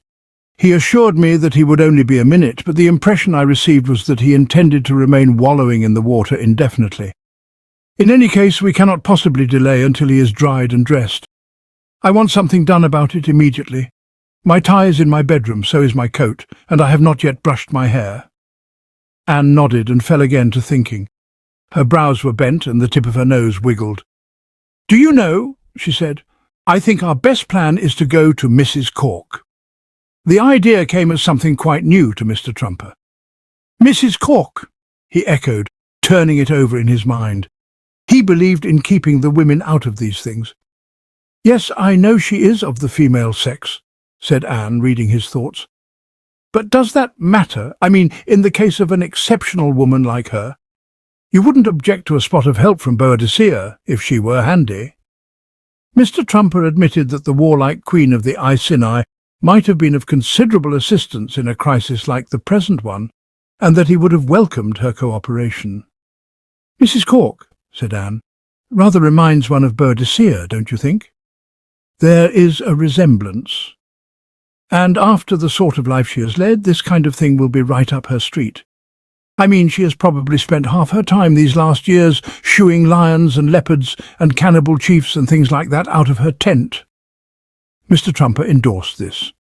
Mrs. Cork had often held him spellbound with tales of her adventures in the wilds, and he had been left with a confused impression that on most of these expeditions of hers, her tent had been a sort of social centre for the wildlife of the neighbourhood.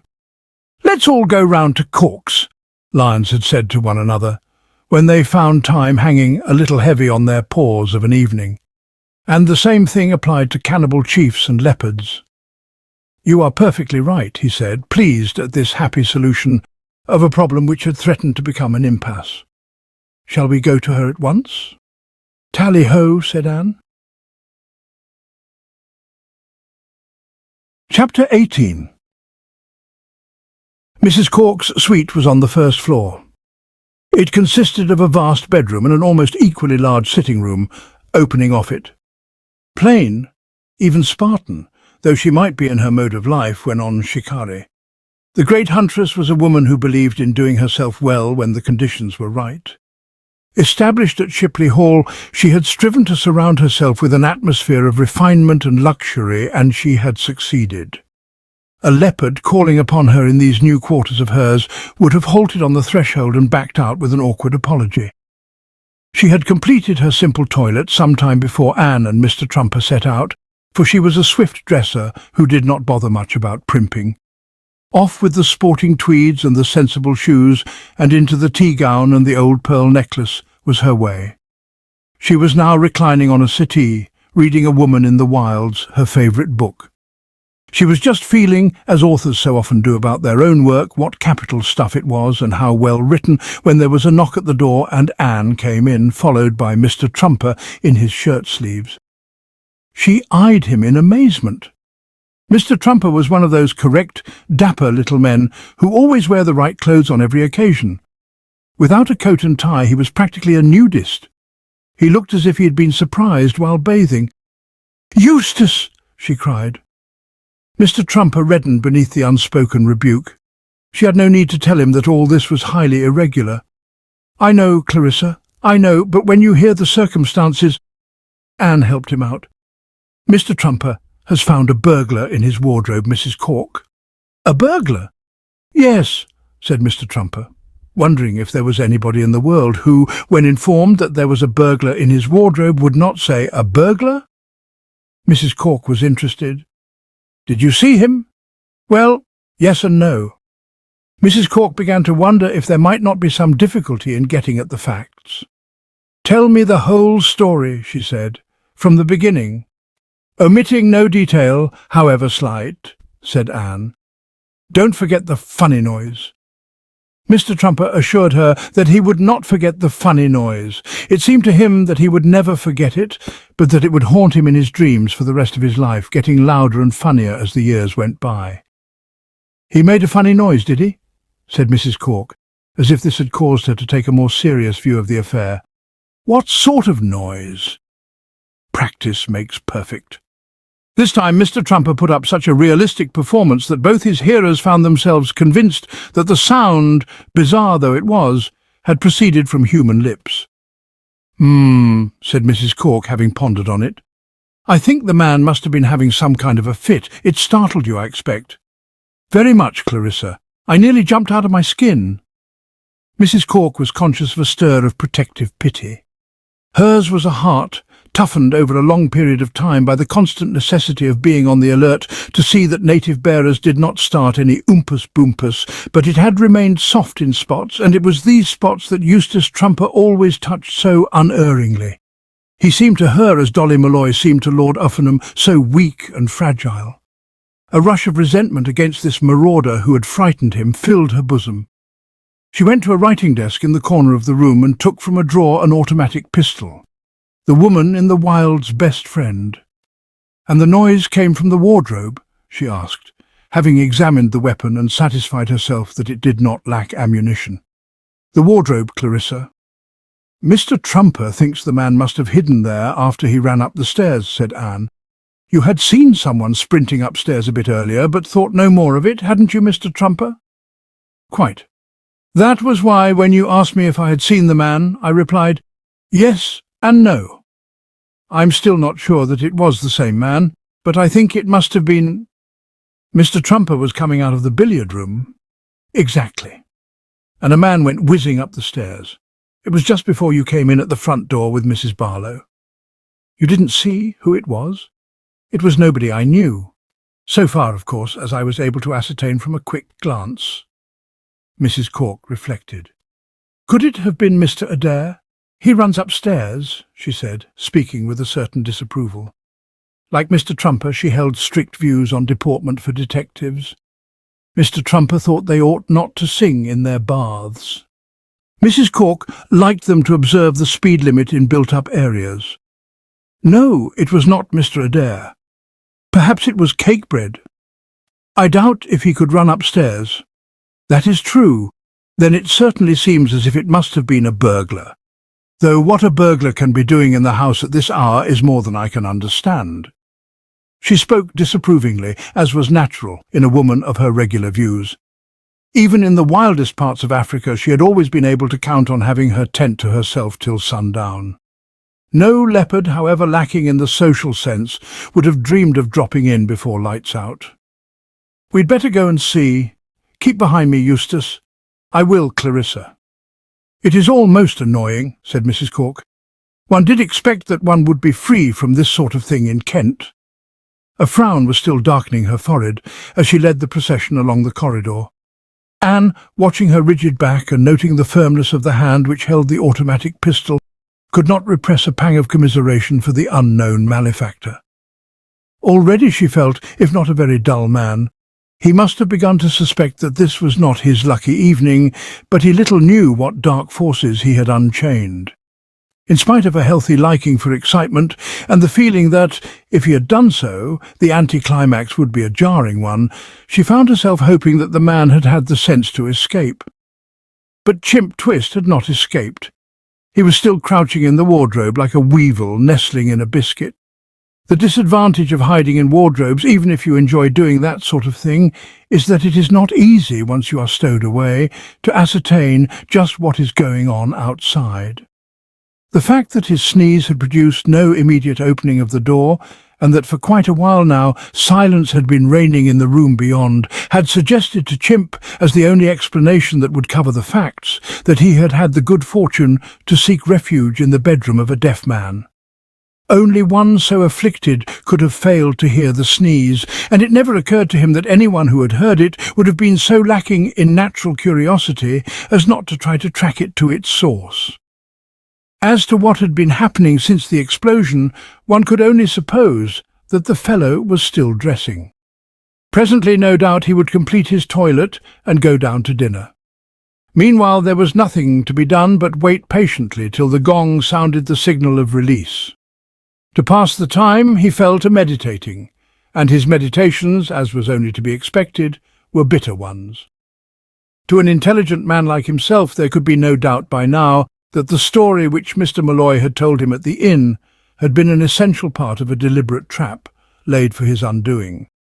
The fact that Lord Uffenham had obviously been advised of his coming and warned to lie in wait removed all uncertainty on that point. It was not long before he was able to see the whole mechanism of the plot as clearly as if he had been present at the Malloy family conference, and it is not too much to say that he burned with indignation and resentment. To a little mild double-crossing among friends, Chimp Twist had no objection whatever. It was only natural in any business venture involving large sums of money that investors should wish to protect their interests. But luring a man on into a position where he would encounter somebody like Lord Uffenham in a small bedroom was a very different matter. It was against Dolly that most of his pique was directed. It was plain to him that it was in her ingenious brain that the dastardly scheme must have germinated. He yielded to no one in his respect for Soapy's ability to sell valueless oil stock to the most difficult prospects. But Soapy, he knew, would not have been capable of organizing anything like this in a million years. Every detail of the plot betrayed the woman's touch, and never a great admirer of the sex, he found himself taking one more step in the direction of becoming the complete misogynist. He was just feeling what a paradise the world would be without women, and hoping that he would never have to speak to one again, unless perhaps an occasional barmaid, when these dreams of an eveless Eden were shattered with an abruptness which caused him to bump his head on a projecting hook. "Come out of it," said a voice, and, deep though it was in tone, he had no difficulty in recognizing that the lips from which it proceeded were feminine lips. Chapter 19. Silence followed the words, broken only by the tumultuous beating of Mr. Trumper's heart. It was partly apprehension that was causing it to imitate a motorcycle, but principally the sudden gush of adoration which he felt for the intrepid woman behind whom he was standing. This was the first time he had seen Mrs. Cork in action, and while tales of female heroism may impress us, they can never do so as completely as the actual sight of their heroine doing her stuff. Only now did Eustace Trumper realize the full splendour of Clarissa Cork. She was, he felt, correctly magnificent, and he awaited with interest the unseen miscreant's response. This did not come immediately. Chimp Twist was human, though most of his acquaintances would have liked to have this proved to them, and it is a human trait to keep on hoping, however sticky the outlook. There was, he felt, just the barest possibility that the words had not been addressed to him. Dogs, he reminded himself, sometimes get into bedrooms, and when this happens, women tell them to come out of it. He remained where he was, silent and trying not to breathe. Mrs. Cork did not imitate his reserve. Hers was an impatient nature that chafed at delays. "You inside that wardrobe," she said. "I am Mrs. Cork, the owner of this house. Unless you come out of it in 3 seconds, I shall start shooting." Her manner was rather formal, but a certain stiffness is unavoidable on these occasions. The important thing, as far as Chimp was concerned, was that her meaning was clear. She had purposely stripped her words of all ambiguity, and they left him in no doubt as to the advisability of quick action. 3 seconds is not a very liberal margin to allow for getting out of a wardrobe, but it was ample for Chimp. A stopwatch would probably have clocked him at about 1 1/10. He poured into the room as if he had been liquid, and Mrs. Cork eyed him austerely over the automatic pistol. "That's better," she said. "Now then, what's it all about?" When she had asked the same question, in native dialect of course, of cannibal chiefs discovered hiding in her tent. The latter had almost always been frankly tongue-tied and embarrassed. They had not known which way to look, but she was dealing now with a man of ready resource and swift intelligence. Chimp Twist had been in too many delicate situations in his life to allow himself easily to be disconcerted. Brief though the interval was which had been granted him for reflection, he had already discovered the way out of this unpleasantness. "Pleased to meet you, Mrs. Cork," he said, with easy polish. "Hope I didn't startle you and the folks." Such airy geniality on the part of detected housebreakers is not usual, and Mrs. Cork's hard stare showed her appreciation of this fact. A forceful reply was on her lips when Chimp went on speaking. "Should have told you I was coming, but I wanted to have a word with that fellow first." "Me?" said Mr. Trumper, surprised. "Not you, sir," said Chimp, still with that strange affability. "With the guy that's in this joint impersonating me. I am J. Sheringham Adair, Mrs. Cork. I understand you wish to engage my professional services. I ran into our mutual friend, Mr. Malloy, a couple of days back, and he happened to mention it. And then he told me something that surprised me. He said there was a fellow here already, calling himself Sheringham Adair and claiming to have bought the business off me. Well, naturally, I said to myself, hello, hello, hello. To Mr. Trumper, it seemed that such a piece of information might well have provoked these hunting cries. In him, Chimp had found a credulous and uncritical hearer. Who the guy can be and what his game is, I don't know. According to Malloy, he was engaged by a Miss Benedict that you sent along to my office. I should like to have a talk with her later on." "Here she is," said Mr. Trumper, obligingly indicating Anne, in whom a close observer during these last few minutes would have noted signs of anxiety and concern. "Miss Benedict? Mr. Adair? Good evening, Miss—" "Good evening. Nice weather." "Very. Only hope it holds up," said Chimp. "And now, Miss Benedict, what happened when you called at my office? You found this guy there, I take it? What was he doing?" "Sitting at the desk. Some birds have got a nerve. He told you he was me?" "Yes. And then what?" I explained why I had called. "Well, there you are, Mrs. Cork. That's how it was, and that's how I come to be here. I wanted to see this bozo and get the lowdown on him. Maybe he's a crook, planning to clean out the joint, or maybe he's some young fellow impersonating me just for the hell of the thing. I don't know. If he's one of these bright young cut-ups doing it simply for a gag, I wouldn't want to be too hard on him," said Chimp magnanimously. "We'll have to push him out, of course, but far as I'm concerned, there won't be no hard feelings." He eyed Mrs. Cork beamingly, and was pained to observe that her stony face showed no signs of softening. "All this," she said coldly, giving the automatic pistol a twirl to show that it was still there, "does not explain why you were prowling about my house and hiding in Mr. Trumper's wardrobe. You gave him a most unpleasant fright."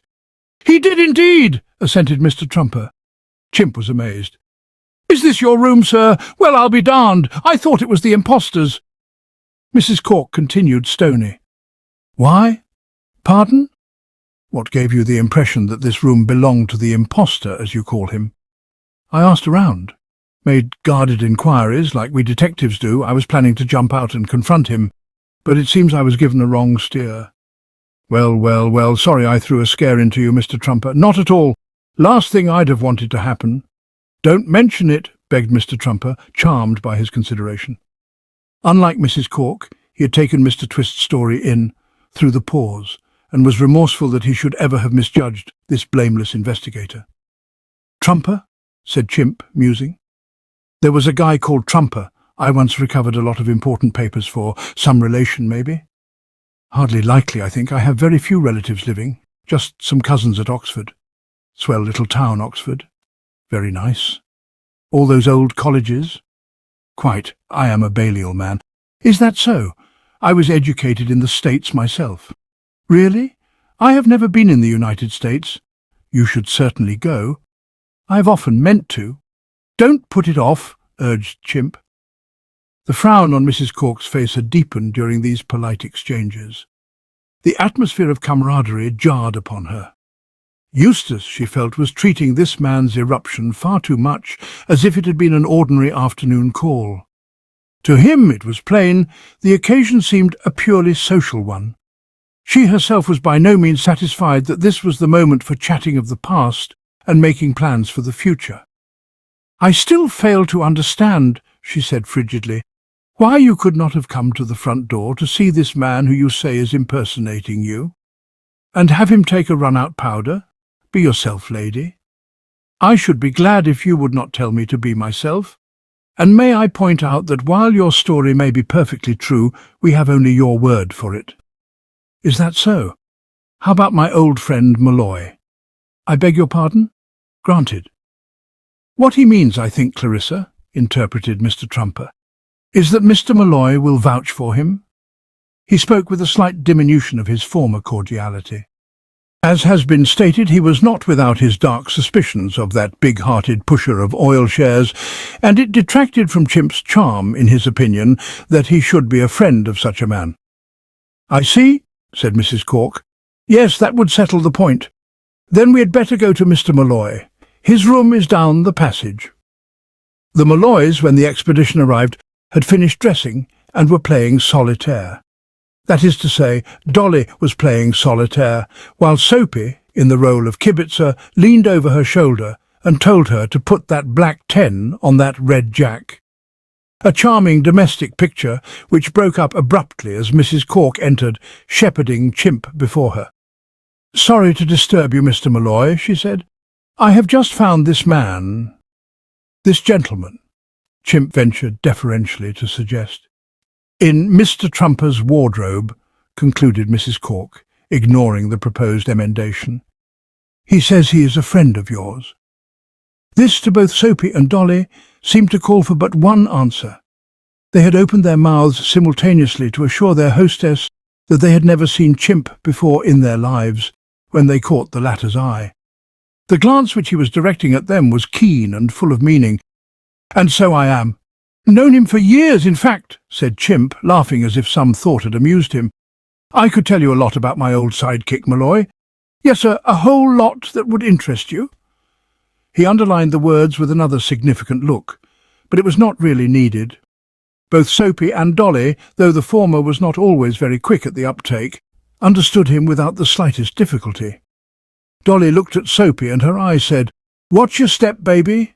A wrong play here, and the little insect'll be spilling the beans about that Silver River stock of yours."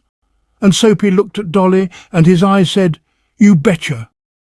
He did the only possible thing, and he did it without delay. "Sure," he cried heartily, advancing with outstretched hand. "Sure, he's a friend of mine. How are you, old pal?" Chimp, though ignoring the hand, for the twists resembled the Trumpers in that they did not easily forgive, replied that he was swell. He said Soapy was looking swell, and Soapy said he was feeling swell. Soapy said it was swell to see Chimp, and Chimp said it was swell to see Soapy. In short, to Mrs. Cork, who was not a mind-reader, the whole thing was so suggestive of an unexpected encounter between Damon and Pythias that it seemed no longer possible to doubt the authenticity of the story to which she had been listening. "This is Mr. Adair, the private detective?" she asked, just to get the thing straight. "That's who it is. J. Sheringham Adair, the smartest man in the business." "Then who is the other one?" "Ah," said Soapy, "that's what we'd all like to know." "You was telling Mrs. Cork, I suppose," said Dolly, addressing Chimp, "how he strung the beads to I and Soapy about having bought the business." "Sure." "And we believed him?" said Soapy. "Can you beat it?"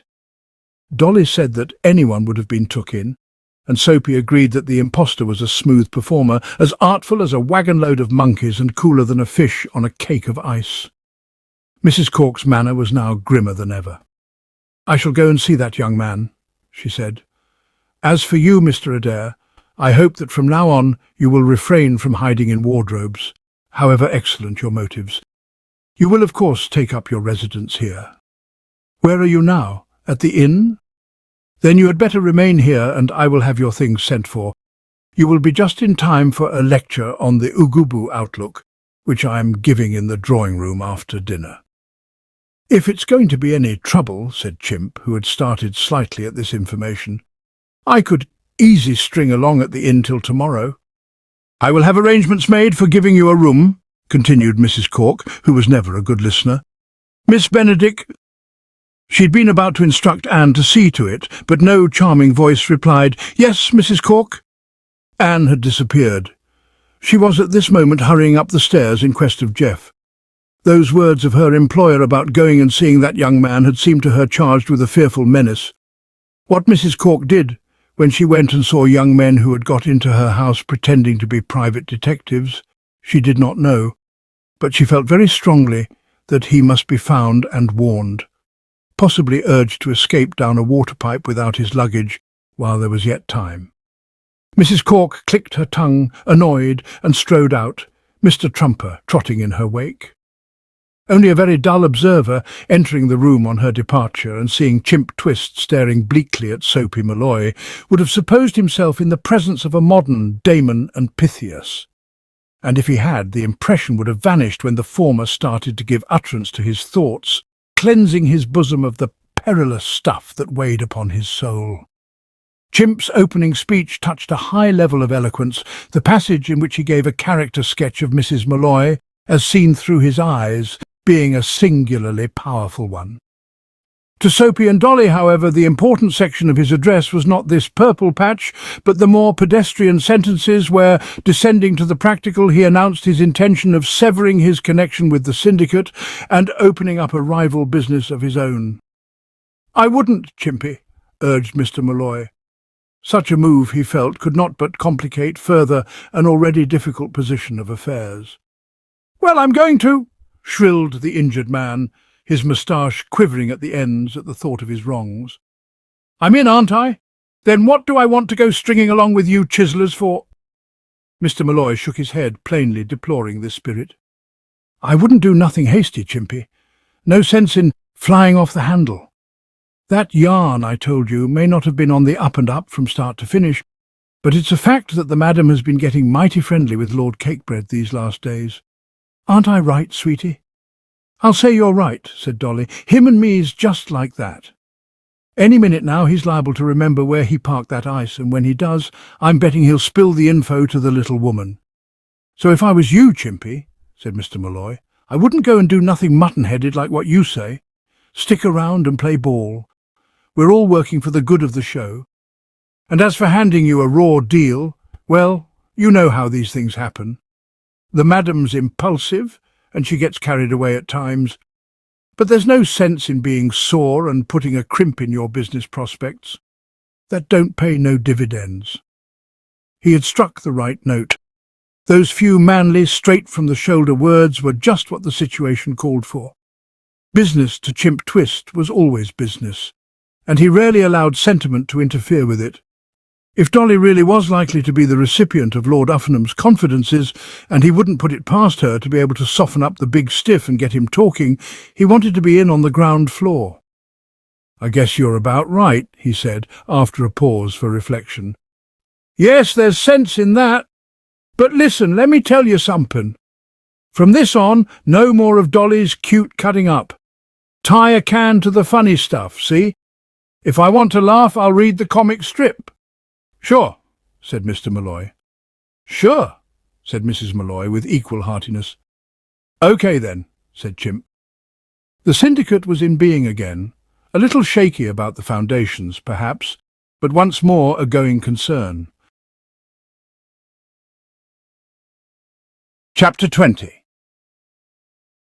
Anne, meanwhile, had reached Jeff's room and found it empty. Jeff, like Mrs. Cork, was a quick dresser and had long since dried and clothed himself and gone out into the garden to enjoy what to the connoisseur is the best part of a fine summer day.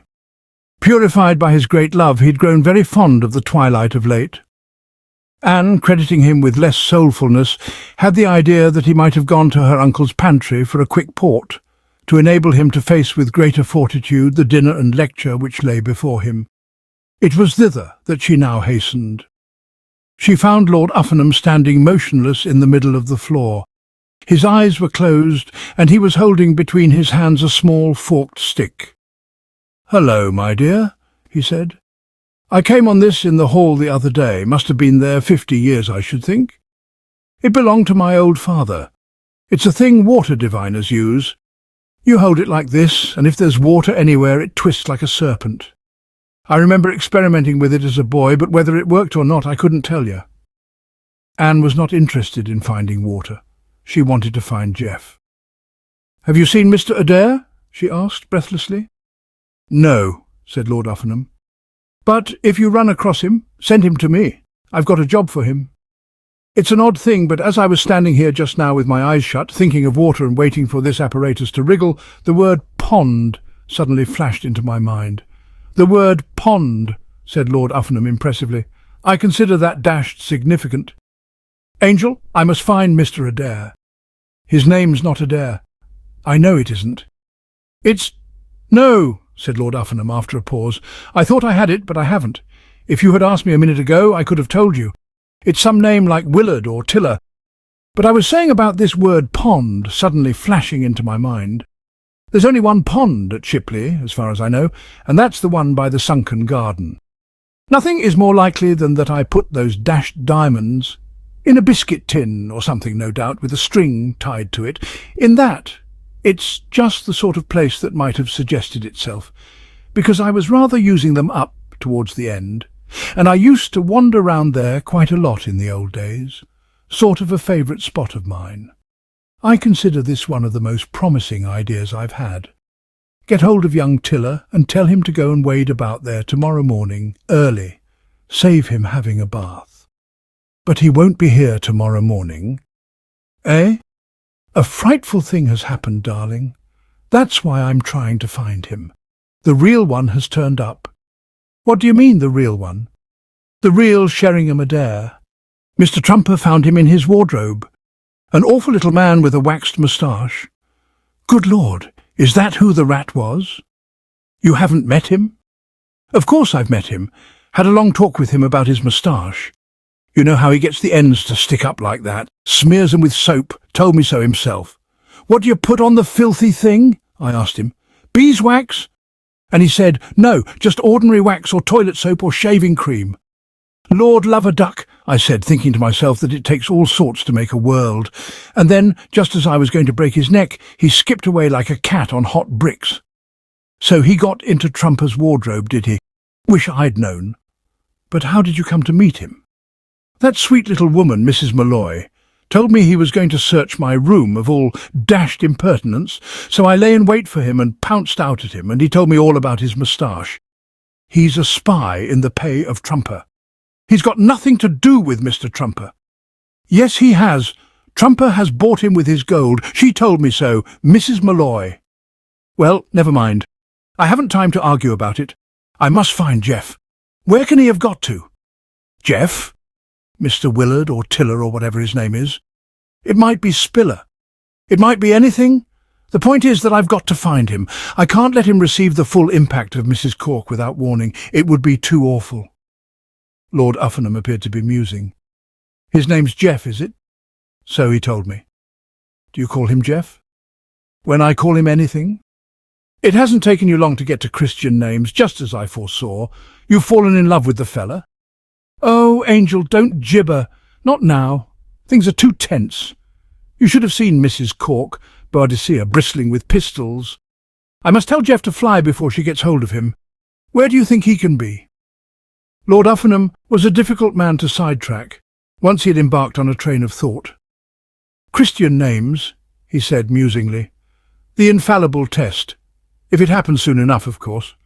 I remember when I was a young man, noticing that if a woman called me Georgie after we'd had a couple of lunches and a spin in a hansom cab together, it was always the beginning of the end.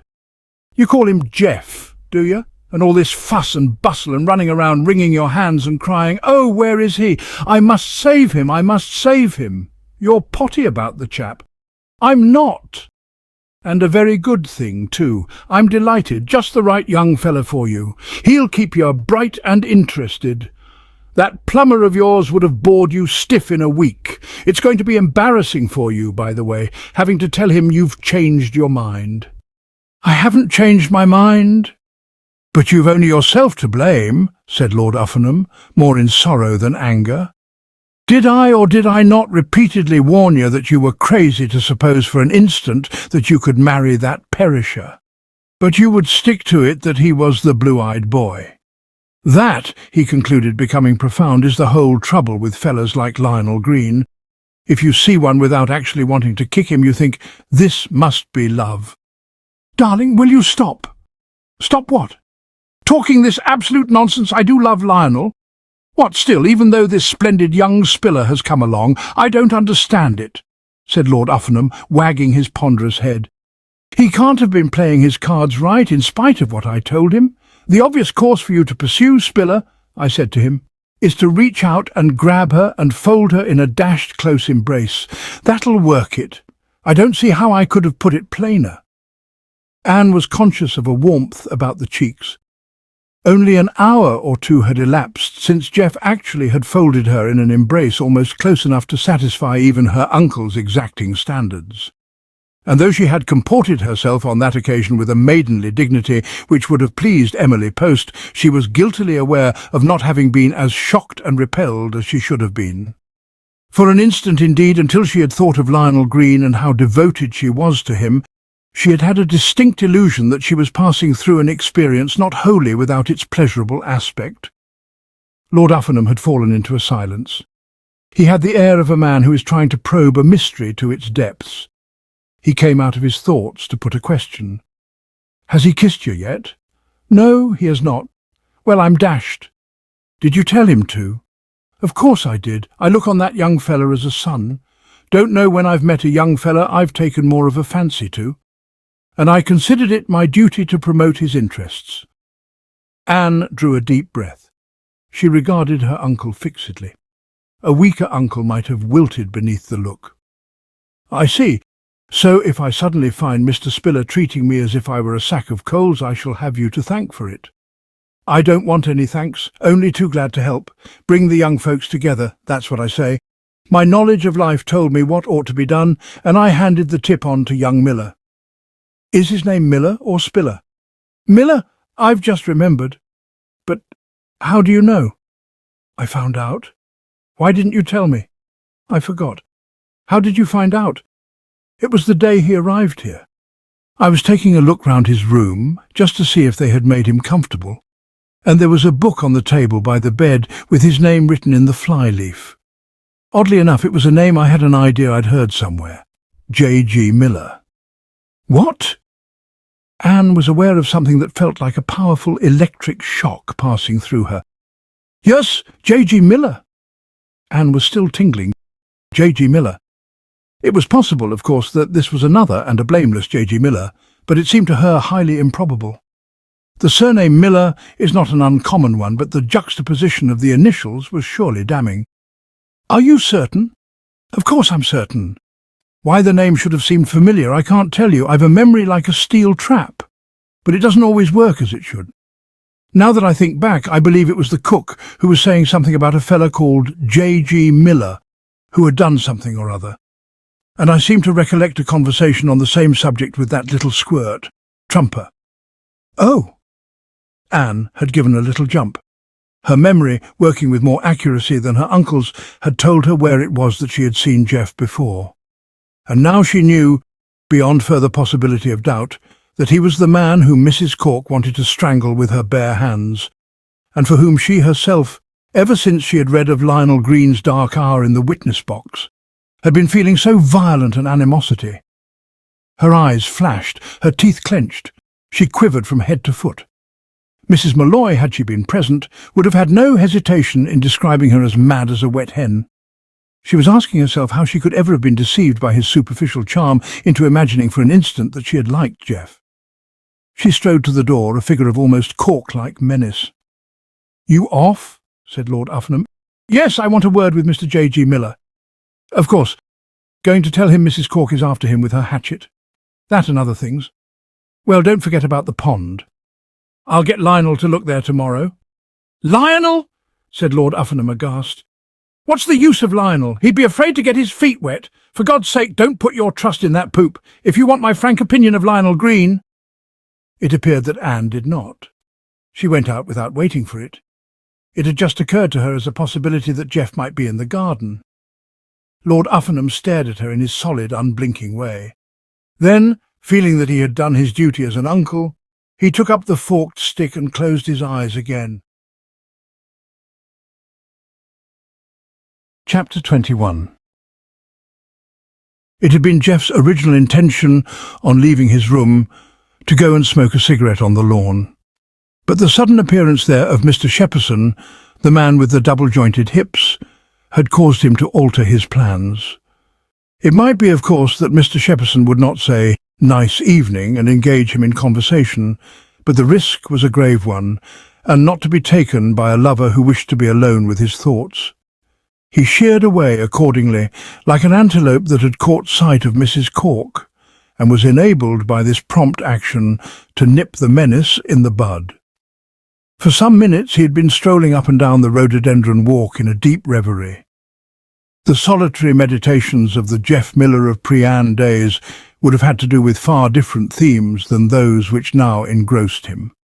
Love had tapped a deep vein of poetry in him, and he was trying to remember how that "come into the garden, Maud" thing went. Not a thought of mysterious malaise, screams in lonely houses, and Inspector Purvis drawing in his breath sharply and saying, "This is human blood," had so much as entered his mind. He was still in difficulties with the second and fourth lines when Anne came out of the house, breathing flame softly through the nose and looking to left and right like a lioness seeking her prey. In her passage from Lord Uffenham's pantry to the lawn, she had lost none of her desire to have a word with Mr. J.G. Miller. She was aware of Mr. Shepperson ambling up. "Nice evening," said Mr. Shepperson. "Yes," said Anne, "I'm looking for Mr. Adair. I think you will find him in the rhododendron walk. He was on the lawn when I came out, but he hurried off." "A pity," said Mr. Shepperson. "I should have liked a chat. A charming chap, don't you think?" Anne gulped. At such a moment this sort of thing was not easy to bear. "Very," she contrived to say. "Most attractive. Dinner is late, is it not?" "I'm afraid there has been a sort of upset." "Dear, dear," said Mr. Shepperson, who wanted his spinach, and Anne resumed her purposeful prowl. The light in the rhododendron walk was dim. Steep bastions of flowered bushes shut out the afterglow, leaving only above the mossy path a canopy of spangled blue. But the visibility was good enough to enable Jeff to identify Anne as she entered it, and all unconscious of the impending doom he hastened to meet her, scarcely able to believe that such good fortune had been vouchsafed him. His spirits soared, and he immediately started to buzz. "What an extraordinary thing," he said. "I was just saying, 'Come into the garden, Maud,' and here you are. Some people would call that a coincidence, but I should put it down to willpower. You don't know how the rest of it goes, do you?" "The rest of what?" "Come into the garden, Maud." "No, I don't. I thought everybody knew 'Come into the garden, Maud.' When they educated you privately, I'm afraid they scamped their work. You should have gone to Rodin, where you would have been filled right up to the brim." Anne was conscious of a feeling that the scene was developing along the wrong lines. "I didn't come to talk about poetry. Never mind why you came. You're here, that's the great thing. I have something to say to you, and I have all sorts of things to say to you. We'll have one of our long, cosy chats." Anne tried again. "My uncle, God bless him, was talking to me just now, and he said something which came as a great shock." Jeff nodded sympathetically. "He has his coarse moments, but a fine old English gentleman nonetheless. Will you listen?" "I'm listening." "He told me he had been in your room." "Quite all right. Tell him to treat it just as if it were his own." He looked round. "I should have said pear-shaped." Anne's foot began to tap on the mossy path. She was wishing the light had been better, so that he could have seen her face. Its expression of a malevolence calculated, she felt, to excite remark and questioning, would have enabled her to get down to essentials more rapidly than she appeared to be doing. "If you would not mind letting me finish—" Of course, go ahead." "Thank you. My uncle happened to be in your room the day you arrived here. There was a book on the table by the bed. He picked it up and looked at the flyleaf. Jeff's exuberance waned a little. He regretted the carelessness which had led him to leave a book, which was evidently going to turn out to have had his name in it, within arm's reach of a Parker so notoriously nosy as the 6th Viscount Uffenham. He began to understand what had given him the impression at certain points of this conversation that Anne was not her usual cheery self. "Oh, yes," he said warily. "It had the name J.G. Miller in it." "Oh, that one? What do you mean?" "It was that book I borrowed from Miller, was it? I must remember to return it. Thanks for reminding me." "Not at all." Anne's voice was very soft and gentle, the voice of a girl who is amused at an absurd misunderstanding. Her fury had given way to a strange calm, like that of a boiling kettle which has come to the height of its fever. "So it was just a book you had borrowed? I thought for a moment that you might be J.G. Miller." No, my name is Dalrymple, Geoffrey Dalrymple. Adair is, of course, only a trade name." "I see." Anne was silent for a moment. She glanced up at the sky as if wondering why lightning did not proceed from it and scorch this man to a cinder. "So your name is Dalrymple?" "Dalrymple, yes, but keep on calling me Jeff." "And Mr. Miller is a friend of yours?" "Oh, rather. Known him for years, a splendid chap." "Really? But I'll tell you something about him. He's a buzzer. What I mean is he talks a lot, and you mustn't judge him by what he says. If he loved a girl, for instance, she might be misled into thinking his heart wasn't really in the thing. She might imagine he was just kidding, because he prattles away in a buzzing sort of spirit, saying this and that, but never really getting down to brass tacks. She might even think he was a bit too pleased with himself. But it's really shyness." "Shyness? You wouldn't think it, but I'm very shy." "I thought you were talking about J.G. Miller." "So I was. One gets confused, but he and I are very much alike. You have my sympathy." "Eh?" "Because I think J.G. Miller is the most detestable man in existence." "Oh, come. There is no vice in J.G. Miller. His heart is the heart of a little child." "Indeed, how about the way he behaved to Mrs. Cork's nephew? Perhaps he told you about that." "You mean that case, Pennyfather versus Tarvin? Yes, I seem to remember him mentioning it." "I thought you might. So your name is Dalrymple. Didn't you say that before? It seems so odd." "Odd?" "Yes, there must have been a misprint in the programme." "Programme?" "Of the England and Scotland football match at Twickenham last March." Jeff started. "You weren't there?" "Yes, I was. That was where I saw you before. You were playing for England and the programme said your name was J.G. Miller." Jeff was obliged to devote a moment or two to reflection. "I see what you mean," he said at length. "This rather explodes the Dalrymple theory." "It does, doesn't it? Perhaps I had better come clean, if you think it necessary. I am J.G. Miller." "Yes." "Yes. Fancy you being at Twickenham that day." "Yes." "Good game, didn't you think? We were lucky not to lose. Tough eggs, those Scottish forwards. I was sore for weeks afterwards. I don't know why it is, but education at Merchiston, Loretto, Fettes and such establishments seems to bring out all that a man has of boniness of knee and the ability to kick cavities in the rib structure of the opposition talent. I don't know how well you understand rugby football, but I was what is known as a scrum half. It fell to me to fling myself on the ball when the blighters wheeled and came away with it at their toes. In future I shall collect old china." Anne's foot was tapping the moss again. "I wish those Scotsmen had killed you," she said, speaking between clenched teeth in a way which would have extorted the admiration of Mrs. Malloy, who was a specialist. Jeff had begun to recover some of the old troubadour ease of manner. He was telling himself that, while the outlook was beyond a question unsettled, all might yet be well. Men, he reminded himself, had gone through worse than this, and come out on the other side. An instance of this had occurred in his first thriller. There the heroine had broken off all relations with Inspector Purvis because she had been told by a one-eyed Chinaman that it was he who had murdered her brother. She had stated in an impressive scene that she would never speak to him again, or, for the matter of that, even think of him without a shudder of abhorrence. Yet all had come right in the last chapter. "Perhaps my uncle told you that I am engaged to Lionel Green?" "He did, yes. I was appalled." "Indeed! utterly appalled.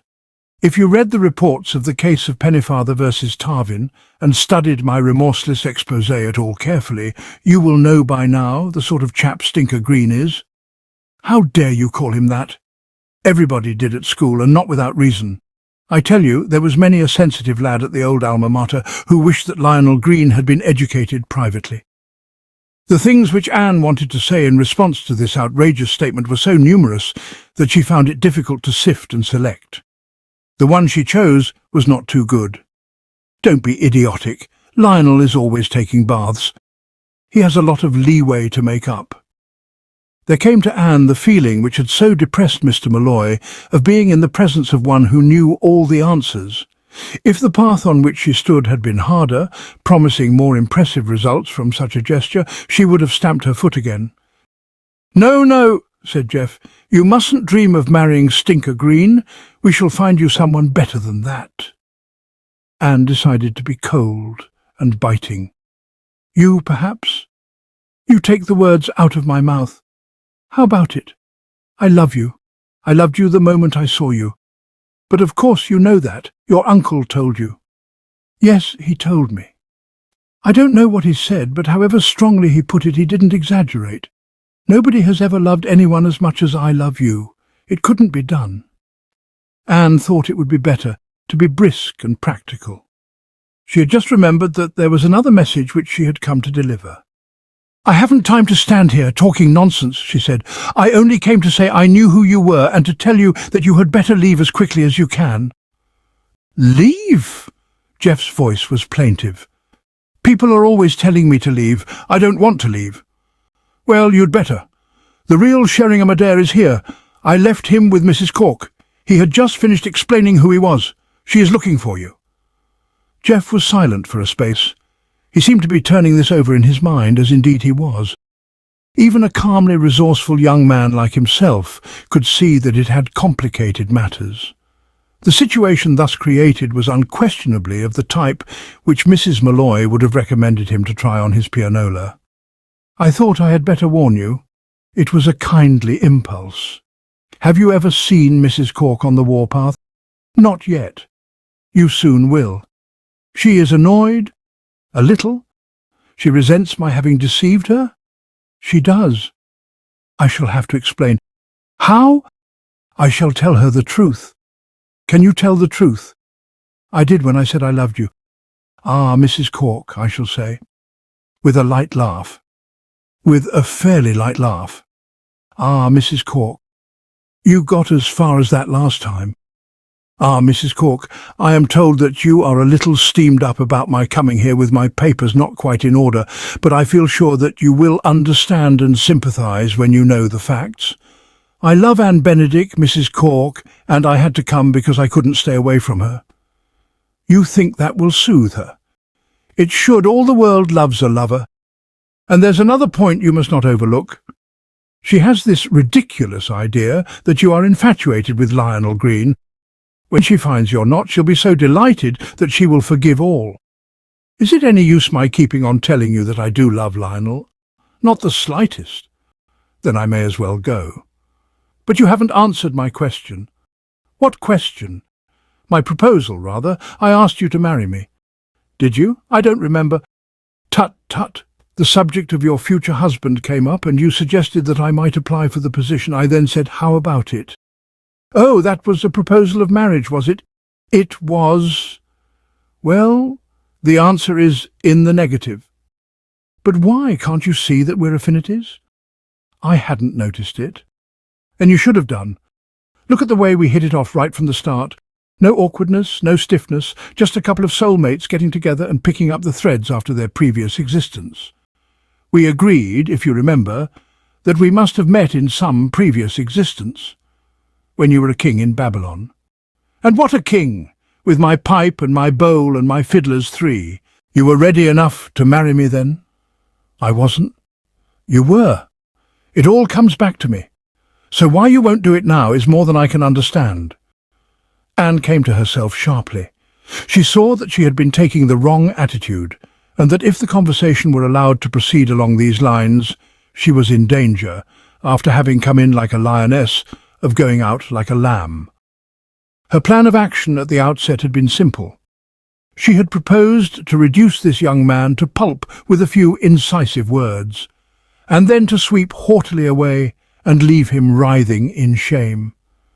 And she now perceived that she had allowed him to lure her into one of those light chats which had been such a feature of their association, and which she was compelled to admit that she had always enjoyed. Worse, she was compelled to admit that she was enjoying this one. Revolted to discover that she was smiling, she hardened her face and infused a stiffness into her manner. "Well, goodbye," she said. This struck Jeff as a little sudden. "You aren't going?" "I merely came to warn you that Mrs. Cork was looking for you. It's for you to decide what you want to do about it." "I told you. I shall explain the circumstances. If you've time."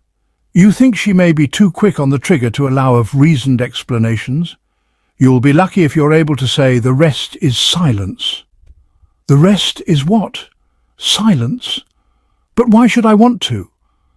"I thought you might need a dying speech. That was Hamlet's, a character in a play of that name by William Shakespeare," said Anne, and was once more aware that this was becoming a light chat. "Goodbye," she said, calling herself to order again. "No, don't go," said Jeff. "I want to talk to you about this private education of yours. It strikes me as having been very spotty.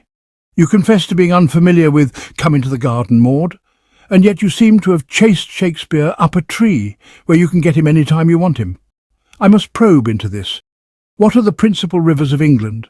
And it's no good saying hides, tallow and hemp, because that's not the answer. Goodbye. I wish you wouldn't keep saying goodbye. Did you have governesses? Or were you educated by your uncle?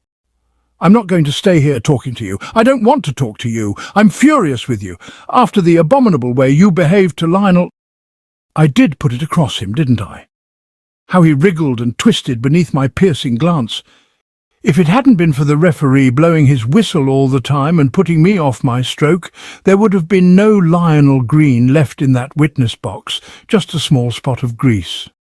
And serve him right for telling people I wore bed socks. What? That was the loathsome story he spread about me when we were boys together. It took me years to live it down and become the hero of the school. By the way, did I ever tell you how I became the hero of the school?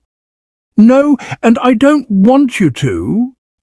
It was during the great football match of the season against St. Ethelberta's, a girls' school in the neighbourhood who were our deadly rivals.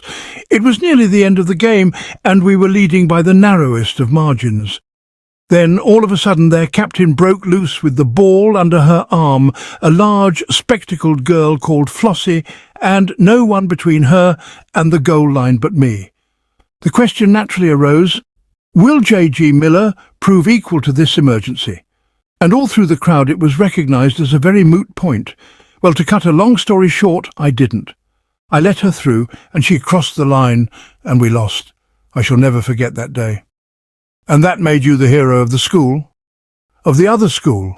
Of St. Ethelberta's? But let's get back to your private education. Did your uncle attend to it? No. A pity. He has some good ideas. Anne gave a sudden start. She was facing the entrance of the rhododendron walk, and in it, silhouetted against the evening sky, there had just appeared a large woman accompanied by a small man. The light, though dim, was good enough to enable her to identify them, respectively, as her employer and Mr. Trumper. "He told me I ought to kiss you," said Jeff. His voice shook a little. He was conscious of a strange breathlessness. All through this conversation he had found himself becoming more and more attracted by the elder man's views on the way in which a woman should be wooed. It needed but the merest trifle to turn him into a whole-hearted convert. "Oh!" cried Anne. "Here she comes!" Jeff looked over his shoulder and saw what she had seen. "Yes," he said, "there she spouts."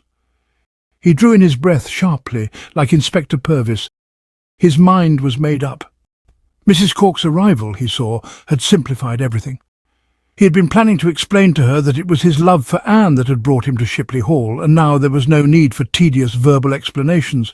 She should witness an ocular demonstration which would convince her of the position of affairs. Anne uttered a wordless cry. She recoiled, but not far enough. To a man trained in boyhood to make flying tackles against the finest talent of St. Ethelberta's, she was still within easy reach. The next moment Mrs. Cork, sailing up like a great galleon moving into the battle line, halted abruptly, wondering if she could believe her eyes. Then a squeak from behind her told her that Mr. Trumper was believing his. Anne came hurrying past her and vanished into the shadows. "Well?" said Mrs. Cork. "Bless my soul," said Mr. Trumper. They were aware of Jeff approaching them. It was plain to see that he was bathed in modest confusion. "I really must apologize, Mrs. Cork," he said. "I thought we were alone." It was not often that Mrs. Cork found herself at a loss for words, but this strange experience happened to her now, and Jeff went on, speaking with a persuasive charm which Mr. Trumper, for one, found touching and full of appeal. "Miss Benedict had just been telling me that you were aware that I had accepted your hospitality under what I suppose one must call false pretences. She was very upset about it, and I was trying to comfort her.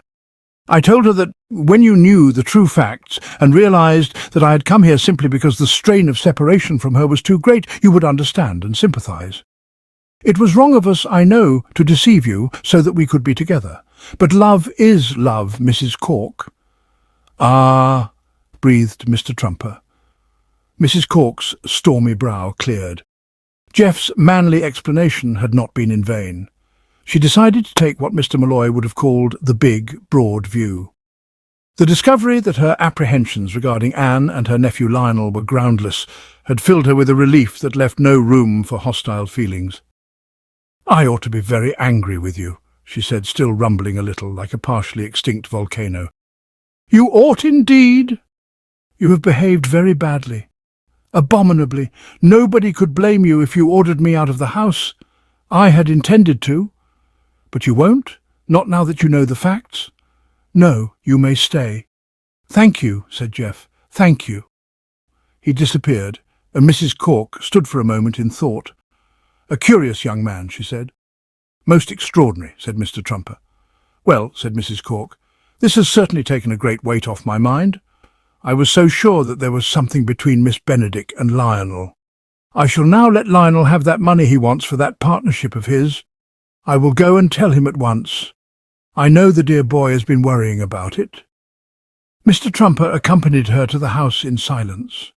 There had been no melting of his animosity towards the man who had failed him in his hour of need, and he resented this showering of happy endings on so undeserving an object. Chapter 22. Lionel Green was in his bedroom, completing his reparations for dinner by sprinkling brilliantine on his hair, when Mrs. Cork came to inform him of her decision. His joy, as he heard the good news, was so intense that he nearly dropped the bottle. Not even the discovery that his benefactress believed in strict business between relations, and that he would be expected to pay a stiffish rate of interest and eventually refund the capital, was able to diminish his ecstasy. "You can rely on me absolutely as regards all that part of it, Aunt Clarissa," he assured her fervently. "Tarvin's shop is a gold mine. You will have your money back in a couple of years. How can I thank you enough? Such a wonderful surprise. From what you were saying the other day, I rather got the impression—" At that time I had not made up my mind. "I don't see any reason why I should not tell you, Lionel," said Mrs. Cork, deciding to be frank. "Until this evening I had an idea that there was something between you and Miss Benedict, and I wouldn't have permitted any nonsense of that sort for an instant." Lionel Green laughed gaily. "What an extraordinary notion, Aunt Clarissa." "Yes, I realize that now.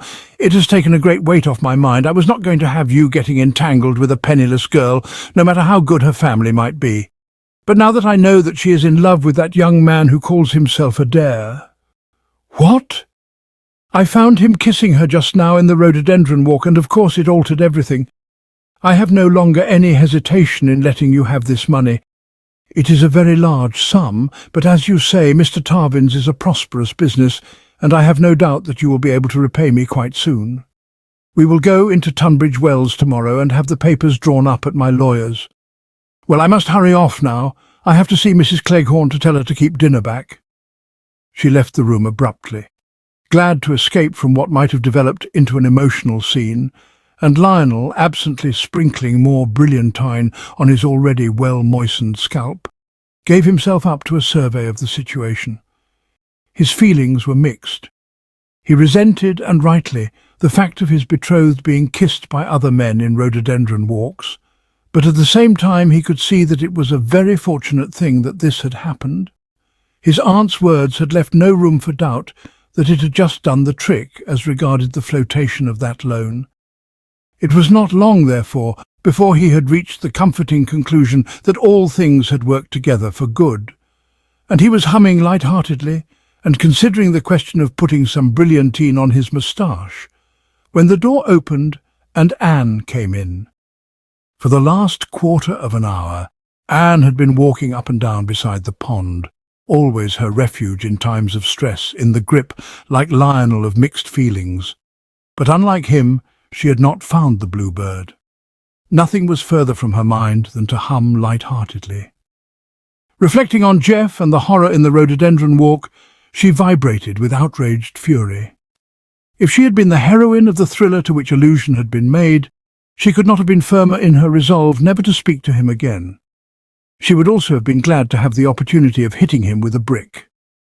But at the same time, oddly enough, quite a good deal of her resentment had spilled over and was directing itself against Lionel Green. In moods of strong emotion, when things have been happening to upset and disturb them, women, endeavouring to fix the responsibility and assign the blame, are inclined to scatter their shots and take in a wide target. But for Lionel's policy of caution and concealment, she was feeling all this would never have occurred. Her frank and open nature had long chafed at the degrading tactics which had been forced upon her, and this evening her distaste for safety-first methods seemed to have come to a head. If Mrs. Cork's objections to her as a niece by marriage were so strong as to lead her, if defied, to cut off supplies, then let her cut off supplies.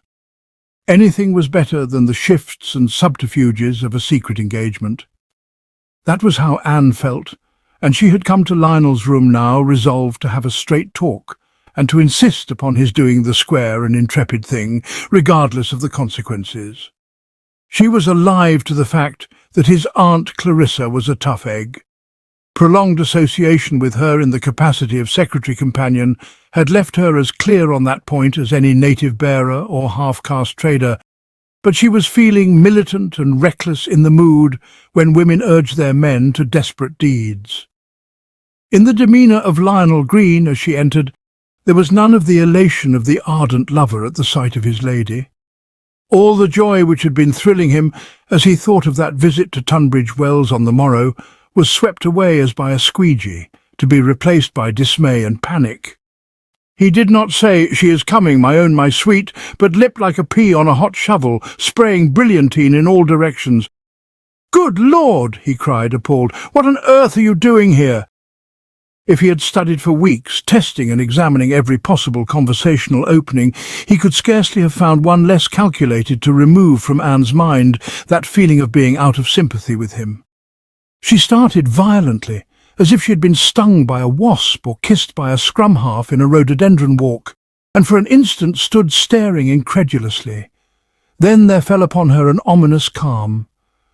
"I do wish you would be more careful. You might have run into Aunt Clarissa. She has only just left." "I see," said Anne. "I'm sorry." She spoke so quietly, so meekly, her whole air so like that of a good little girl remorseful for having been naughty, that a wiser and more experienced man than Lionel Green would have climbed the wall and pulled it up after him. But incredible as it may seem, he sensed no peril. He continued to speak, his always high voice rising higher, as was its wont when he ventilated a grievance. "I've told you over and over again that we simply must not be seen together. Over and over again, and it's more vital now than ever. Aunt Clarissa has promised me that money. That was what she came to see me about. But I haven't got it yet, and she might easily change her mind. It's too bad of you, risking ruining everything like this. It's not as if I hadn't told you." "Over and over again?" "Yes," said Lionel Green, struck by this neat way of putting it. "Over and over again." Once more a tremor passed through Anne, as if the wasp had played a return date or the scrum half kissed her twice. "I see," she said, still quietly, still meekly, still with that intensely unpleasant suggestion of being mother's little helper, conscious of having fallen short of her duty. "I'm sorry." Lionel Green pointed out the discrepancy between her words and her actions. "You keep saying you're sorry, but you still go on standing there. Suppose she came back? Couldn't I say I had come to borrow your brilliantine?" Lionel became aware that he was still holding the bottle. He walked to the wash-hand stand and relieved himself of it. "It's no joking matter," he said stiffly. "I was only trying to be helpful. It wouldn't take much to make her change her mind. Or me mine." "What do you mean?" "I mean that all this secret, snaky stuff has begun to get on my nerves. It makes me feel a worm. What exactly is your idea about that money? To get it and then for us to go ahead and get married?" "Of course. Would you call that playing the game?" "Eh?" "I was only wondering if it was quite fair to deceive the poor lady." "I've got to, or I shan't get the money. Money isn't everything." The revolutionary idea contained in these words startled Lionel Green. He decided, rather belatedly, to be soothing. "You mustn't talk like that, darling. I know how you're feeling. It's a strain, having to keep things dark, but we've no choice. Aunt Clarissa told me in so many words that she would never give her consent to our marriage." "And what did you tell her?" "How do you mean?" "I should have thought you would have told her to go to the devil because you loved me and weren't going to have anybody dictating to you about it." Lionel Green stared. "Tell Aunt Clarissa that?" An unwilling tribute forced itself from Anne. No one-eyed Chinaman could have made her feel more hostile towards J.G. Miller, but she was fair. "Jeff would have done it." "Jeff? I mean Mr. Adair, though his name is really Miller. But you knew that, of course. By the way, he kissed me just now." Yes. Aunt Clarissa told me." "It doesn't seem to have upset you much. I suppose you felt that it was the luckiest thing that could have happened." This was so exactly what Lionel had been feeling that he found himself unable to reply, and a silence fell. On Lionel's part, it was an uneasy silence. It had taken him some time to make the discovery, but he had suddenly become conscious that there was an oddness about this girl's manner. She put him in mind of a bomb on the point of exploding, and it disturbed him. In the relations of Lionel Green and Anne Benedict, there had always been on the part of the former something a little superior, a shade condescending. A charming girl, he had felt, but one who required moulding. He had looked on himself as the wise instructor with the promising pupil. And now, all of a sudden, she had changed into something formidable and intimidating. Anne, on her side, had become aware that strange things were happening to her this evening, constituting something that amounted to a complete mental and spiritual upheaval. It was as if she had been a sleeping beauty, and Jeff's the kiss which had awakened her. She seemed to herself to have come out of some sort of trance, and to have come out of it in a critical and dissatisfied frame of mind. Until this moment, she had always accepted Lionel Green on his face value, and that, though Jeff would have denied it hotly, was value of a high order. Lionel Green was a handsome, almost a beautiful young man. Few women had seen him for the first time without a flutter of the heart, and Anne had been convinced, almost from their initial meeting, that in him she had found her ideal. But now, in this novel mood of criticism and analysis, she had begun to doubt. Her uncle's odious words insisted on coming into her mind. "You wouldn't give that poop, Lionel Green, a second thought," Lord Uffenham had said in that crude, uncouth way of his, "if he hadn't the sort of tailor's dummy good looks that women seem to be incapable of seeing through," and had gone on to add, if she remembered correctly, that he was capable of making a better man than Lionel Green any time he saw fit, though handicapped by such limited materials as 2 lumps of coal and a bit of putty. At the time, she had scoffed at the possibility of such a feat, but now she was asking herself if it might not be within the scope of an ingenious man, clever with his fingers. Still criticizing and analyzing, she found herself definitely dissatisfied with Lionel. Had he nothing, she wondered, except those beautifully regular features? In a flash of humiliating clear thinking, she suddenly saw herself as the sort of girl who falls in love with film stars. The silence continued. Lionel Green had begun to shift uneasily from foot to foot. His agony of spirit was growing with every moment that passed. Anne, he noted wanly, appeared to be as firmly rooted to the spot on which she stood as if she had been her Uncle George in one of his most contemplative moods. It was difficult to see how he could find the eloquence and clarity of reasoning to shift her, seeing that all his efforts up to the present to do so had failed, though nobody could have argued more lucidly or pointed out with a more persuasive force the peril which her presence involved. Seeing cooks about putting dinner off is not a lengthy task, and who knew but that his Aunt Clarissa, her mission concluded, might not take it into her head to come back and resume their conversation. Anne spoke. Her mind had returned to the last remark she had made before the great silence. "I suppose it was that made her decide to give you the money, eh? Seeing Jeff kiss me. I wish you wouldn't call him Jeff." "I'm sorry, but was it?" "Yes, it was." I was wondering why she had made up her mind so suddenly. "Yes. And another thing I have been wondering is this. Why didn't you tell Mrs. Cork about Mr. Miller? You knew perfectly well who he was. You knew you had only to tell Mrs. Cork, and she would turn him out of the house. You must dislike him very much. So why—" Throughout this questioning, Lionel Green had betrayed a certain nervousness, but it was as nothing compared with the almost epileptic spasm of panic which afflicted him now as he saw the door begin to open. The next moment, he saw that the ultimate disaster had not occurred. It was not Mrs. Cork who was entering, but Jeff. It was pure kindness of heart that had brought Jeff at this critical moment to the apartment of Lionel Green. As has been made clear, he was not fond of Lionel, but he had promised, while at Shipley Hall, to watch over his interests, and the word of the Millers was their bond. He had bought Anne's chocolates that morning at the famous Regent Street establishment of Duff and Trotter, and it was while he was passing from the confectionery department into that devoted to what the firm described as picnic goods that his eye had fallen on a large and quite evidently succulent pork pie. With a considerateness which did him credit, he had purchased it for Lionel. It was just these little acts of kindness, he had reflected, that raised man the Boy Scout above the beasts that perish. In the rather hectic rush of recent events, this delicacy had faded from his mind, and he had only just remembered it. He was here now to make delivery. The sight of Anne in the green GHQ surprised and disconcerted him a good deal. His position, he realized, was about what that of a troubadour would have been, who had allowed his lower nature to get the better of him for a moment, and had behaved towards some fair lady more like a robber baron than a guitar player. And he had devoted no little thought to wondering what would be the correct attitude for him to adopt at their next meeting. And as such a troubadour would probably have done, he grinned sheepishly and said, "Oh, hello." "So there you are," he said. "I was wondering where you were. I, wanted to see you." Anne did not reply, unless a cold and haughty look can be counted as a response. "To tell you that I'm not leaving.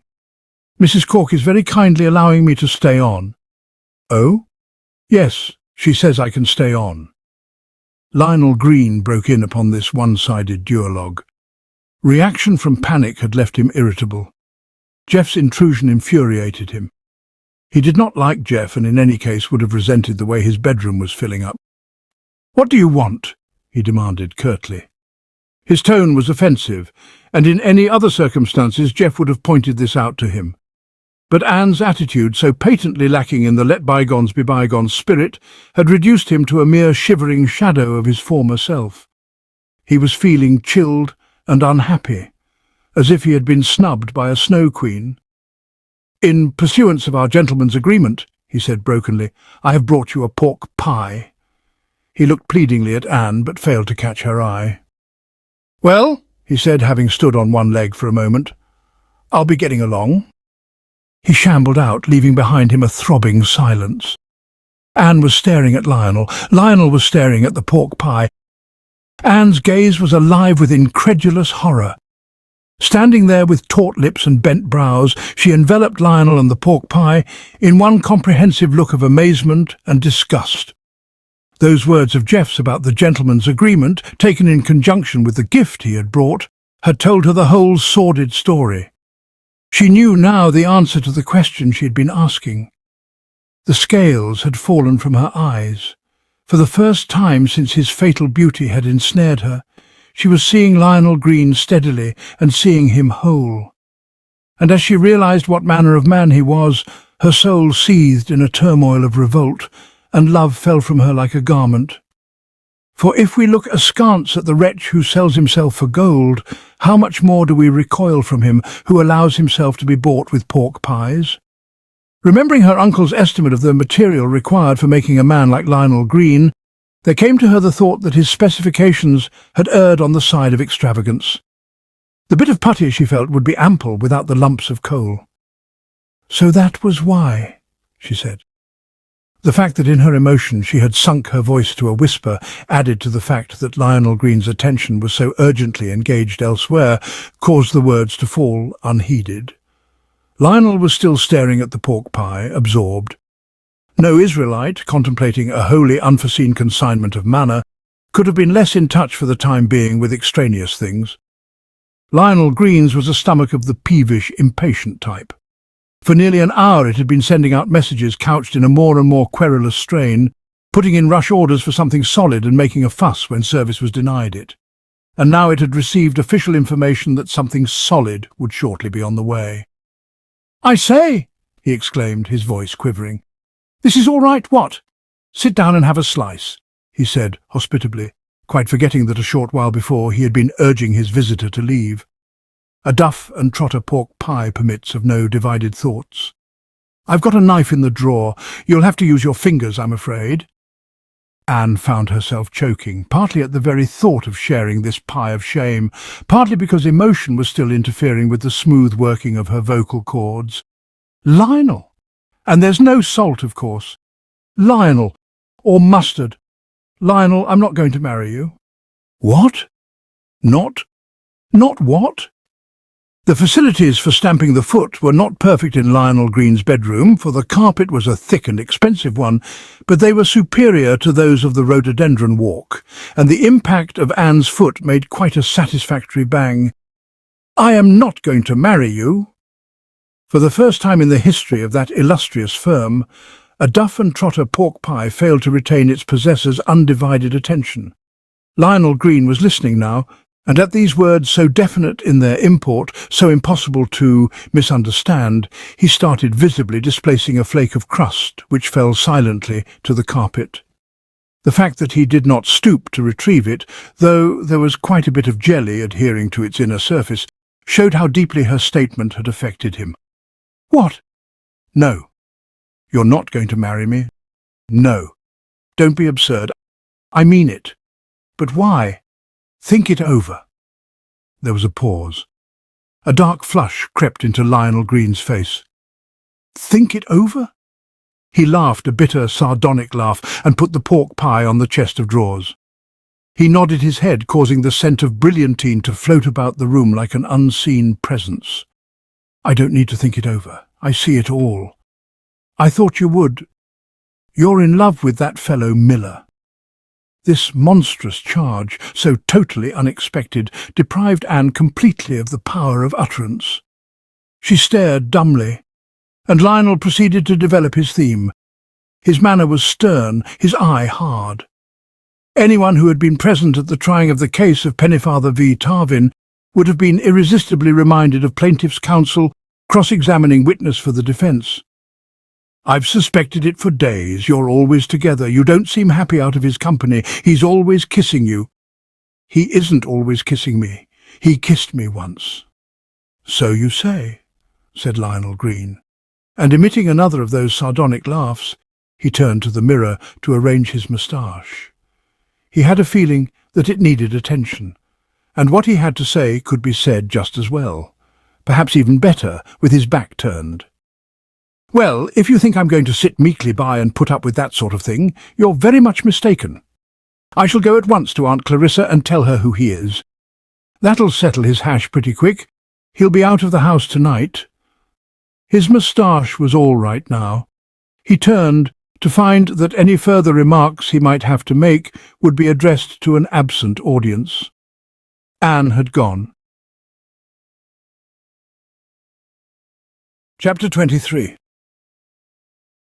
Jeff's tottering feet, having borne him out of Lionel Green's bedroom, had taken him down the stairs, across the hall, and through the green baize door which led to the quarters of the domestic staff. His objective was the butler's pantry. After that interview with Anne, he wanted sympathy and something to keep the cold out, and it had occurred to him that Lord Uffenham would provide both.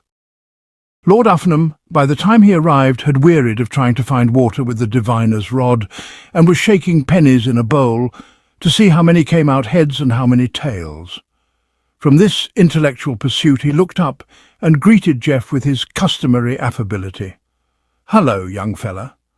"Hello," said Jeff hollowly. "Anne was looking for you." "She found me. May I have a slight glass of port?" "Help yourself." "Thank you," said Jeff. He drained the beaker and felt better. Life seemed to return to the frozen limbs. It would be too much to say that he had thawed out, but he thought he might if he had another. He had another. And Lord Uffenham remembered that Anne was not the only person who had been looking for his young friend. "Lord love a duck!" he exclaimed. "I'd clean forgotten. Mrs. Cork." Jeff nodded. "She found me too." "Has she booted you out?" "No, as far as the Cork angle is concerned, all is well. I had a chat with her, and she is letting me stay on." "In spite of your not being the real I forget the fella's damn name?" "J. Sheringham Adair." "That's right." "In spite of your not being the real J. Sheringham Adair?" "Yes." "Extraordinary." "Not so very. A fair-minded, clear-thinking woman, she realizes what a venial offence it is not to be J. Sheringham Adair. As she pointed out, she is not J. Sheringham Adair herself, nor are many of her best friends. Could I borrow another drop of the old and fruity?" "Have all you want. That's what it's there for," said Lord Uffenham, and feeling that he had now done all that could be expected of him in the way of playing the genial host and seeing to his guests' comfort, unbuttoned his waistcoat and prepared to strike a sterner note. Anne's revelations in this pantry so short a while before had shaken the altruistic peer a good deal. A kindly elder, anxious to bring the young folks together, does not like to learn that his advice, based on the experience of a lifetime, has been neglected by the man whose happiness it was intended to promote. He spoke now, accordingly, with a grave reproach in his voice, the loving father rebuking the erring son. "Spiller. Miller. Are you sure? Quite sure?" "I'm bad at names," admitted Lord Uffenham. "Always was. I remember a girl called Kate back in the year 1912 giving me the push because I wrote to her as Mabel. It might be simpler if I called you Walter." "It would be the ideal solution," Jeff agreed, "if it were my name. Isn't it?" "No. Then what is your dash name?" "Geoffrey." "Of course. Anne calls you Jeff." Jeff winced. "She used to call me Jeff." Lord Uffenham mused. "I knew a girl in 1907 that they used to call Jeff. Her name was Jefferson." "And did you alienate her affections by sending her a telegram addressed to Smith?" The conversation had worked round to just the point where Lord Uffenham wanted it. The sternness of his manner became more marked. "No, young feller, I did not. If you wish to know, I alienated her affections by treating her with the distant respect of a man brushing flies off a sleeping Venus. I was a mere callow youth at the time, and I had the insane idea that what women appreciated was being looked up to as if they were goddesses. This Jefferson was in the chorus at the Gaiety, and she didn't understand that sort of thing. Shortly after I'd taken her out in a punt on the river one summer afternoon, it was brought to my attention that she was going about London saying I was a muff." "A what?" "A muff. An expression of that period signifying a young fellow deficient in spirit and enterprise, what Mrs. Malloy would describe as a boob, a sap, or possibly a wet smack." This implied intimacy with the most dangerous of her sex startled Jeff. "Are you seeing much of Mrs. Malloy these days?" "Quite a good deal. I wouldn't confide in her too extensively." "How do you mean?" "Well, about those diamonds, for instance." "My dear fellow, of course not. as if I should dream of doing such a thing.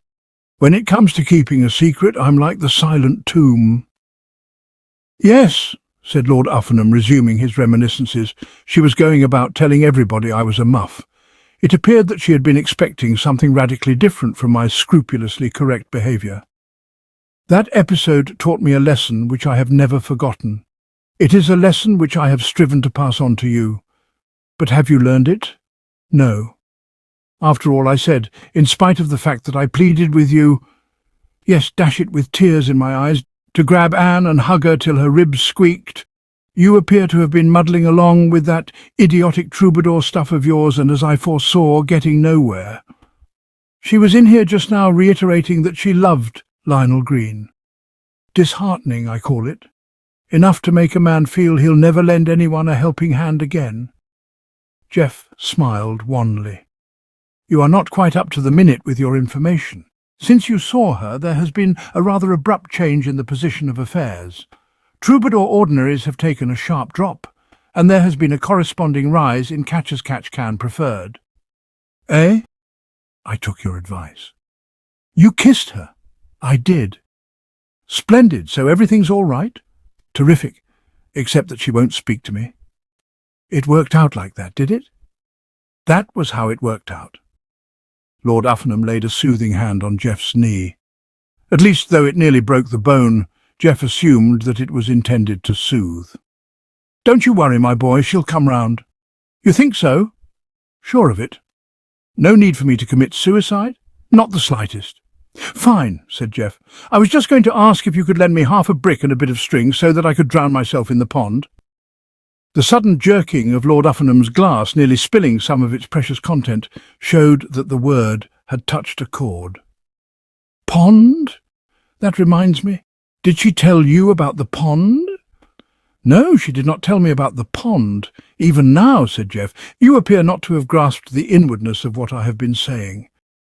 You seem to be under the impression that she and I are on excellent terms and conduct long conversations on any subject that happens to crop up, as it might be ponds.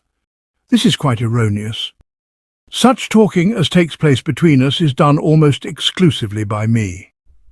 I occasionally extract an "oh" from her, and glad to get it, but for the most part she confines herself to freezing looks. Just try to form in your mind the picture of a female Trappist monk on one of her more taciturn mornings, and you won't waste valuable time inquiring if she has been telling me about the pond. Arising from this, why should she tell me about the pond? Assuming that our relations were such as to permit her to bring herself to tell me about the pond, what would she have told me about it, and what pond? Lord Uffenham had made a discovery which others had made before him. He imparted it to his companion. "Young man, you talk too bloody much." Jeff was wounded. "It's all very well to say that, but when I substitute action for words, look where it gets me. I think I'll borrow that brick after all, just to be on the safe side." "If you'll let me get a word in edgeways—" "Certainly, certainly, you would speak of ponds." "You know the pond here?" "Of course. One of nature's beauty spots. What with its sloping banks, carpeted with verdure, its lily pads—" "Walter? Jeff! Jeff, damn it, may I ask you one simple question?" "Proceed." "That mouth of yours, does it shut?" "It does? Then shut it, blast you." "Lord love a duck, anyone would think you were one of those ghastly fellows in Shakespeare that do soliloquies. About this pond. I was telling Anne it was quite possible that I might have hidden the diamonds in it. And do you know what she said?" "Did she say anything?" "Of course she did. This must have been a long time ago. She said she would get Lionel Green to look there." "Absurd." "So I told her. Lionel Green may possibly have improved in his habits since the days of school, to the extent of going into the bathroom and locking the door and splashing the water about with his hand, or more probably the bath-brush. But you would never get him into a pond, and if by some miracle you did, he would never find anything. Though, mind you, I would love to see him paddling in a pond, standing as it were with reluctant feet where the brook and river meet. My idea would be to loll on the bank and make funny cracks about September morn." "Walter? Hello? You're talking again. I'm sorry. You say Anne won't speak to you. I don't suppose you give her a chance. Of all the garrulous gabby—" However, I won't go into that now. You must search that pond. I'll do it tonight. In the dark? There's a moon. Can you lend me a bathing costume? Haven't got one. I'll borrow Shepperson's. I know he has one because I've seen him dancing in it before breakfast. You're sure the stuff is there? Not sure, no. I've had too many disappointments to be sure of anything nowadays. But as I was telling Anne, the word pond suddenly came flashing into my mind. I thought it significant. It means something. For one thing, a cold in the head for me. Don't falter, Walter. Who's faltering? And my name isn't Walter. I'm up and doing with a heart for any fate. As a matter of fact, the whole scheme fits in perfectly with my plans. If I find the diamonds, I'll throw them ashore to you, and then I can just go ahead and be drowning myself. I don't like to hear you talk like that. You don't like to hear me talk at all. I've already told you that she'll come round. She won't. She will. She won't. You're basing your theory on your own experience, and it doesn't apply to the case in hand. I dare say girls used to come round in 1911 and possibly even in 1912, but Anne is different. No girl is different. Yes, she is, if she isn't the same. I offended her past forgiveness. I shocked her to the foundations of her being. You didn't. I did, I tell you. I was there. Lord Uffenham bestowed another bone-crushing buffet on his young friend's knee. Don't you worry, my boy. I know Anne, and I assure you she will come round. Lord Loverduck, don't you think girls like being kissed? By the right man. Well, that's what you are. You're just the chap I'd have picked for her. Don't have a moment's uneasiness. I'm the one that ought to be feeling uneasy. You? Why? A solemn look had come into Lord Uffenham's face. Because if we don't find those diamonds, I shall have to make the supreme sacrifice. What do you mean? Perfectly simple. Anne's little bit of money was my sacred trust, wasn't it? If I've gone and lost it, I shall have to do something about it, shan't I? See that she's all right and all that sort of thing. Of course I shall. As a man of honour, I have no alternative, but I don't mind telling you that I shudder at the prospect. The prospect of what? Marrying Mrs. Cork. His association with George, Viscount Uffenham, brief though it had been, had left Geoff with the feeling that nothing the latter could say or do would be able to surprise him. But at these words he saw that he had been mistaken. He stared blankly. Lord Uffenham was sitting bolt upright, looking noble. What was that you said? You're going to marry Mrs. Cork? If we don't find the diamonds, can't let Anne lose by my well-meaning but possibly mistaken handling of her money. It's a case of, dash it, what's that expression? It's on the tip of my tongue. Noblesse oblige. That's right, noblesse oblige. Thank you, Geoff. Not at all. Yes, that's how matters stand. So when you search that pond, my boy, search it well. Leave no stone unturned. But do you think Mrs. Cork would marry you? Lord Uffenham raised his eyebrows. The question seemed to amuse him. Go and see about that bathing suit, he said. For some moments after Geoff had left him, Lord Uffenham continued to sit motionless, still with that look of nobility on his face. Gradually, however, this faded away, and became replaced by one of nervousness and apprehension. He was envisaging Mrs. Cork in the role of a life partner, and the picture which rose before his eyes was not one that exhilarated him. By the end of 5 minutes, his thoughts had become so sombre that it was a relief to him when the door opened and he was no longer alone with them. Expecting Geoff, he found that his visitor was Anne. She came in with flushed face and gleaming eyes, leading him to hope that Geoff had met her in the passage and kissed her again. It was a thing which he felt could not be done too often. Apparently, however, it was not this that had provoked that flush and caused her eyes to gleam. She delivered her news without delay. Uncle George. Hello, my dear. I've broken my engagement. Eh? I've broken my engagement. I'm not going to marry Lionel. I suppose you're pleased. Nothing, not even tidings of the gladdest joy, could have made a man of Lord Uffenham's build leap from his chair, but he rose with what for him was an almost unexampled celerity, holding out his arms like the good old father in a melodrama welcoming his long-lost daughter. Pleased? I'm delighted. When did this happen? Just now. You've really handed him the mitten, have you? Come to your senses at last, eh? Well, well, well, well, well, splendid, capital, excellent. Geoff! Cried Lord Uffenham as the door opened once more. Great news, my dear fella. News that'll send you singing about the house. She's broken her dashed engagement to that herring-gutted window cleaner of hers." Jeff halted abruptly, tingling from head to foot. "What? Yes. Is this true? Just told me so herself. Isn't it wonderful? Terrific. Now what about that advice I gave you? I take back all my criticisms. Didn't I tell you? You certainly did. And wasn't I right? You definitely were. I'm always right about women. You've studied them. Since early manhood. Now we know why that Jefferson tragedy in 1907 was sent. It was to enable you in your declining years." "What do you mean, declining years?" "I should have said in the prime of your life. It was to enable you in the prime of your life to bring aid and comfort to a deserving junior. We learn in suffering what we teach in song." "Jeff? Hello? You're talking too much again. I'm sorry. Fight against this tendency, my boy. It's your only fault." "Would you say that?"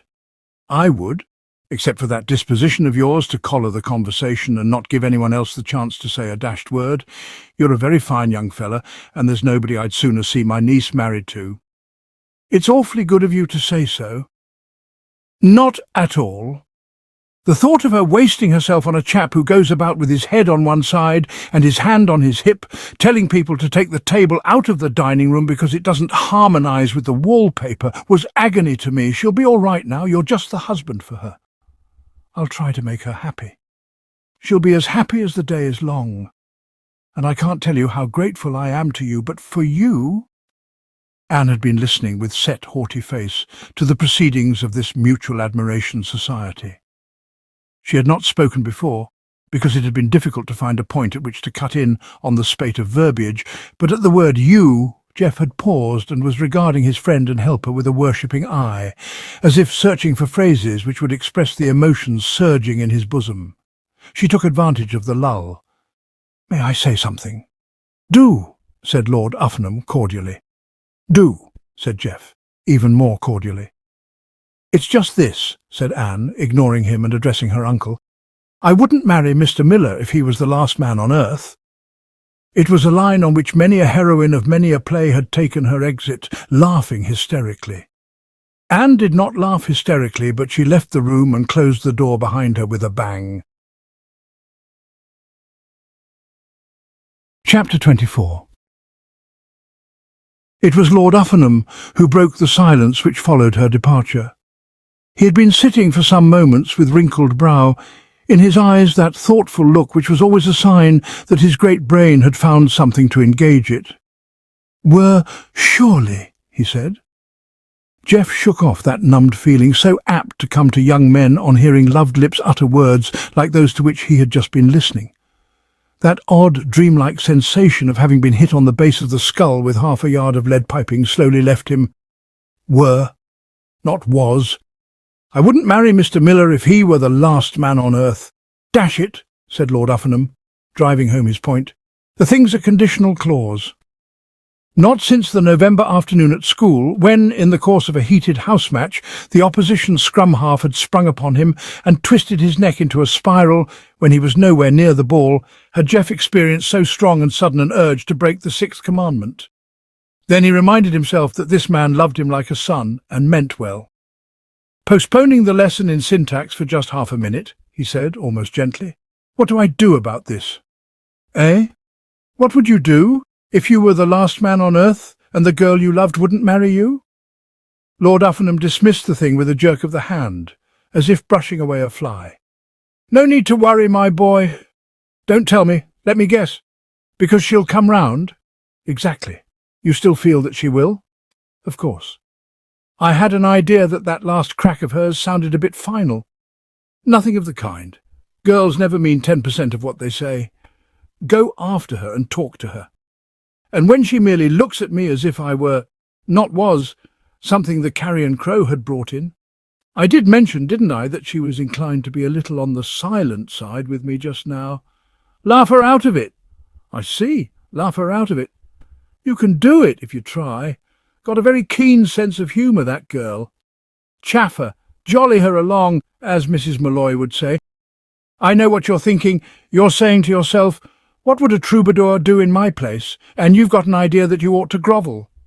I do beg and beseech you, my dear fellow, to forget all that troubadour nonsense. Be gay, be airy. You've got the gift of the gab. I've had to complain about it. Use it. Don't crawl up to her, looking crushed and tragic like a dashed black beetle that's just had insect powder sprinkled over it by the cook. Shove your chin out and stick your thumbs in your waistcoat. It's obvious that she's crazy about you. If she isn't, why did she give that lavatory inspector the push? I told you kissing her would do the trick, and it did. You fold her in a close embrace and, bingo, off she rushes and breaks her engagement. What more do you want? A little breathless after this powerful exordium, Lord Uffingham paused and refilled his glass. He was pleased to observe that his words had caused his young friend to brighten considerably. And indeed, it did seem to Geoff that they had been such as to encourage hope. Plainly, something had influenced Anne to break her engagement. It could scarcely be mere coincidence that the change of heart should have occurred right on top of his activities in the rhododendron walk. Pleasanter to believe that Lord Uffingham's advice on tactics had proved itself sound. And if the old maestro had been right then, there was every reason to hope that he was right now. "Well, I'll go and see what happens," he said. "I'm bound to say I feel a little as Commander Peary must have felt on approaching the North Pole, but I will go and see what happens." "That's the spirit," said Lord Uffingham, sipping port at him encouragingly. "I shall expect you back in 10 minutes to tell me that everything is hunky-dory." "I beg your pardon?" "Another of Mrs. Molloy's expressions," explained Lord Uffingham. "Sweet little woman. It is proof, if proof were needed, of the wholeheartedness of Geoff's great love, that as he went in quest of Anne, his mind did not occupy itself with this further evidence of the intimacy which existed between the susceptible peer and a woman whose every move he had come to view with alarm. He was thinking of what Lord Uffingham had said about the small importance to be attached to the utterance of girls in moments of wrath. If girls really never meant 10% of what they said on such occasions, it might be that they meant only, say, 15% of what they looked, in which case it seemed to him that there were grounds for optimism. Nevertheless, when passing through the green baize door, he heard someone playing the piano, and recognized Anne's touch, and made his way to the drawing-room. Whence the sounds were proceeding, he was aware of a definite sinking of the heart. If Commander Peary had come along at that moment, he would have shaken him by the hand and told him he knew just how he had felt. It was in the hope of soothing her ruffled nerve centres that Anne, on sweeping from the pantry, had hurried to the drawing-room piano. Most girls who can play the piano at all like to play it at times of spiritual storm and stress, and recent events, culminating in that meeting of the Mutual Admiration Society, had left her feeling as if her soul had been passed through the wringer. She had been relieved to find that the beauty of the evening was keeping Mrs. Cork's guests out of doors, and that she had the drawing-room to herself. If she had known that this solitude was shortly to become a tête-à-tête, her relief would have been less pronounced. But she did not know it. She sat down at the piano, and healing music began to pour from her fingertips. It may seem strange, considering the testing experiences through which she had passed this evening, but what had upset her most had been those last words of hers in the pantry. She was, as Lord Uffingham had said, a girl with a keen sense of humour, and girls with a keen sense of humour do not like to think that they have been guilty of trite and pompous clichés. If there was anything more banal, she felt as her fingers strayed over the keys, than saying that you would not marry a man. If he were the last man on earth, she did not know what it was. And yet, hackneyed though the words were, she told herself that they had exactly expressed her meaning. As far as actual lucidity was concerned, she had no complaints to make. It was only that she wished that she could have hit on something which, while making her attitude equally clear, would have been fresher and more original. And the reflection that, even if inspiration were now vouchsafed to her and she thought of the ideal phrase, it was too late to say it, was a bitter one. The result of these meditations was to leave her more coldly hostile to Geoff than ever, and the latter could hardly have selected a less fortunate moment for entering the room. The look which she flashed over her shoulder gave him some inkling of this. Even if you wrote off 85% of its austerity on the Uffenham system of bookkeeping, it was not an inviting look, and it was only by a strong exercise of willpower that he was enabled to continue his advance across the floor. He came to a halt at her side, looking down at her with eyes in whose intent gaze he hoped devotion and remorse were neatly blended. "Hello," he said. "Playing the piano?" and was immediately conscious of not having found the ideal conversational opening. It was not gay, it was not airy, it was not even reasonably intelligent. He would, he realized, have to do much better than this. Anne made no reply. The question which he had propounded was one which could have been answered with a verbal affirmative, but it is much simpler if, when you are playing the piano, a man you dislike extremely asks you if you are playing the piano, to go on playing the piano, so that he can see for himself. She did so, and as Jeff had not yet thought of the bright remark which the situation demanded, the conversation waned. It was still flagging when Mrs. Cork came into the room. Mrs. Cork had been looking for Jeff, for she had just met Lionel Green in the hall and heard his momentous news.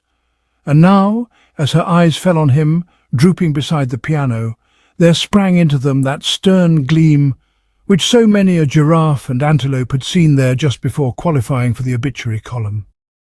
In the statement of Lionel Green, made under the stress of strong emotion, there had been much which Mrs. Cork had found confused and rambling, and she was still at a loss to understand the motives which had led him to preserve silence until now on a subject calling, one would have supposed, for instant ventilation. But the main point or gist of it had got across nicely, and there was in her voice as she spoke a throaty growl which any leopard would have been proud to include in its repertoire. "Your name is J.G. Miller," she said, with that avoidance of polite preliminaries which was so characteristic of her direct nature. A certain something in her manner, as she bore down upon him, had warned Jeff that for some reason his charm had become diminished in his hostess's eyes, and her words, though they came as a shock, did not come with all the shock of the unexpected. Mindful of Lord Uffenham's excellent advice, he thrust his thumbs into the armholes of his waistcoat. He also smiled a pleasant and, he hoped, ingratiating smile. "That's right," he said. "J.G. Miller. I had been meaning to tell you." "You will leave this house immediately," said Mrs. Cork. The words, though powerful and forcefully delivered, caused her a passing sensation of dissatisfaction. She did not feel, like Anne in the pantry and Jeff in this drawing-room, that she could have put what she had to say better. What irked her was being compelled to confine herself to mere words. A woman who has toyed with the idea of strangling a man with her bare hands does not like to have to modify the programme to the extent of simply telling him to leave the house. But the taboos of civilization are rigid. Conduct, which in Africa is normal and ordinary, provokes in Kent the pursed lip and the raised eyebrow. A woman who wishes to settle in Kent is faced by two alternatives. Either she must refrain from strangling people or she must go somewhere else. Jeff bowed his head. He had removed his thumbs from the armholes of his waistcoat, and his manner was now meek and conciliatory, like that of a black beetle which sees the cook reaching for the insect powder and does its best to show her that it fully realizes that it has brought this on itself. "I quite understand," he said. "After my behaviour in court that day, you naturally wish me to leave. I suppose it is no good telling you that I am gnawed by remorse for what I did. There is a train in half an hour. And that if I had had the slightest idea that Lionel Green was Mrs. Cork's nephew, my line of cross-examination would have been very different. I've told my butler to pack your things." "I feared as much." Jeff turned to Anne. "Goodbye," he said. "Goodbye," said Anne. "I shall be gone in half an hour." "Half an hour soon passes," said Anne. "But before I go," said Jeff, once more enveloping Mrs. Cork in that winning smile, "I have a favour to ask. Will you autograph my copy of A Woman in the Wilds? It has always been one of my treasures, but it lacks that final touch.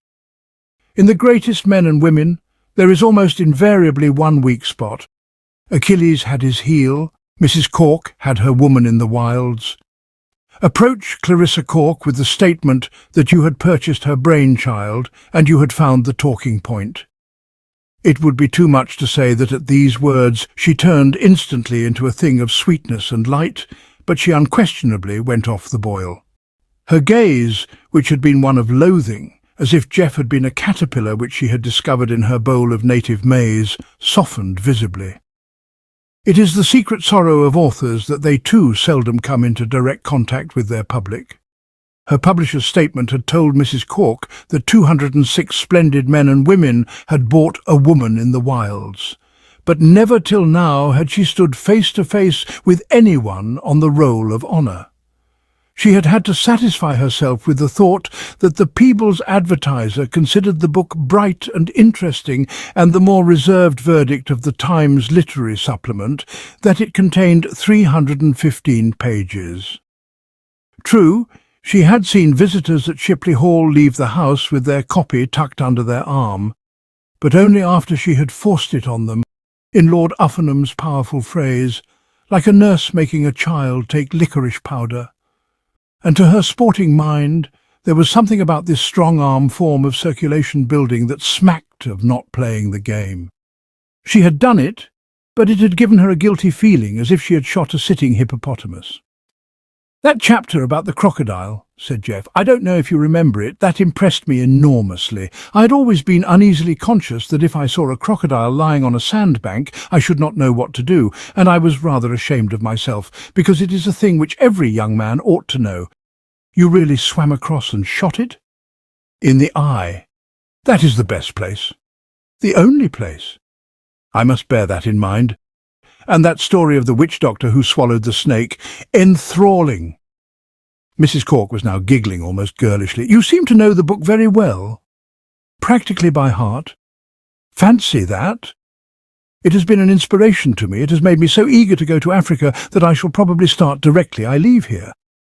I have been, let me see, allowing 2 days for buying my outfit. I have been thinking it over. What should I need? Guns, summer clothing, a solar topee, stout boots, some form of ointment for leopard bites. I have been thinking it over, Mr. Miller," said Mrs. Cork, "and it seems to me that there is really no reason why you should leave Shipley Hall. I still feel that your behaviour in court was most extraordinary, unpardonable. I regret it all the more because since I came here I have had the opportunity of seeing something of your nephew, and his quiet charm has impressed itself upon me very much. I shall be particularly sorry to go, knowing that in another week or so we should have become firm friends. But don't think I don't see how right you are. I shall be delighted if you will remain here." "You mean that? Well, this is simply too kind of you, Mrs. Cork. I can hardly believe it. Miss Benedict, will you go and tell Cakebread not to pack Mr. Miller's things?" "Yes, Mrs. Cork." "I'll go with you," said Jeff. "Don't trouble," said Anne. "No trouble at all," said Jeff. Out in the corridor, Anne turned. Her face was hard. "Stop it," she hissed. "Stop what? Smirking like that and saying, 'Genius, genius.'" "But it was genius," protested Jeff. "Genius of a high order. Goodbye." "But, half a minute." Anne had turned and had started for the butler's pantry, moving well. Myrtle Shoesmith had made good time down the stairs of Halsey Chambers, but it seemed to Jeff as he followed that any handicapper who knew his business would have felt obliged to give her a liberal start in any 100-yard dash for which Anne also had entered. "But listen," he said. "Few things are more difficult than to pour out your heart to a girl who is racing along a corridor ahead of you."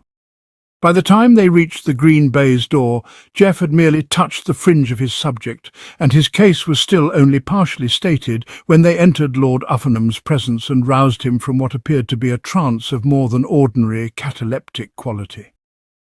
"Uncle George," said Anne. "Eh?" said Lord Uffinham, coming slowly to the surface. "Oh, it's you?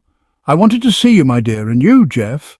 That pond thing is off. I did drop the stuff in the dashed water, attached to a stout string, but I remember now that I took it out again next day." "Uncle George, Mrs. Cork says you're not to pack Mr. Miller's things." "Eh? Not pack 'em?" "No." "Isn't he leaving?" "No." "Splendid," said Lord Uffernham. "Capital. I see what happened. You pleaded for him. Good girl, good girl." "I did not plead for him," said Anne, and was out of the door like a fish darting through water. Jeff, blinking as she flashed by, thought he saw now where she had the edge on Myrtle Shoesmith. She was a quicker starter. Lord Uffernham, too, had been impressed by her mobility. He had seen girls leave rooms like that in the early 1900s. He nodded sagely. "She's still ratty." Jeff shuddered at the adjective, but he could not but admit that, though revolting, it covered the facts. "Still ratty," he assented. "Not come round. No, not come round." Lord Uffernham pondered. "Have you kissed her again?" "No, I have not." "Then go and do it." "I won't. It might just turn the scale." "Listen," said Jeff patiently. "I told you she spoke to me either not at all or very sparsely. You have now seen for yourself that she has developed a tendency to shoot out of my presence as if released by a spring. This renders it difficult for me to follow your advice."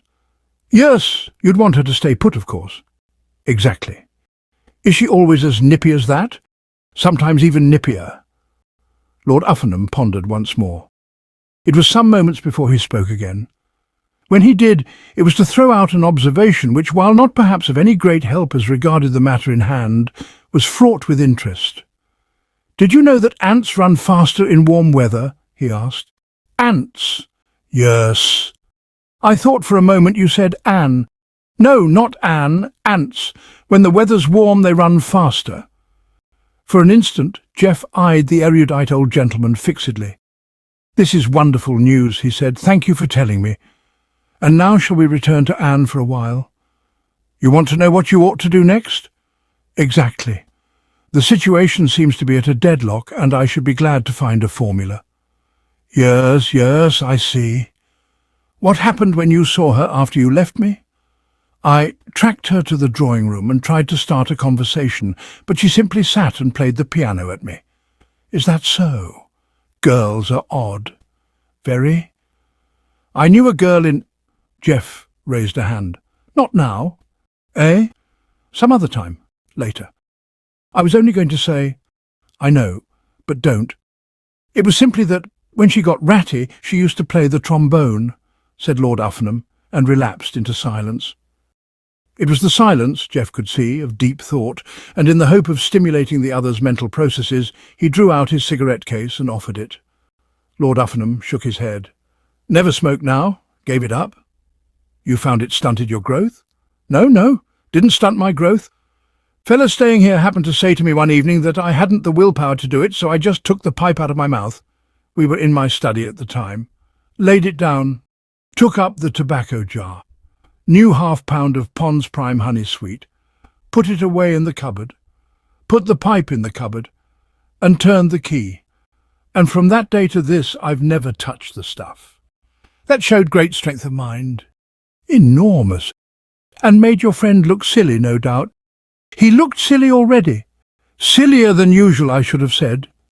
"Yes," agreed Lord Uffernham. "Yes." He seemed about to pass into a coma again, but suddenly, just as his eyes had begun to glaze, he sat up with a startled, "Lord love a duck! Jeff? Hello?" "Well, dash my wig and buttons!" exclaimed Lord Uffernham, looking like a sibyl about to prophesy. It was plain that his brain had received some abrupt stimulus. You could almost hear the popping. "Jeff, we've come to the end of the long, long trail." "What do you mean?" "I'll tell you what I mean. Pond's Prime Honey Sweet. Now I see why the word pond seemed so significant. I put those diamonds at the bottom of that tobacco jar."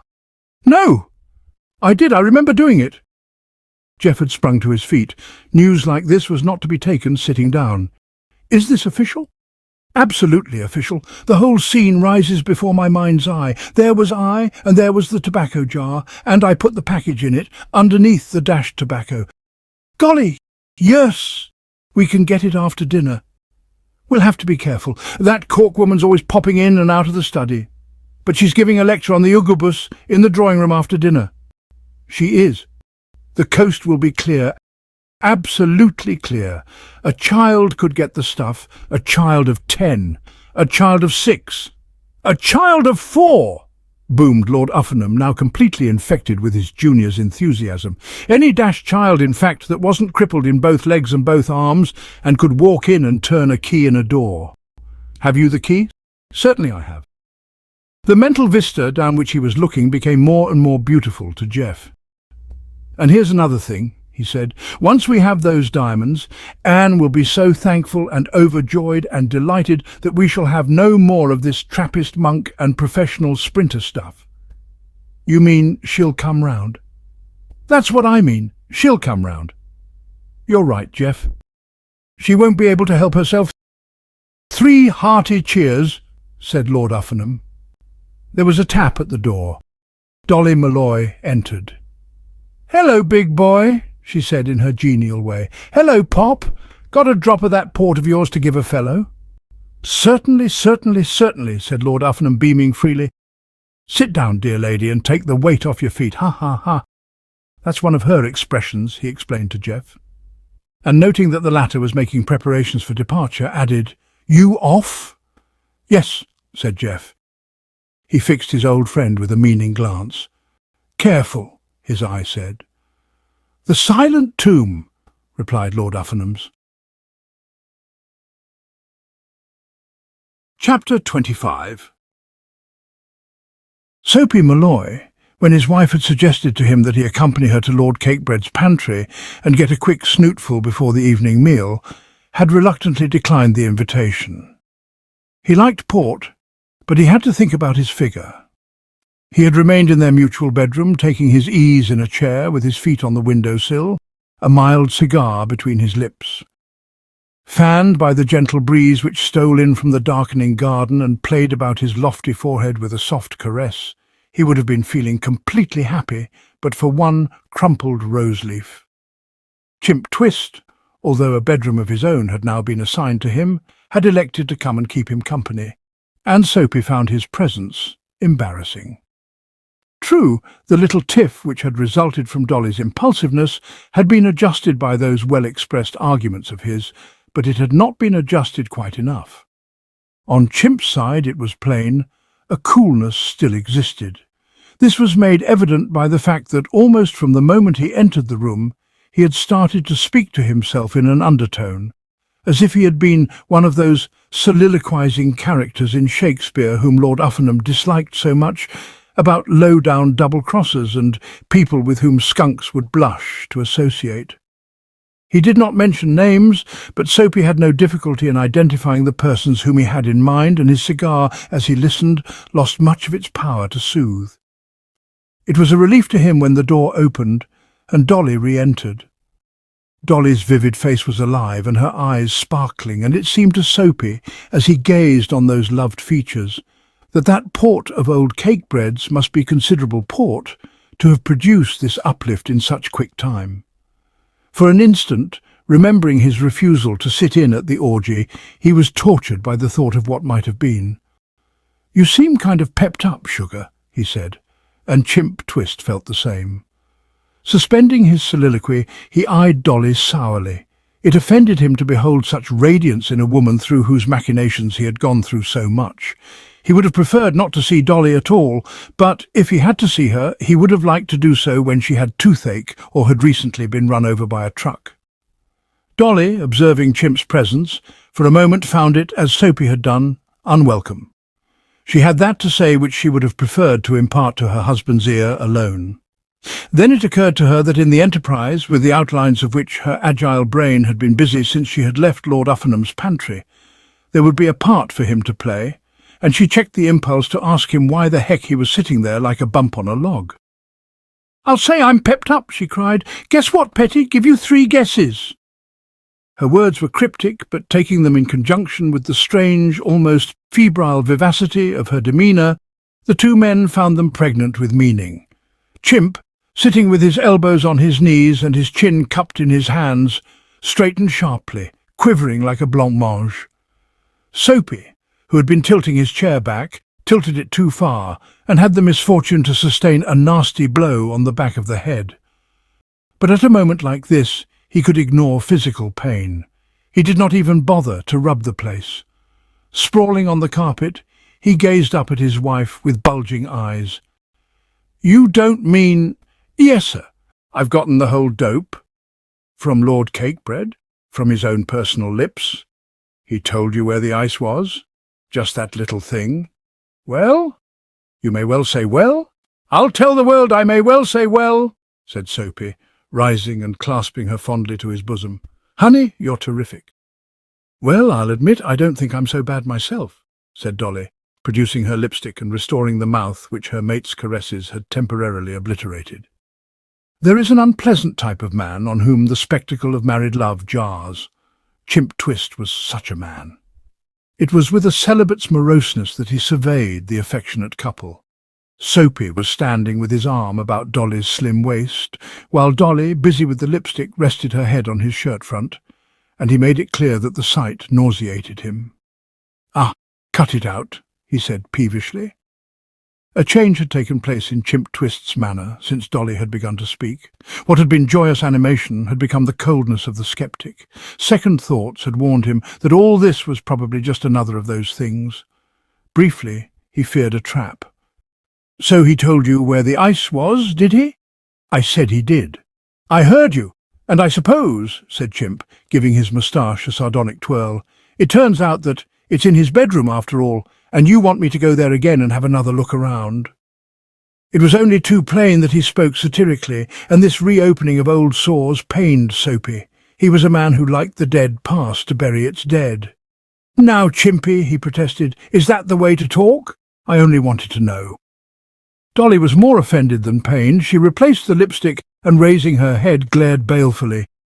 "One of these days," she said, "I'm going to bean you, Chimp Twist, and bean you good." "Now, honey," pleaded the pacific Mr. Malloy. "Well, what does he want to sit there making cracks like that for when he ought to be thanking me on his bended knees?" The reproach had little effect on Mr. Twist. The blush of shame did not mantle his cheek. "I don't believe the old guy told you a darned thing about where the stuff was." All the woman in Dolly flashed from her eyes. "He did too tell me where the stuff was. At least—" Chimp Twist uttered a short laugh and repeated the last two words in a dry, unpleasant voice, and even Soapy's confidence seemed shaken. "How do you mean, at least, honey?" he asked anxiously. "Well, naturally he wouldn't come straight out with it. He'd be too cagey for that. Here's what happens. I go in, see, and he's sitting there, chinning with the straw-haired guy. The straw-haired guy fades out soon as he's seen me. On account, of course, he's sore at me for trying to crown him this afternoon with an antique vase, and Lord Cakebread sets him up, and we both has a glass of port. And pretty soon I seen where he's grinning all over his pan, so I say, 'Hello,' I say, 'you're looking mighty pert. Somebody been leaving you money?'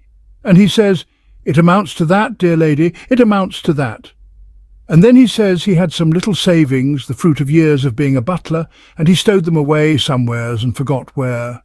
And now he remembers they're in Mrs. Cork's study, and he's going to get them directly after dinner, he says, soon as this lecture on the Oogabus gets started.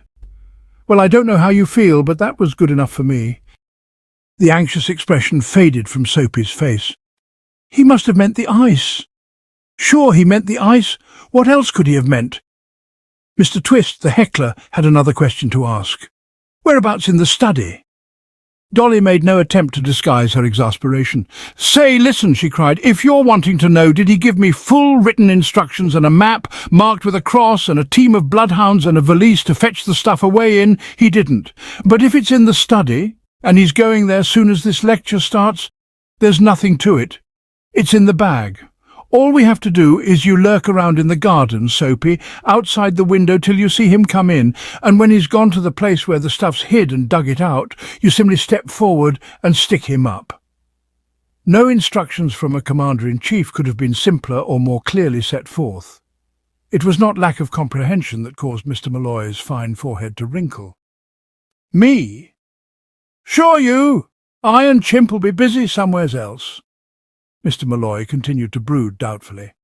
In his distaste for the more spirited forms of action, he resembled Lionel Green.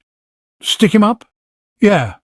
"What with—" Dolly crossed the room and took from the drawer of the dressing-table a serviceable-looking pistol. "Here you are. Here's the old equalizer." In her husband's gaze, as it lingered on the lethal object, there was both horror and astonishment. He looked at it not only as if it had been a poisonous snake, but a poisonous snake which he had not expected to be called upon to meet. "I didn't know you had a gun, Petty." "Sure, honey bunch, I always carry it around. You never know when it mayn't come in useful. Put it in your pocket." Mr. Malloy did so, but with that same brooding expression on his face. He admitted frankly that he did not like guns, and Dolly, ever practical, said that there was no necessity for any such affection on his part. "All you got to do," she explained, "is push it in the old bimbo's stomach. That's not difficult." Soapy was obliged to concede that the operation she had outlined was in essence a simple one. Lord Uffinham's stomach was a target which one could scarcely miss. Nevertheless, his objections were not yet satisfied. "But what do I say?" "You say stick 'em up." "But I can't." "Why not?" "It sounds so silly." "Then just point it at him. He'll understand." "Well, all right, sugar," said Soapy, still plainly unhappy. "OK, if that's the way you see it, but I'd a lot rather you'd ask me to sell him oil stock." "What's Chimp doing all this while?" "Chimp's holding up the gang in the drawing-room so's they don't come busting out and muscling in on you." It seemed that there was better, braver stuff in Mr. Twist than in Mr. Malloy. He advanced no far-fetched objections to this scheme, but was on his feet in an instant with outstretched hand. "Swell," he said. "Gimme a gun." "That's the only one I got," said Dolly. "What do you think I'm doing, running a shooting gallery?" "Then what do I use?" "You don't use nothing. Just stick your finger in your coat pocket so's they'll think you've got a Roscoe there. What you looking like that for?" Chimp Twist was looking like that because the plan, as outlined, seemed to him fundamentally unsound. "That's the idea, is it? What's wrong with it?" "It's cuckoo." "It isn't too cuckoo. A bunch of prunes like that isn't going to try and rush you. And how about the Cork Dame? Are you scared of a woman?" "You betcha I'm scared of that woman," said Chimp with decision. What little he had seen of Mrs. Cork had impressed him enormously. "And let me tell you something. If I've got to stick up an eat-'em-alive baby like her with nothing but a finger in my pocket, I want an extra cut." "Yes, ma'am," he proceeded firmly, ignoring Dolly's stricken cry and her husband's gasp of pain. "You can forget that 50-50 stuff. Either I have a rod or it's 75-25. A lesser woman than Dolly Malloy might well have been nonplussed, but this sudden crisis, threatening a deadlock at the 11th hour, found her equal to it. A few moments of thoughtful silence, punctuated by little moans from Mr. Malloy, and she had found the solution. "Well, listen," she said, holding up a hand to check her husband, who was asking Mr. Twist if this was nice. "Here's what, then. I'll lock her in the cellar before you start your act. I guess that'll satisfy you." "How are you going to do that?" "I can swipe the key. It's hanging on a nail in Lord Cakebread's pantry." "But how are you going to get her to the cellar?" "Tell her Lord Cakebread's inside, raising Cain. That'll make her come running." Dolly turned to her husband, silently seeking his applause, and he gave it without stint. Even Chimp Twist was forced to admit that the scheme was pretty much of a ball of fire. At the prospect of not having to cope with his formidable hostess, he had brightened noticeably. "All straight now? You've got the set-up? Soapy sticks up Lord Cakebread. You stick up the prunes. I ease the Corco into the cellar and lock her in, and then I go to the garage and get a car out and have it waiting on the drive, all ready for the getaway. Anybody anything to say?" Both men had. Mr. Malloy said, "Petty, they ought to make you a general in the United States Army." Chimp Twist said, "Just a minute, just a minute, just a minute." The other members of the syndicate looked at him apprehensively. His tone had had that flat note which they had observed in it on a previous occasion when he had made use of the same expression, and it seemed plain that he was about to go on to say something which would mar the harmony and interfere with the pulled-together spirit. "Eh?" said Mr. Malloy. "Now what?" said Dolly. Chimp made himself clear. "What happens then?" he asked. "Here's the scenario, as I see it. Soapy'll have the ice. You'll be outside with the car. I'll be in the drawing-room with the prunes. How do I contact you?" "I wouldn't want you," said Chimp, that flat note still in his voice, "to drive away with the stuff and then look at each other after you'd gone 50 miles and say, 'Why, hello! "Where's Chimp? I clean forgot about him." Dolly sighed. "We won't forget about you." "Oh no. I'll fire off the gun when we're set to start. Then you take it on the lam and join us, okay?" "Okay," said Chimp, though a little dubiously. "You won't let it slip your mind?" "You can trust them, madam," said Mr. Malloy coldly. "Oh, yeah?" said Chimp, and on these always unpleasant words took his departure. As the door closed, Dolly drew a deep breath. "If I don't bean that little cheese mite before I'm much older," she said, "something'll crack. My constitution won't stand it." Chapter 26. These bi-weekly lectures of Mrs. Cork's, the 11th of which she was to deliver this evening, were among the most delightful features of life at Shipley Hall. Their range was wide. One night you might find yourself assisting from a distance at a native wedding, 3 days later enthralled by a Walter Winchell peep at the home life of the rhinoceros, and their appeal was not only to the ear, but also for they were accompanied by the exhibition of homemade cinematograph films to the eye. It was with the gratifying feeling, accordingly, that she was about to give pleasure that she always approached her task, and it never failed to wound and exasperate her when she discovered that members of her flock, who did not know what was good for them, had sneaked off while her eye was elsewhere. This very seldom happened, for the strength of personality, which enabled her to get rid of copies of A Woman in the Wilds, served also to intimidate would-be backsliders, but it was not absolutely unknown, and tonight provided the worst case on record. Counting heads before settling down to business, she was shocked to note that no fewer than 3 of her audience were missing. Mr. Malloy was not there, nor was Mrs. Malloy, and the keenest scrutiny failed to reveal J.G. Miller. It topped the black evening when Mr. Wicks and Mr. Henderson, absent from parade without leave, had been found in the latter's bedroom drinking whisky and discussing the future of dog racing. Mrs. Cork was not the woman to remain supine under this sort of thing. "Miss Benedict?" "Yes, Mrs. Cork." "I do not see Mr. and Mrs. Malloy nor Mr. Miller. They may be out in the garden. Go and find them and tell them that we are waiting to begin." Anne hurried out, and Mr. Trumper, hovering at the lecturer's side, clicked his tongue. "Most annoying, Clarissa. Most. People should be here at the proper time." "Yes, I always am." A tender look crept into Mrs. Cork's eyes. Her frown vanished. For the 100th time she was thinking that Eustace was wonderful. Standing by, switching on the lights, switching off the lights, leading the applause, keeping her glass of water filled, picking up her wand if she dropped it. Whatever the demand made upon him, Eustace Trumper was equal to it. "You are exceptional," she said.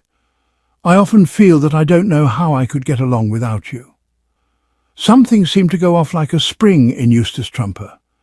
It was as if a voice had whispered to him that now was the time to put his fate to the test, to win or lose it all. They were standing outside the drawing-room, well removed from earshot of the docile disciples settling themselves in their seats, so that conditions could not have been better. And as he quite rightly felt, if you have worshipped a woman for 12 years, you cannot be condemned as precipitate if at the end of that period you mention it. Left to himself, his instinct would have been to edge into his theme with a cough or two, and perhaps 6 assorted squeaks and bleats.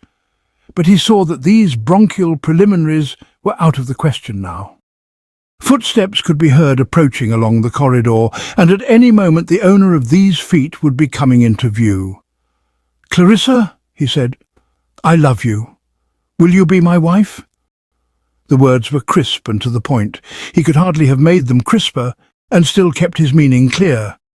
But even so, he had cut it too fine. Before Mrs. Cork could reply, Dolly Malloy appeared. It was she whose footsteps had obliged Mr. Trumper to speed up his declaration, and he eyed her as she drew up beside them with no little annoyance. "Golly," said Dolly. She spoke breathlessly. It was evident that the even tenor of her life had been interrupted by some untoward happening. Mr. Trumper's annoyance gave way to curiosity. "Is something the matter, Mrs. Malloy?" he asked. To Mrs. Cork, this agitation seemed only natural.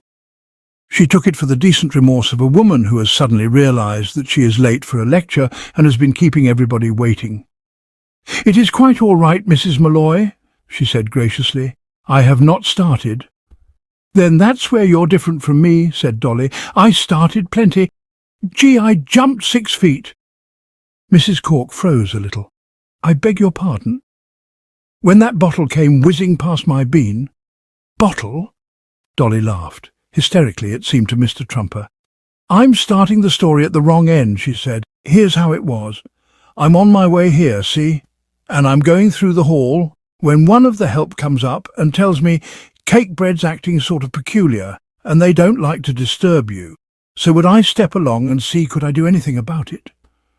Mrs. Cork's eyes hardened. "Cake bread?"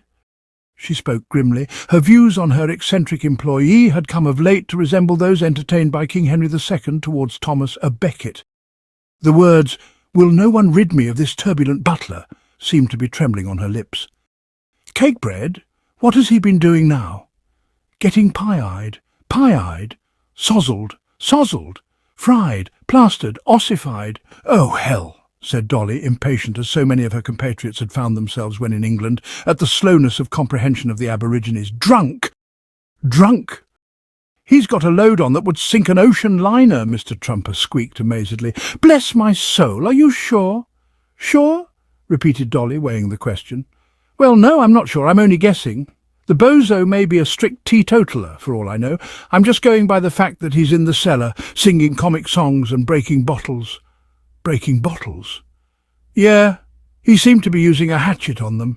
All except one. That was the one he loosed off at me when I poked my head in at the door and said, 'Hello, what goes on?' It missed my perm by an inch and I backed out, sort of feeling that I'd best not get mixed up in what begun to look like a vulgar brawl. I reckoned the thing to do was to come and hand in my report to you." "You did quite rightly. I will attend to this." Mr. Trumper was squeaking incredulously. "This is most extraordinary. He seemed perfectly normal at dinner." "No," said Mrs. Cork. "I remember now noticing that there was a wild gleam in his eyes. No doubt he had been drinking like a fish all the afternoon." There was disapproval in her voice, but mingled with it a certain note of satisfaction, even of relief. "Except in print, where it can be investigated by Inspector Purvis and his like. Everybody hates a mystery, and the enigma of cake bread had been vexing her intensely." Dolly's story had made everything clear. All that was wrong with cake bread, it now appeared, was that he was a secret dipsomaniac. She knew where she was with dipsomaniacs. Many of her most intimate acquaintances in Africa had been native chiefs who could never say no when the Cape gin was circulating. "He's in the cellar, you say? I will go and see him at once. Better take a battle-axe or something." Mr. Trumper again proved how invaluable he was when there was any job to be done, any little thing to be fetched. He galloped into the drawing-room and came back with the poker. "Take this, Clarissa." "Thank you, Eustace. I will come with you." "There is no necessity." "I would prefer it," said Mr. Trumper with quiet decision, and Dolly too announced her intention of making one of the party. The procession passed through the green baize door, and by stone-flagged passages and worn stone steps came to the cellar. Its door stood open, but no sounds of revelry proceeded from beyond it. Mrs. Cork peered in. Mr. Trumper and Dolly exchanged whispers in her rear. "He seems very quiet," said Mr. Trumper. "Just biding his time," said Dolly. Mrs. Cork gave tongue, speaking with a sharp imperiousness. Her nerves were of chilled steel, but this uncanny silence was having its effect on them. When a butler has received wide publicity as a bottle-breaker, you expect to find him breaking bottles. If he merely lurks, you are disconcerted. "Cake bread." The silence continued. "Cake bread." More silence. It was as if this butler were crouching for the spring. "Perhaps he has gone," suggested Mr. Trumper hopefully. "No," said Dolly. "I can see his eyes gleaming over there at the back." The statement was like a bugle call to Mrs. Cork. It was never her way to stand bandying words when there was a possibility of action. Grasping the poker, she strode into the darkness and Eustace Trumper, with only the merest suspicion of a pause, strode in after her. He had scarcely crossed the threshold, a little weak about the knees, but conscious that this was a far, far better thing that he did than he had ever done, when the door slammed behind him and he heard the key turn in the lock. Anne, meanwhile, on her way to the garden to round up stragglers, had reached the terrace. About to cross it, she halted abruptly. Out of the corner of her eye, she had seen that the lights were on in Mrs. Cork's study, and the sudden thought came to her that she had been the last person in it.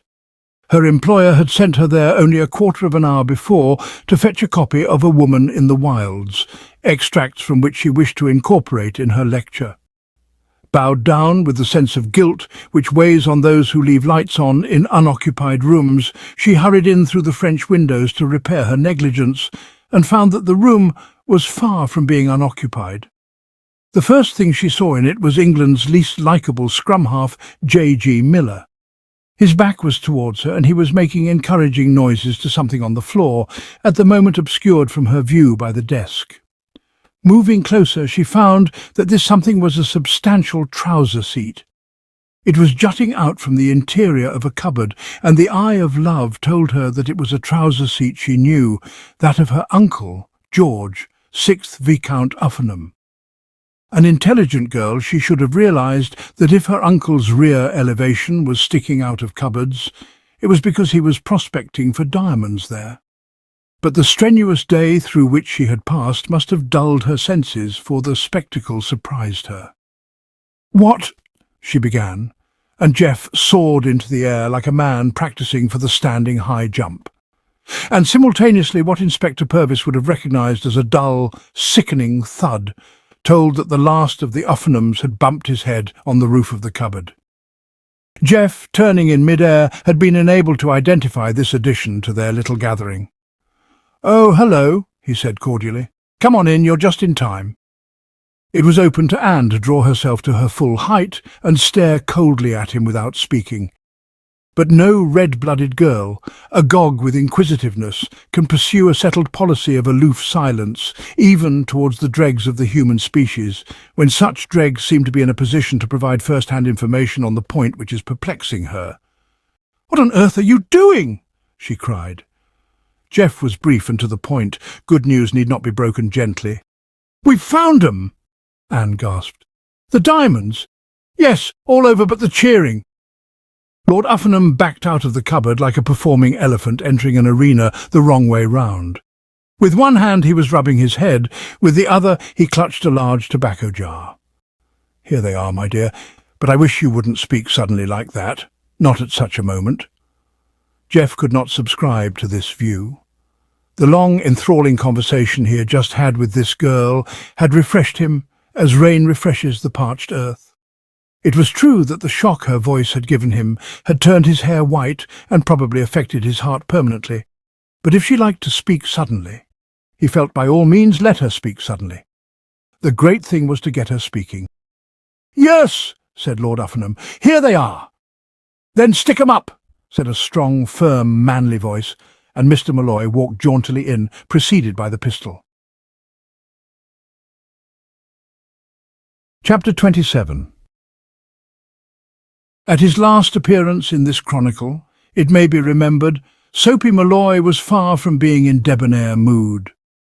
Introduced to the pistol which he was now bearing with such a flourish, like a carefree waiter carrying an order of chipped potatoes, he had quailed visibly, as if he had found himself fondling a scorpion. Nobody, seeing him then, could possibly have mistaken him for the happy warrior, and a word or two will be necessary to explain why he now walked jauntily and spoke in a strong, firm, manly voice. It was to the thoughtfulness and tact of his wife that this altered deportment was due. His perturbation had not gone unnoticed by Dolly, and her first act after Chimp Twist had left the room had been to give him a couple of shots from a bottle of brandy which she had begged from Lord Uffernham and kept stowed away, ready for emergencies, in a drawer underneath her step-ins. Brandy, like port, has the disadvantage that it is not good for the figure, but Mr. Molloy, though a man whose constant aim it was to preserve the streamlined body, was prepared in consideration of the special circumstances to disregard this. He had his couple, and they acted like magic. By the time he'd finished, he was throwing the pistol in the air and catching it by the barrel. The suggestion he conveyed was that just one more whack at the life-giving fluid would have had him balancing the weapon on the tip of his nose. It was with a hearty intrepidity, accordingly, that he advanced into the room. There were 3 persons present, and he had expected only one, but this in no way disconcerted him. The more he felt, the merrier. And as for experiencing any shyness or embarrassment at being obliged to say, "Stick 'em up," he thought it just the thing one would naturally say at such a moment. His abrupt entry had produced a silence, but it was not in Lord Uffenham to abstain for long from probing and questioning. "Stick what up?" he inquired, with his usual thirst for information. Soapy explained that he had referred to the hands of those present, and Lord Uffenham wanted to know why. "What's all this about?" he said, turning to Jeff. "Is the blighter tight?" Soapy made his position clear. "I want that tobacco jar." Anne uttered a cry. "Oh no, don't give it him, darling." "Give it him," said Lord Uffenham, surprised, "when it's full of my dashed diamonds. Of course I won't give it him." Soapy, who had been led to expect that if he said "stick 'em up," his public would do the rest, might have been taken aback by this attitude, had it not been for the beneficent effect of the 2 brandies. "Get tough," they whispered to him, so he got tough. "Slip it across, or I'll blow a hole in you." Lord Uffenham ignored this observation. Ever since the interview had begun, he had been staring at Soapy in his unblinking way, and he now recognized him. He was also reminded of something he wanted to say to him. "You're Mrs. Malloy's husband, aren't you?" It was a description which some men might have resented, but Soapy was proud to be so labelled. "That's me, brother." "Thought so." "I've noticed the back of your head when I've been waiting at dinner. I don't know if you know it, but you've got a bald spot coming." Soapy's jaw fell. "You don't mean that?" "I do.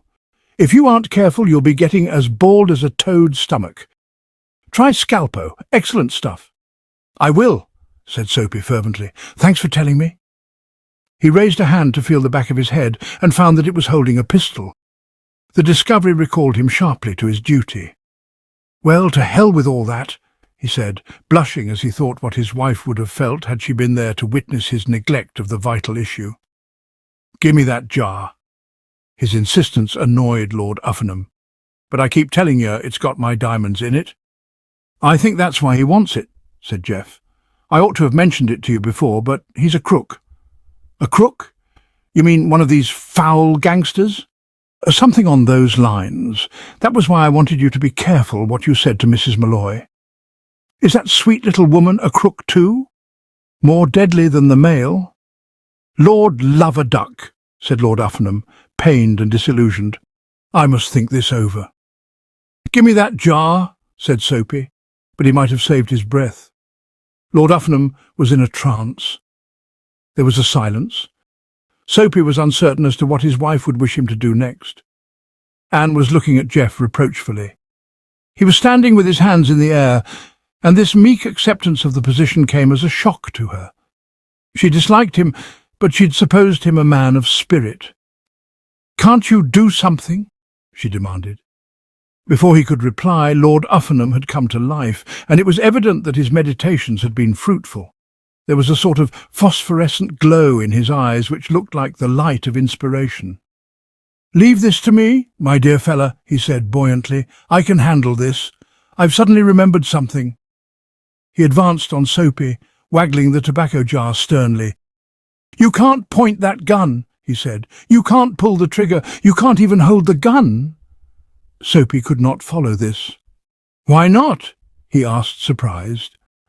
Lord Uffenham, as he turned to Jeff, was plainly disappointed. "Odd.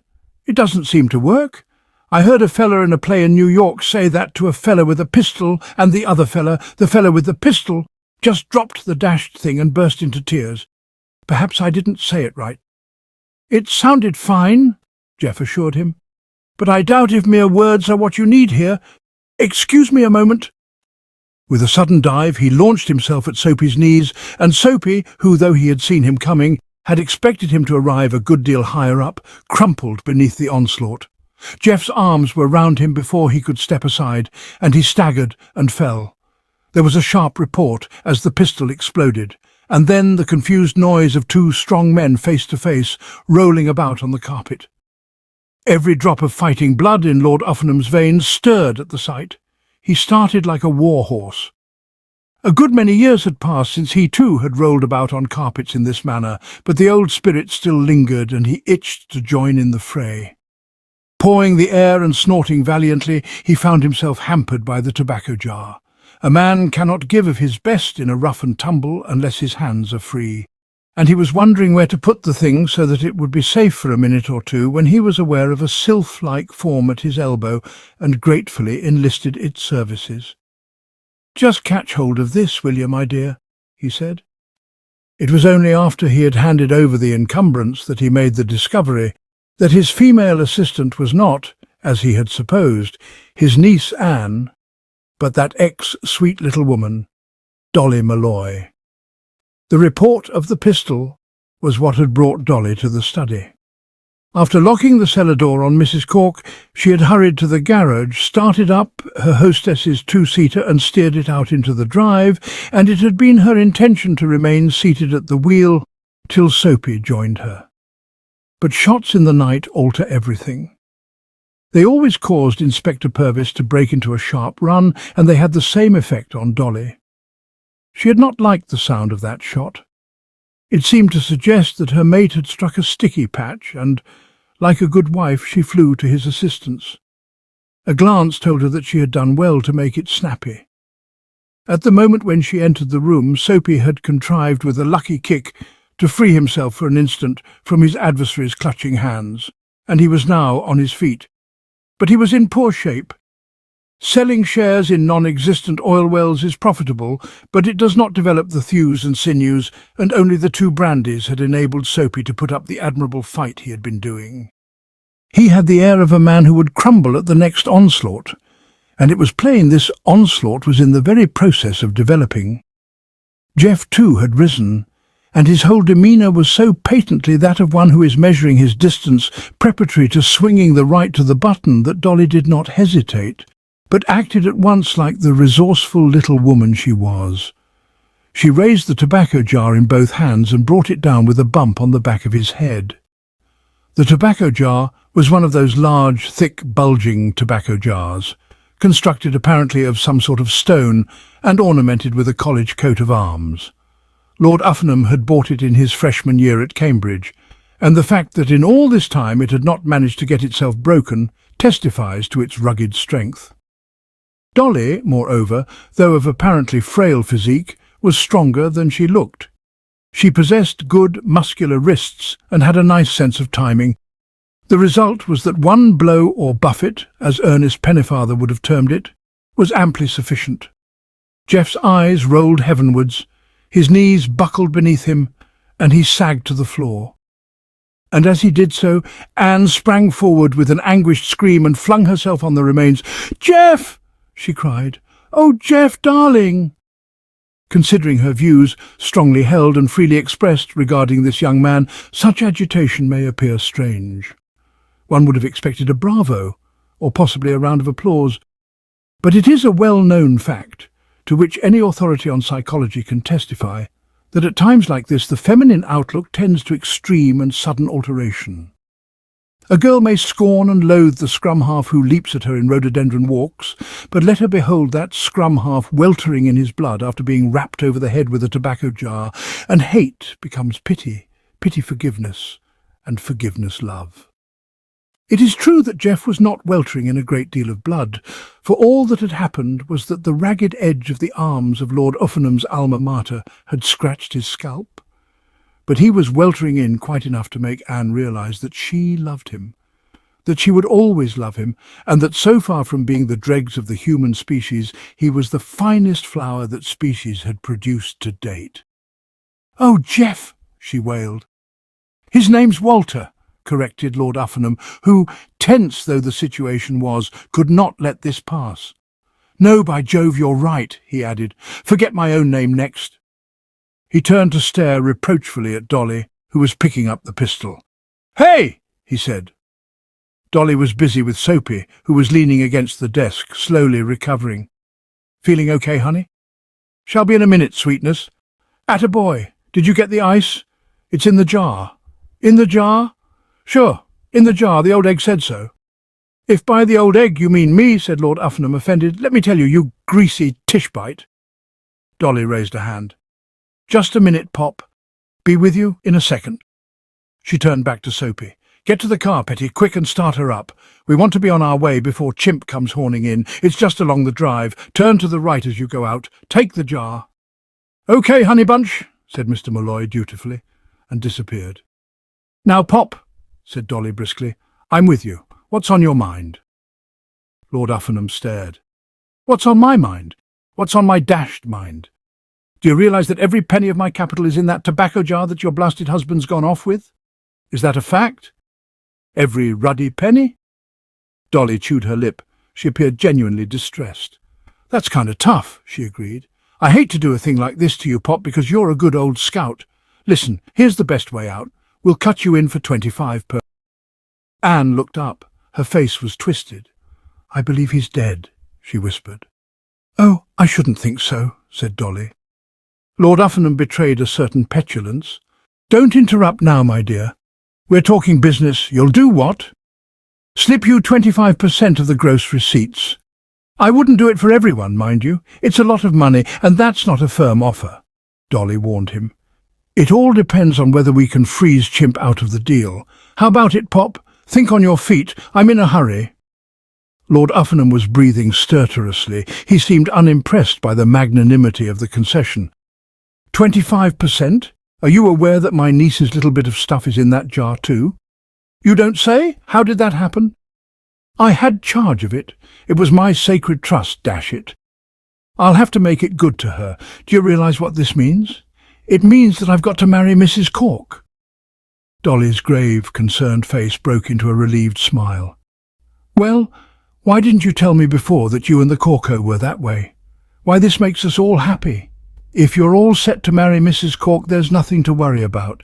She's got more dough than you could shake a stick at. You won't miss this little bit of chicken feed I and Soapy are taking.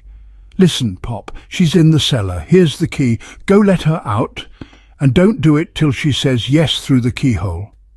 "Goodbye, I must rush," said Dolly, and vanished. For some moments after she had gone, Lord Uffenham stood motionless, his eyes fixed on the key in his hand. He heard dimly, as in a dream, his niece saying something about somebody not being dead, but he was unable to give her his attention. He was thinking of Mrs. Cork as a life partner, and using all his powerful will to force himself to the dread task before him. Then suddenly he turned and started for the door, moving slowly but with steady eye and squared jaw, like an aristocrat of the French Revolution walking to the tumbril. It was at this moment that there came from without the sound of a car gathering speed down the drive.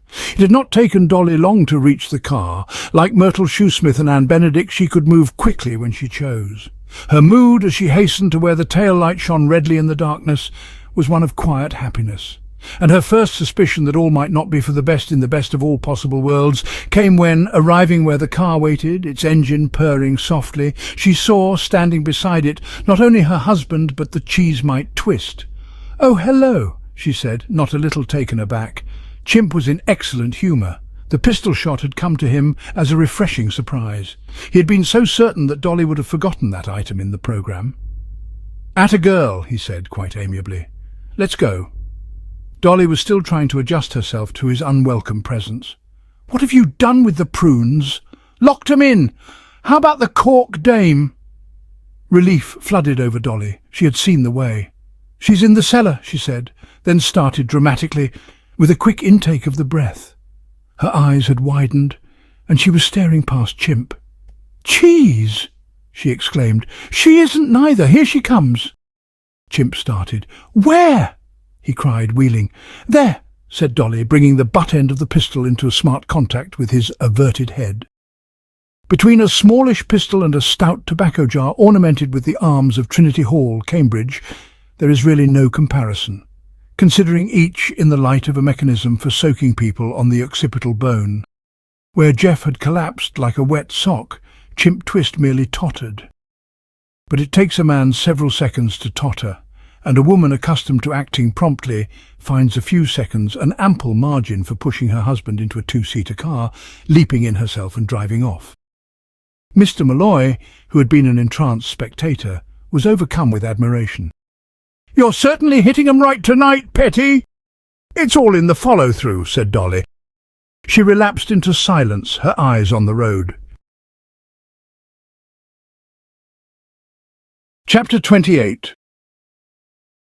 In the study, Jeff had risen and was propping himself against the desk from which Mrs. Cork had dictated so much good stuff about elephants. He found its solidity comforting. There was something about it that seemed to support the theory that he was awake, and this was a point on which he particularly desired assurance.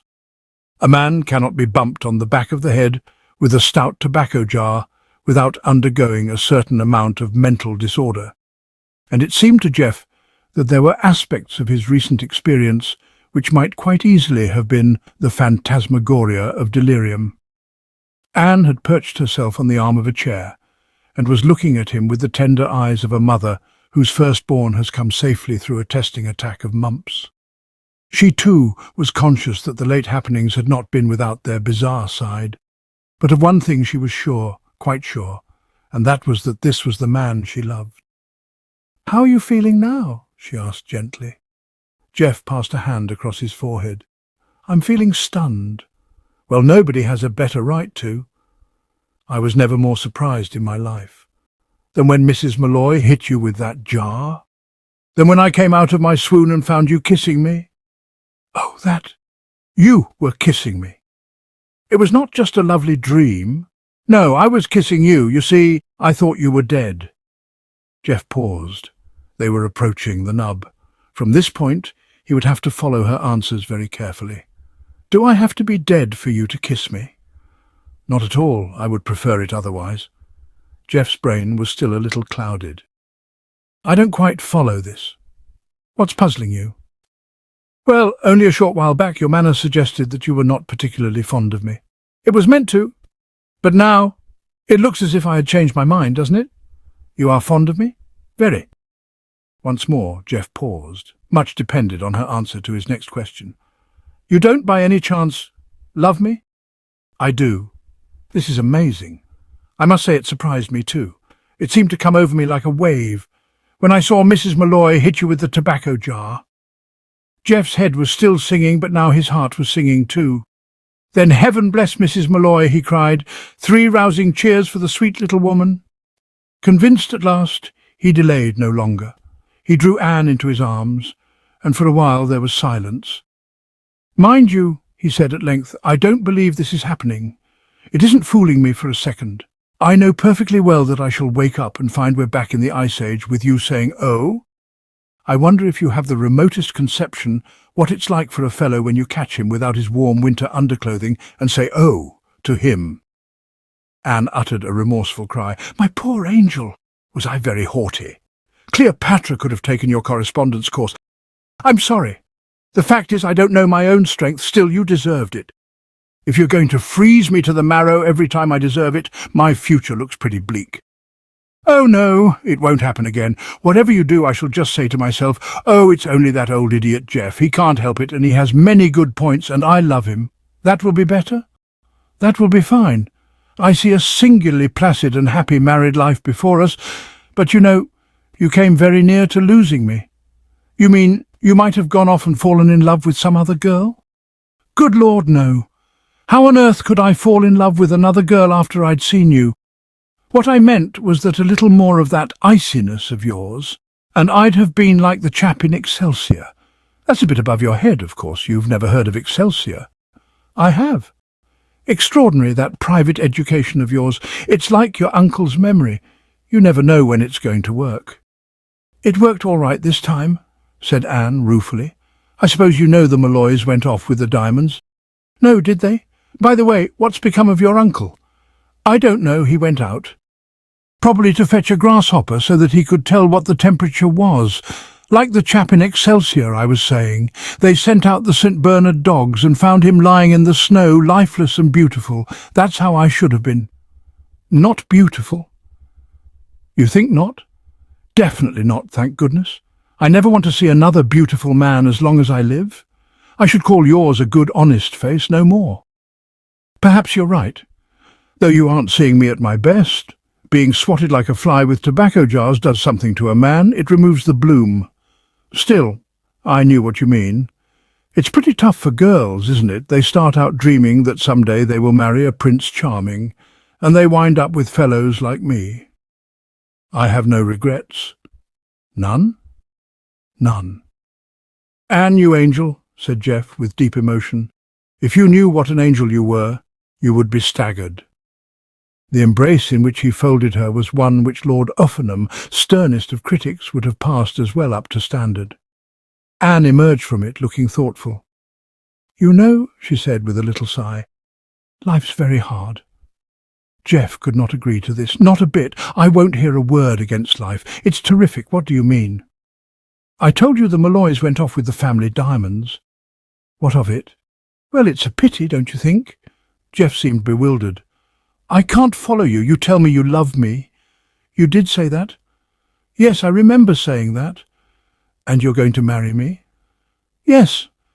And yet you seem to be expecting me to make a song and dance because the Malloys have gone off with a few diamonds. I only said it was a pity. Wouldn't you have liked your wife to have brought you a dot? You don't know what dot means. Yes, I do. It's amazing. French and everything. But wouldn't you have liked some dot? Of course not. What's money? Be she never so broke, a pure, sweet English girl is a fitting mate for the highest in the land. An English girl can be just as pure and sweet with a bit of stuff in the bank. I must say, dearly as I love him, I could get a good deal of simple pleasure out of hitting my Lord Uffinham with a tobacco jar. Well, now's your chance. Here he comes. I dare say he has another jar somewhere that he could lend you.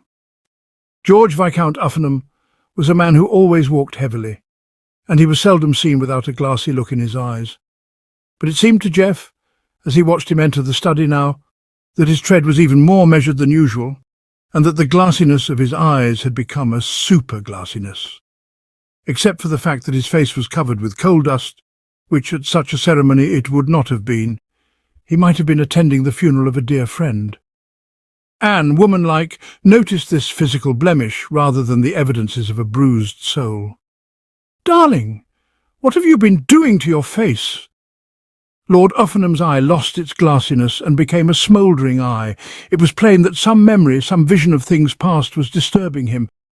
"It's not what I have been doing to my dashed face, it's what that little squirt Trump has been doing to it. He threw coal at me." "Coal? Excellent stuff for throwing purposes," Jeff assured her. "A good marksman can get a lot of value out of coal.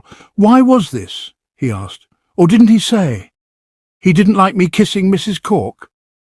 The sensation of having strayed into a rather eccentric dream, which had never quite left Anne this evening, became intensified. "You kissed Mrs. Cork? Why?" "I wanted her to marry me." "So naturally," said Jeff, "he kissed her."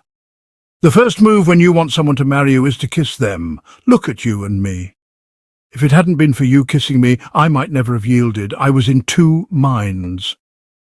Anne eyed him coldly.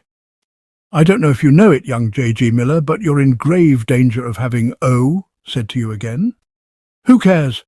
I'm a very different man from the craven who curled up beneath your eye earlier in the evening. You've no notion how it bucks a fellow up, knowing he's going to marry you. I defy you." He turned to Lord Uffinham. "Pay no attention to this. Just a lover's tiff. We're engaged." "Lord Loverduck, are you?" "We are. You, I take it from something in your manner, are not. Couldn't you draw the cork? What went wrong?" "The whole dashed thing went wrong. I opened the cellar door and she came leaping out and I kissed her." "Did you tell her that you were really the missing Lord Uffinham?" "Eh? No. Why?" "It only occurred to me that she might have thought it odd, the butler kissing her." "Lord Loverduck, I never thought of that." Lord Uffinham nodded sagely, like a man to whom all things have been made clear. "That must have been why she said I was tight and told me to go and sleep it off." "I expect so." "Not that it mattered. because she had already fixed it up in the cellar that she was going to marry Trumper. That was why he threw coal at me. The upshot of the whole thing was that she sacked me, and I'm leaving first thing tomorrow. Month's wages in lieu of notice, thank goodness. Come in handy, that will... Halves, partner. But I thought she couldn't sack you. That reminds me of the story of the fella who was in prison, and his friend comes and asks why, and the fella tells him, and the friend says, "Lord love a duck, they can't put you in prison for that." "I know they can't," says the fella, "but they have. She says she doesn't care if 1,000,000 clauses in 1,000,000 leases say she can't sack me. If Lord Uffenham sues me," she said, "I shall fight him to the House of Lords. I doubt if I will, though. Lot of trouble and expense." Anne, who had been experiencing her usual difficulty in insinuating herself into an Uffenham-Miller duologue, seized the opportunity afforded by a slight pause at this point to speak. "Poor Anne," she said. "Poor unfortunate girl, what a future for that sweet creature with a crazy husband and a gibbering uncle. Jeff, my lamb, will you kindly tell me what all this is about?" "I will indeed. There before you stands the whitest man I know." He paused. "No, that was in the circumstances rather unfortunately put. I mean, he's a hero. He's a sort of cross between a knight of old and a Boy Scout. He was going to marry Mrs. Cork, so as to be in a position to dip into her doubloons and repay you your lost capital." "Uncle Georgia!" cried Anne, overcome. "Quite all right, my dear," said Lord Uffenham. "Only possible course. Noblesse oblige, you know. Noblesse oblige." His smugness was so intense that Geoff regretted having given Hint such a build-up. How often it happens, he felt, that a kindly word of praise proves too beady for its recipient. "It's all very well you standing there trying to look like Sidney Carton," he said, coldly administering the corrective. "The necessity for all this self-sacrificing stuff would never have arisen if you had had 1 ounce more sense than a coot." "These are strong words, Geoff," said Lord Uffenham, stung. Anne agreed with him. "It looks to me," she said, "as if this Miller had got thoroughly above himself, a haughty, arrogant, domineering blighter of a type I very much dislike." "I cannot recede from my position," said Geoff. "I said a coot, and I meant a coot. Why didn't the silly ass put those diamonds in the bank?" "Are you calling my uncle a silly ass?" "I am." "Well, it's about time somebody did," said Anne. "Of course, he doesn't believe in banks, so he told me. And I suppose, if you don't believe in banks, you hate the idea of them having your diamonds. I can't see that it's any worse, a bank having them, than the Malloys. There's that, of course." Lord Uffenham had not been giving his attention to these exchanges. After registering that protest, he had withdrawn into himself, and the twitching of his eyebrows showed that his brain was working. He now came shooting back to his young companions. "Wait a minute," he cried. "I believe something's coming. Geoff!" "My lord?" "Keep saying bank for a bit, will you, my dear fella?" "Bank? He means bank," said Anne. "Oh, does he? Very well. Bank, bank, bank. How long has this got to go on?" asked Geoff. "It's making me feel like a bus conductor." "I'll tell you something," said Lord Uffenham. "I'm beginning to have grave doubts as to whether I put those diamonds in that tobacco jar after all. And yet that word pond still seems significant. So does the word bank. You remember I found it in that diary of mine, entered against the date April the 4th. Anne uttered a cry. "That was the day before you had your accident." "Exactly. That's what makes it so dashed significant. Don't speak to me for a moment. I want to think." He fell into a profound reverie, and Geoff and Anne conversed in low whispers. "I love you," said Geoff. "That's the way to talk," said Anne. "I shall never love anyone but you. Better and better." "Did you know that ants run faster in warm weather?" "No, really. Faster than what?" "Faster than other ants in cold weather." "You wouldn't fool me?" "Certainly not. I had it from your uncle in person. It appears that they sprint like Billy-O in the dog days. I knew you would be glad to hear that, and I was nearly forgetting to mention it. I love you." Lord Uffenham heaved himself from his chair. Satisfaction radiated from every feature of his vast face, from the eyebrow, from the nose, from the eyes, from the chin and from the upper lip. Even his ears seemed to be vibrating in silent ecstasy. "Knew I'd get it," he said. I never forget anything, not permanently. You just have to give me time and let me concentrate. I did put those diamonds in the bank." "You did?" cried Jeff. "What bank?" cried Anne. "The bank at the far end of the pond," said Lord Uffenham. "Just by that lead statue of the naked boy with the large stomach. I remember it distinctly. I was strolling round there, and I had a trowel with me because I'd been doing a bit of weeding in the sunken garden, and it suddenly came over me that here was a good spot. I'll go and get 'em."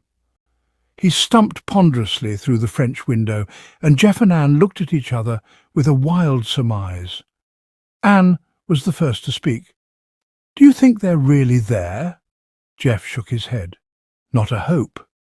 You're not very cheerful." "I'm a realist.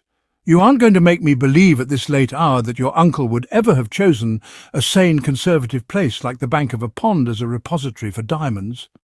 No, let's face it, this is just another of his false starts.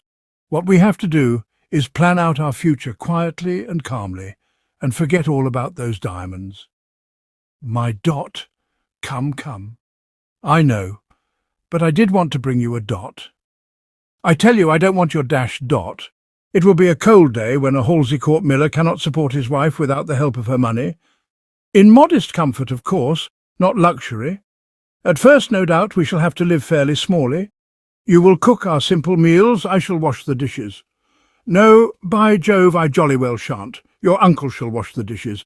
He will, of course, come to live with us, and there's no sense in having a well-trained butler in the home if you don't set him to work. Here, as I see it, is the setup. You cook the meals, he washes the dishes, waits at table, answers the door, runs errands, cleans the silver. What silver? I have a small cup which I won at school for proficiency in the quarter mile. And what will you do? I see myself lying on a settee with a pipe and a little something in a glass, generally supervising things. You do you? Adding, as it were, the miller touch. There came from without the tramp of heavy feet. Lord Uffenham home from the hunt. He loomed up against the evening sky, and having stood framed in the French window for an instant, as if bestowing a silent benediction, came clumping into the room. "Here you are," he said. "I told you so." And with a careless gesture he started spraying diamonds all over the desk. 20 miles away, in a lane off the London road, Dolly Malloy had stopped the two-seater and was telling her Soapy to fetch out the lil old jar so that she might take a gander at its contents before proceeding to the metropolis. She said she felt like a child about to open its Christmas stocking.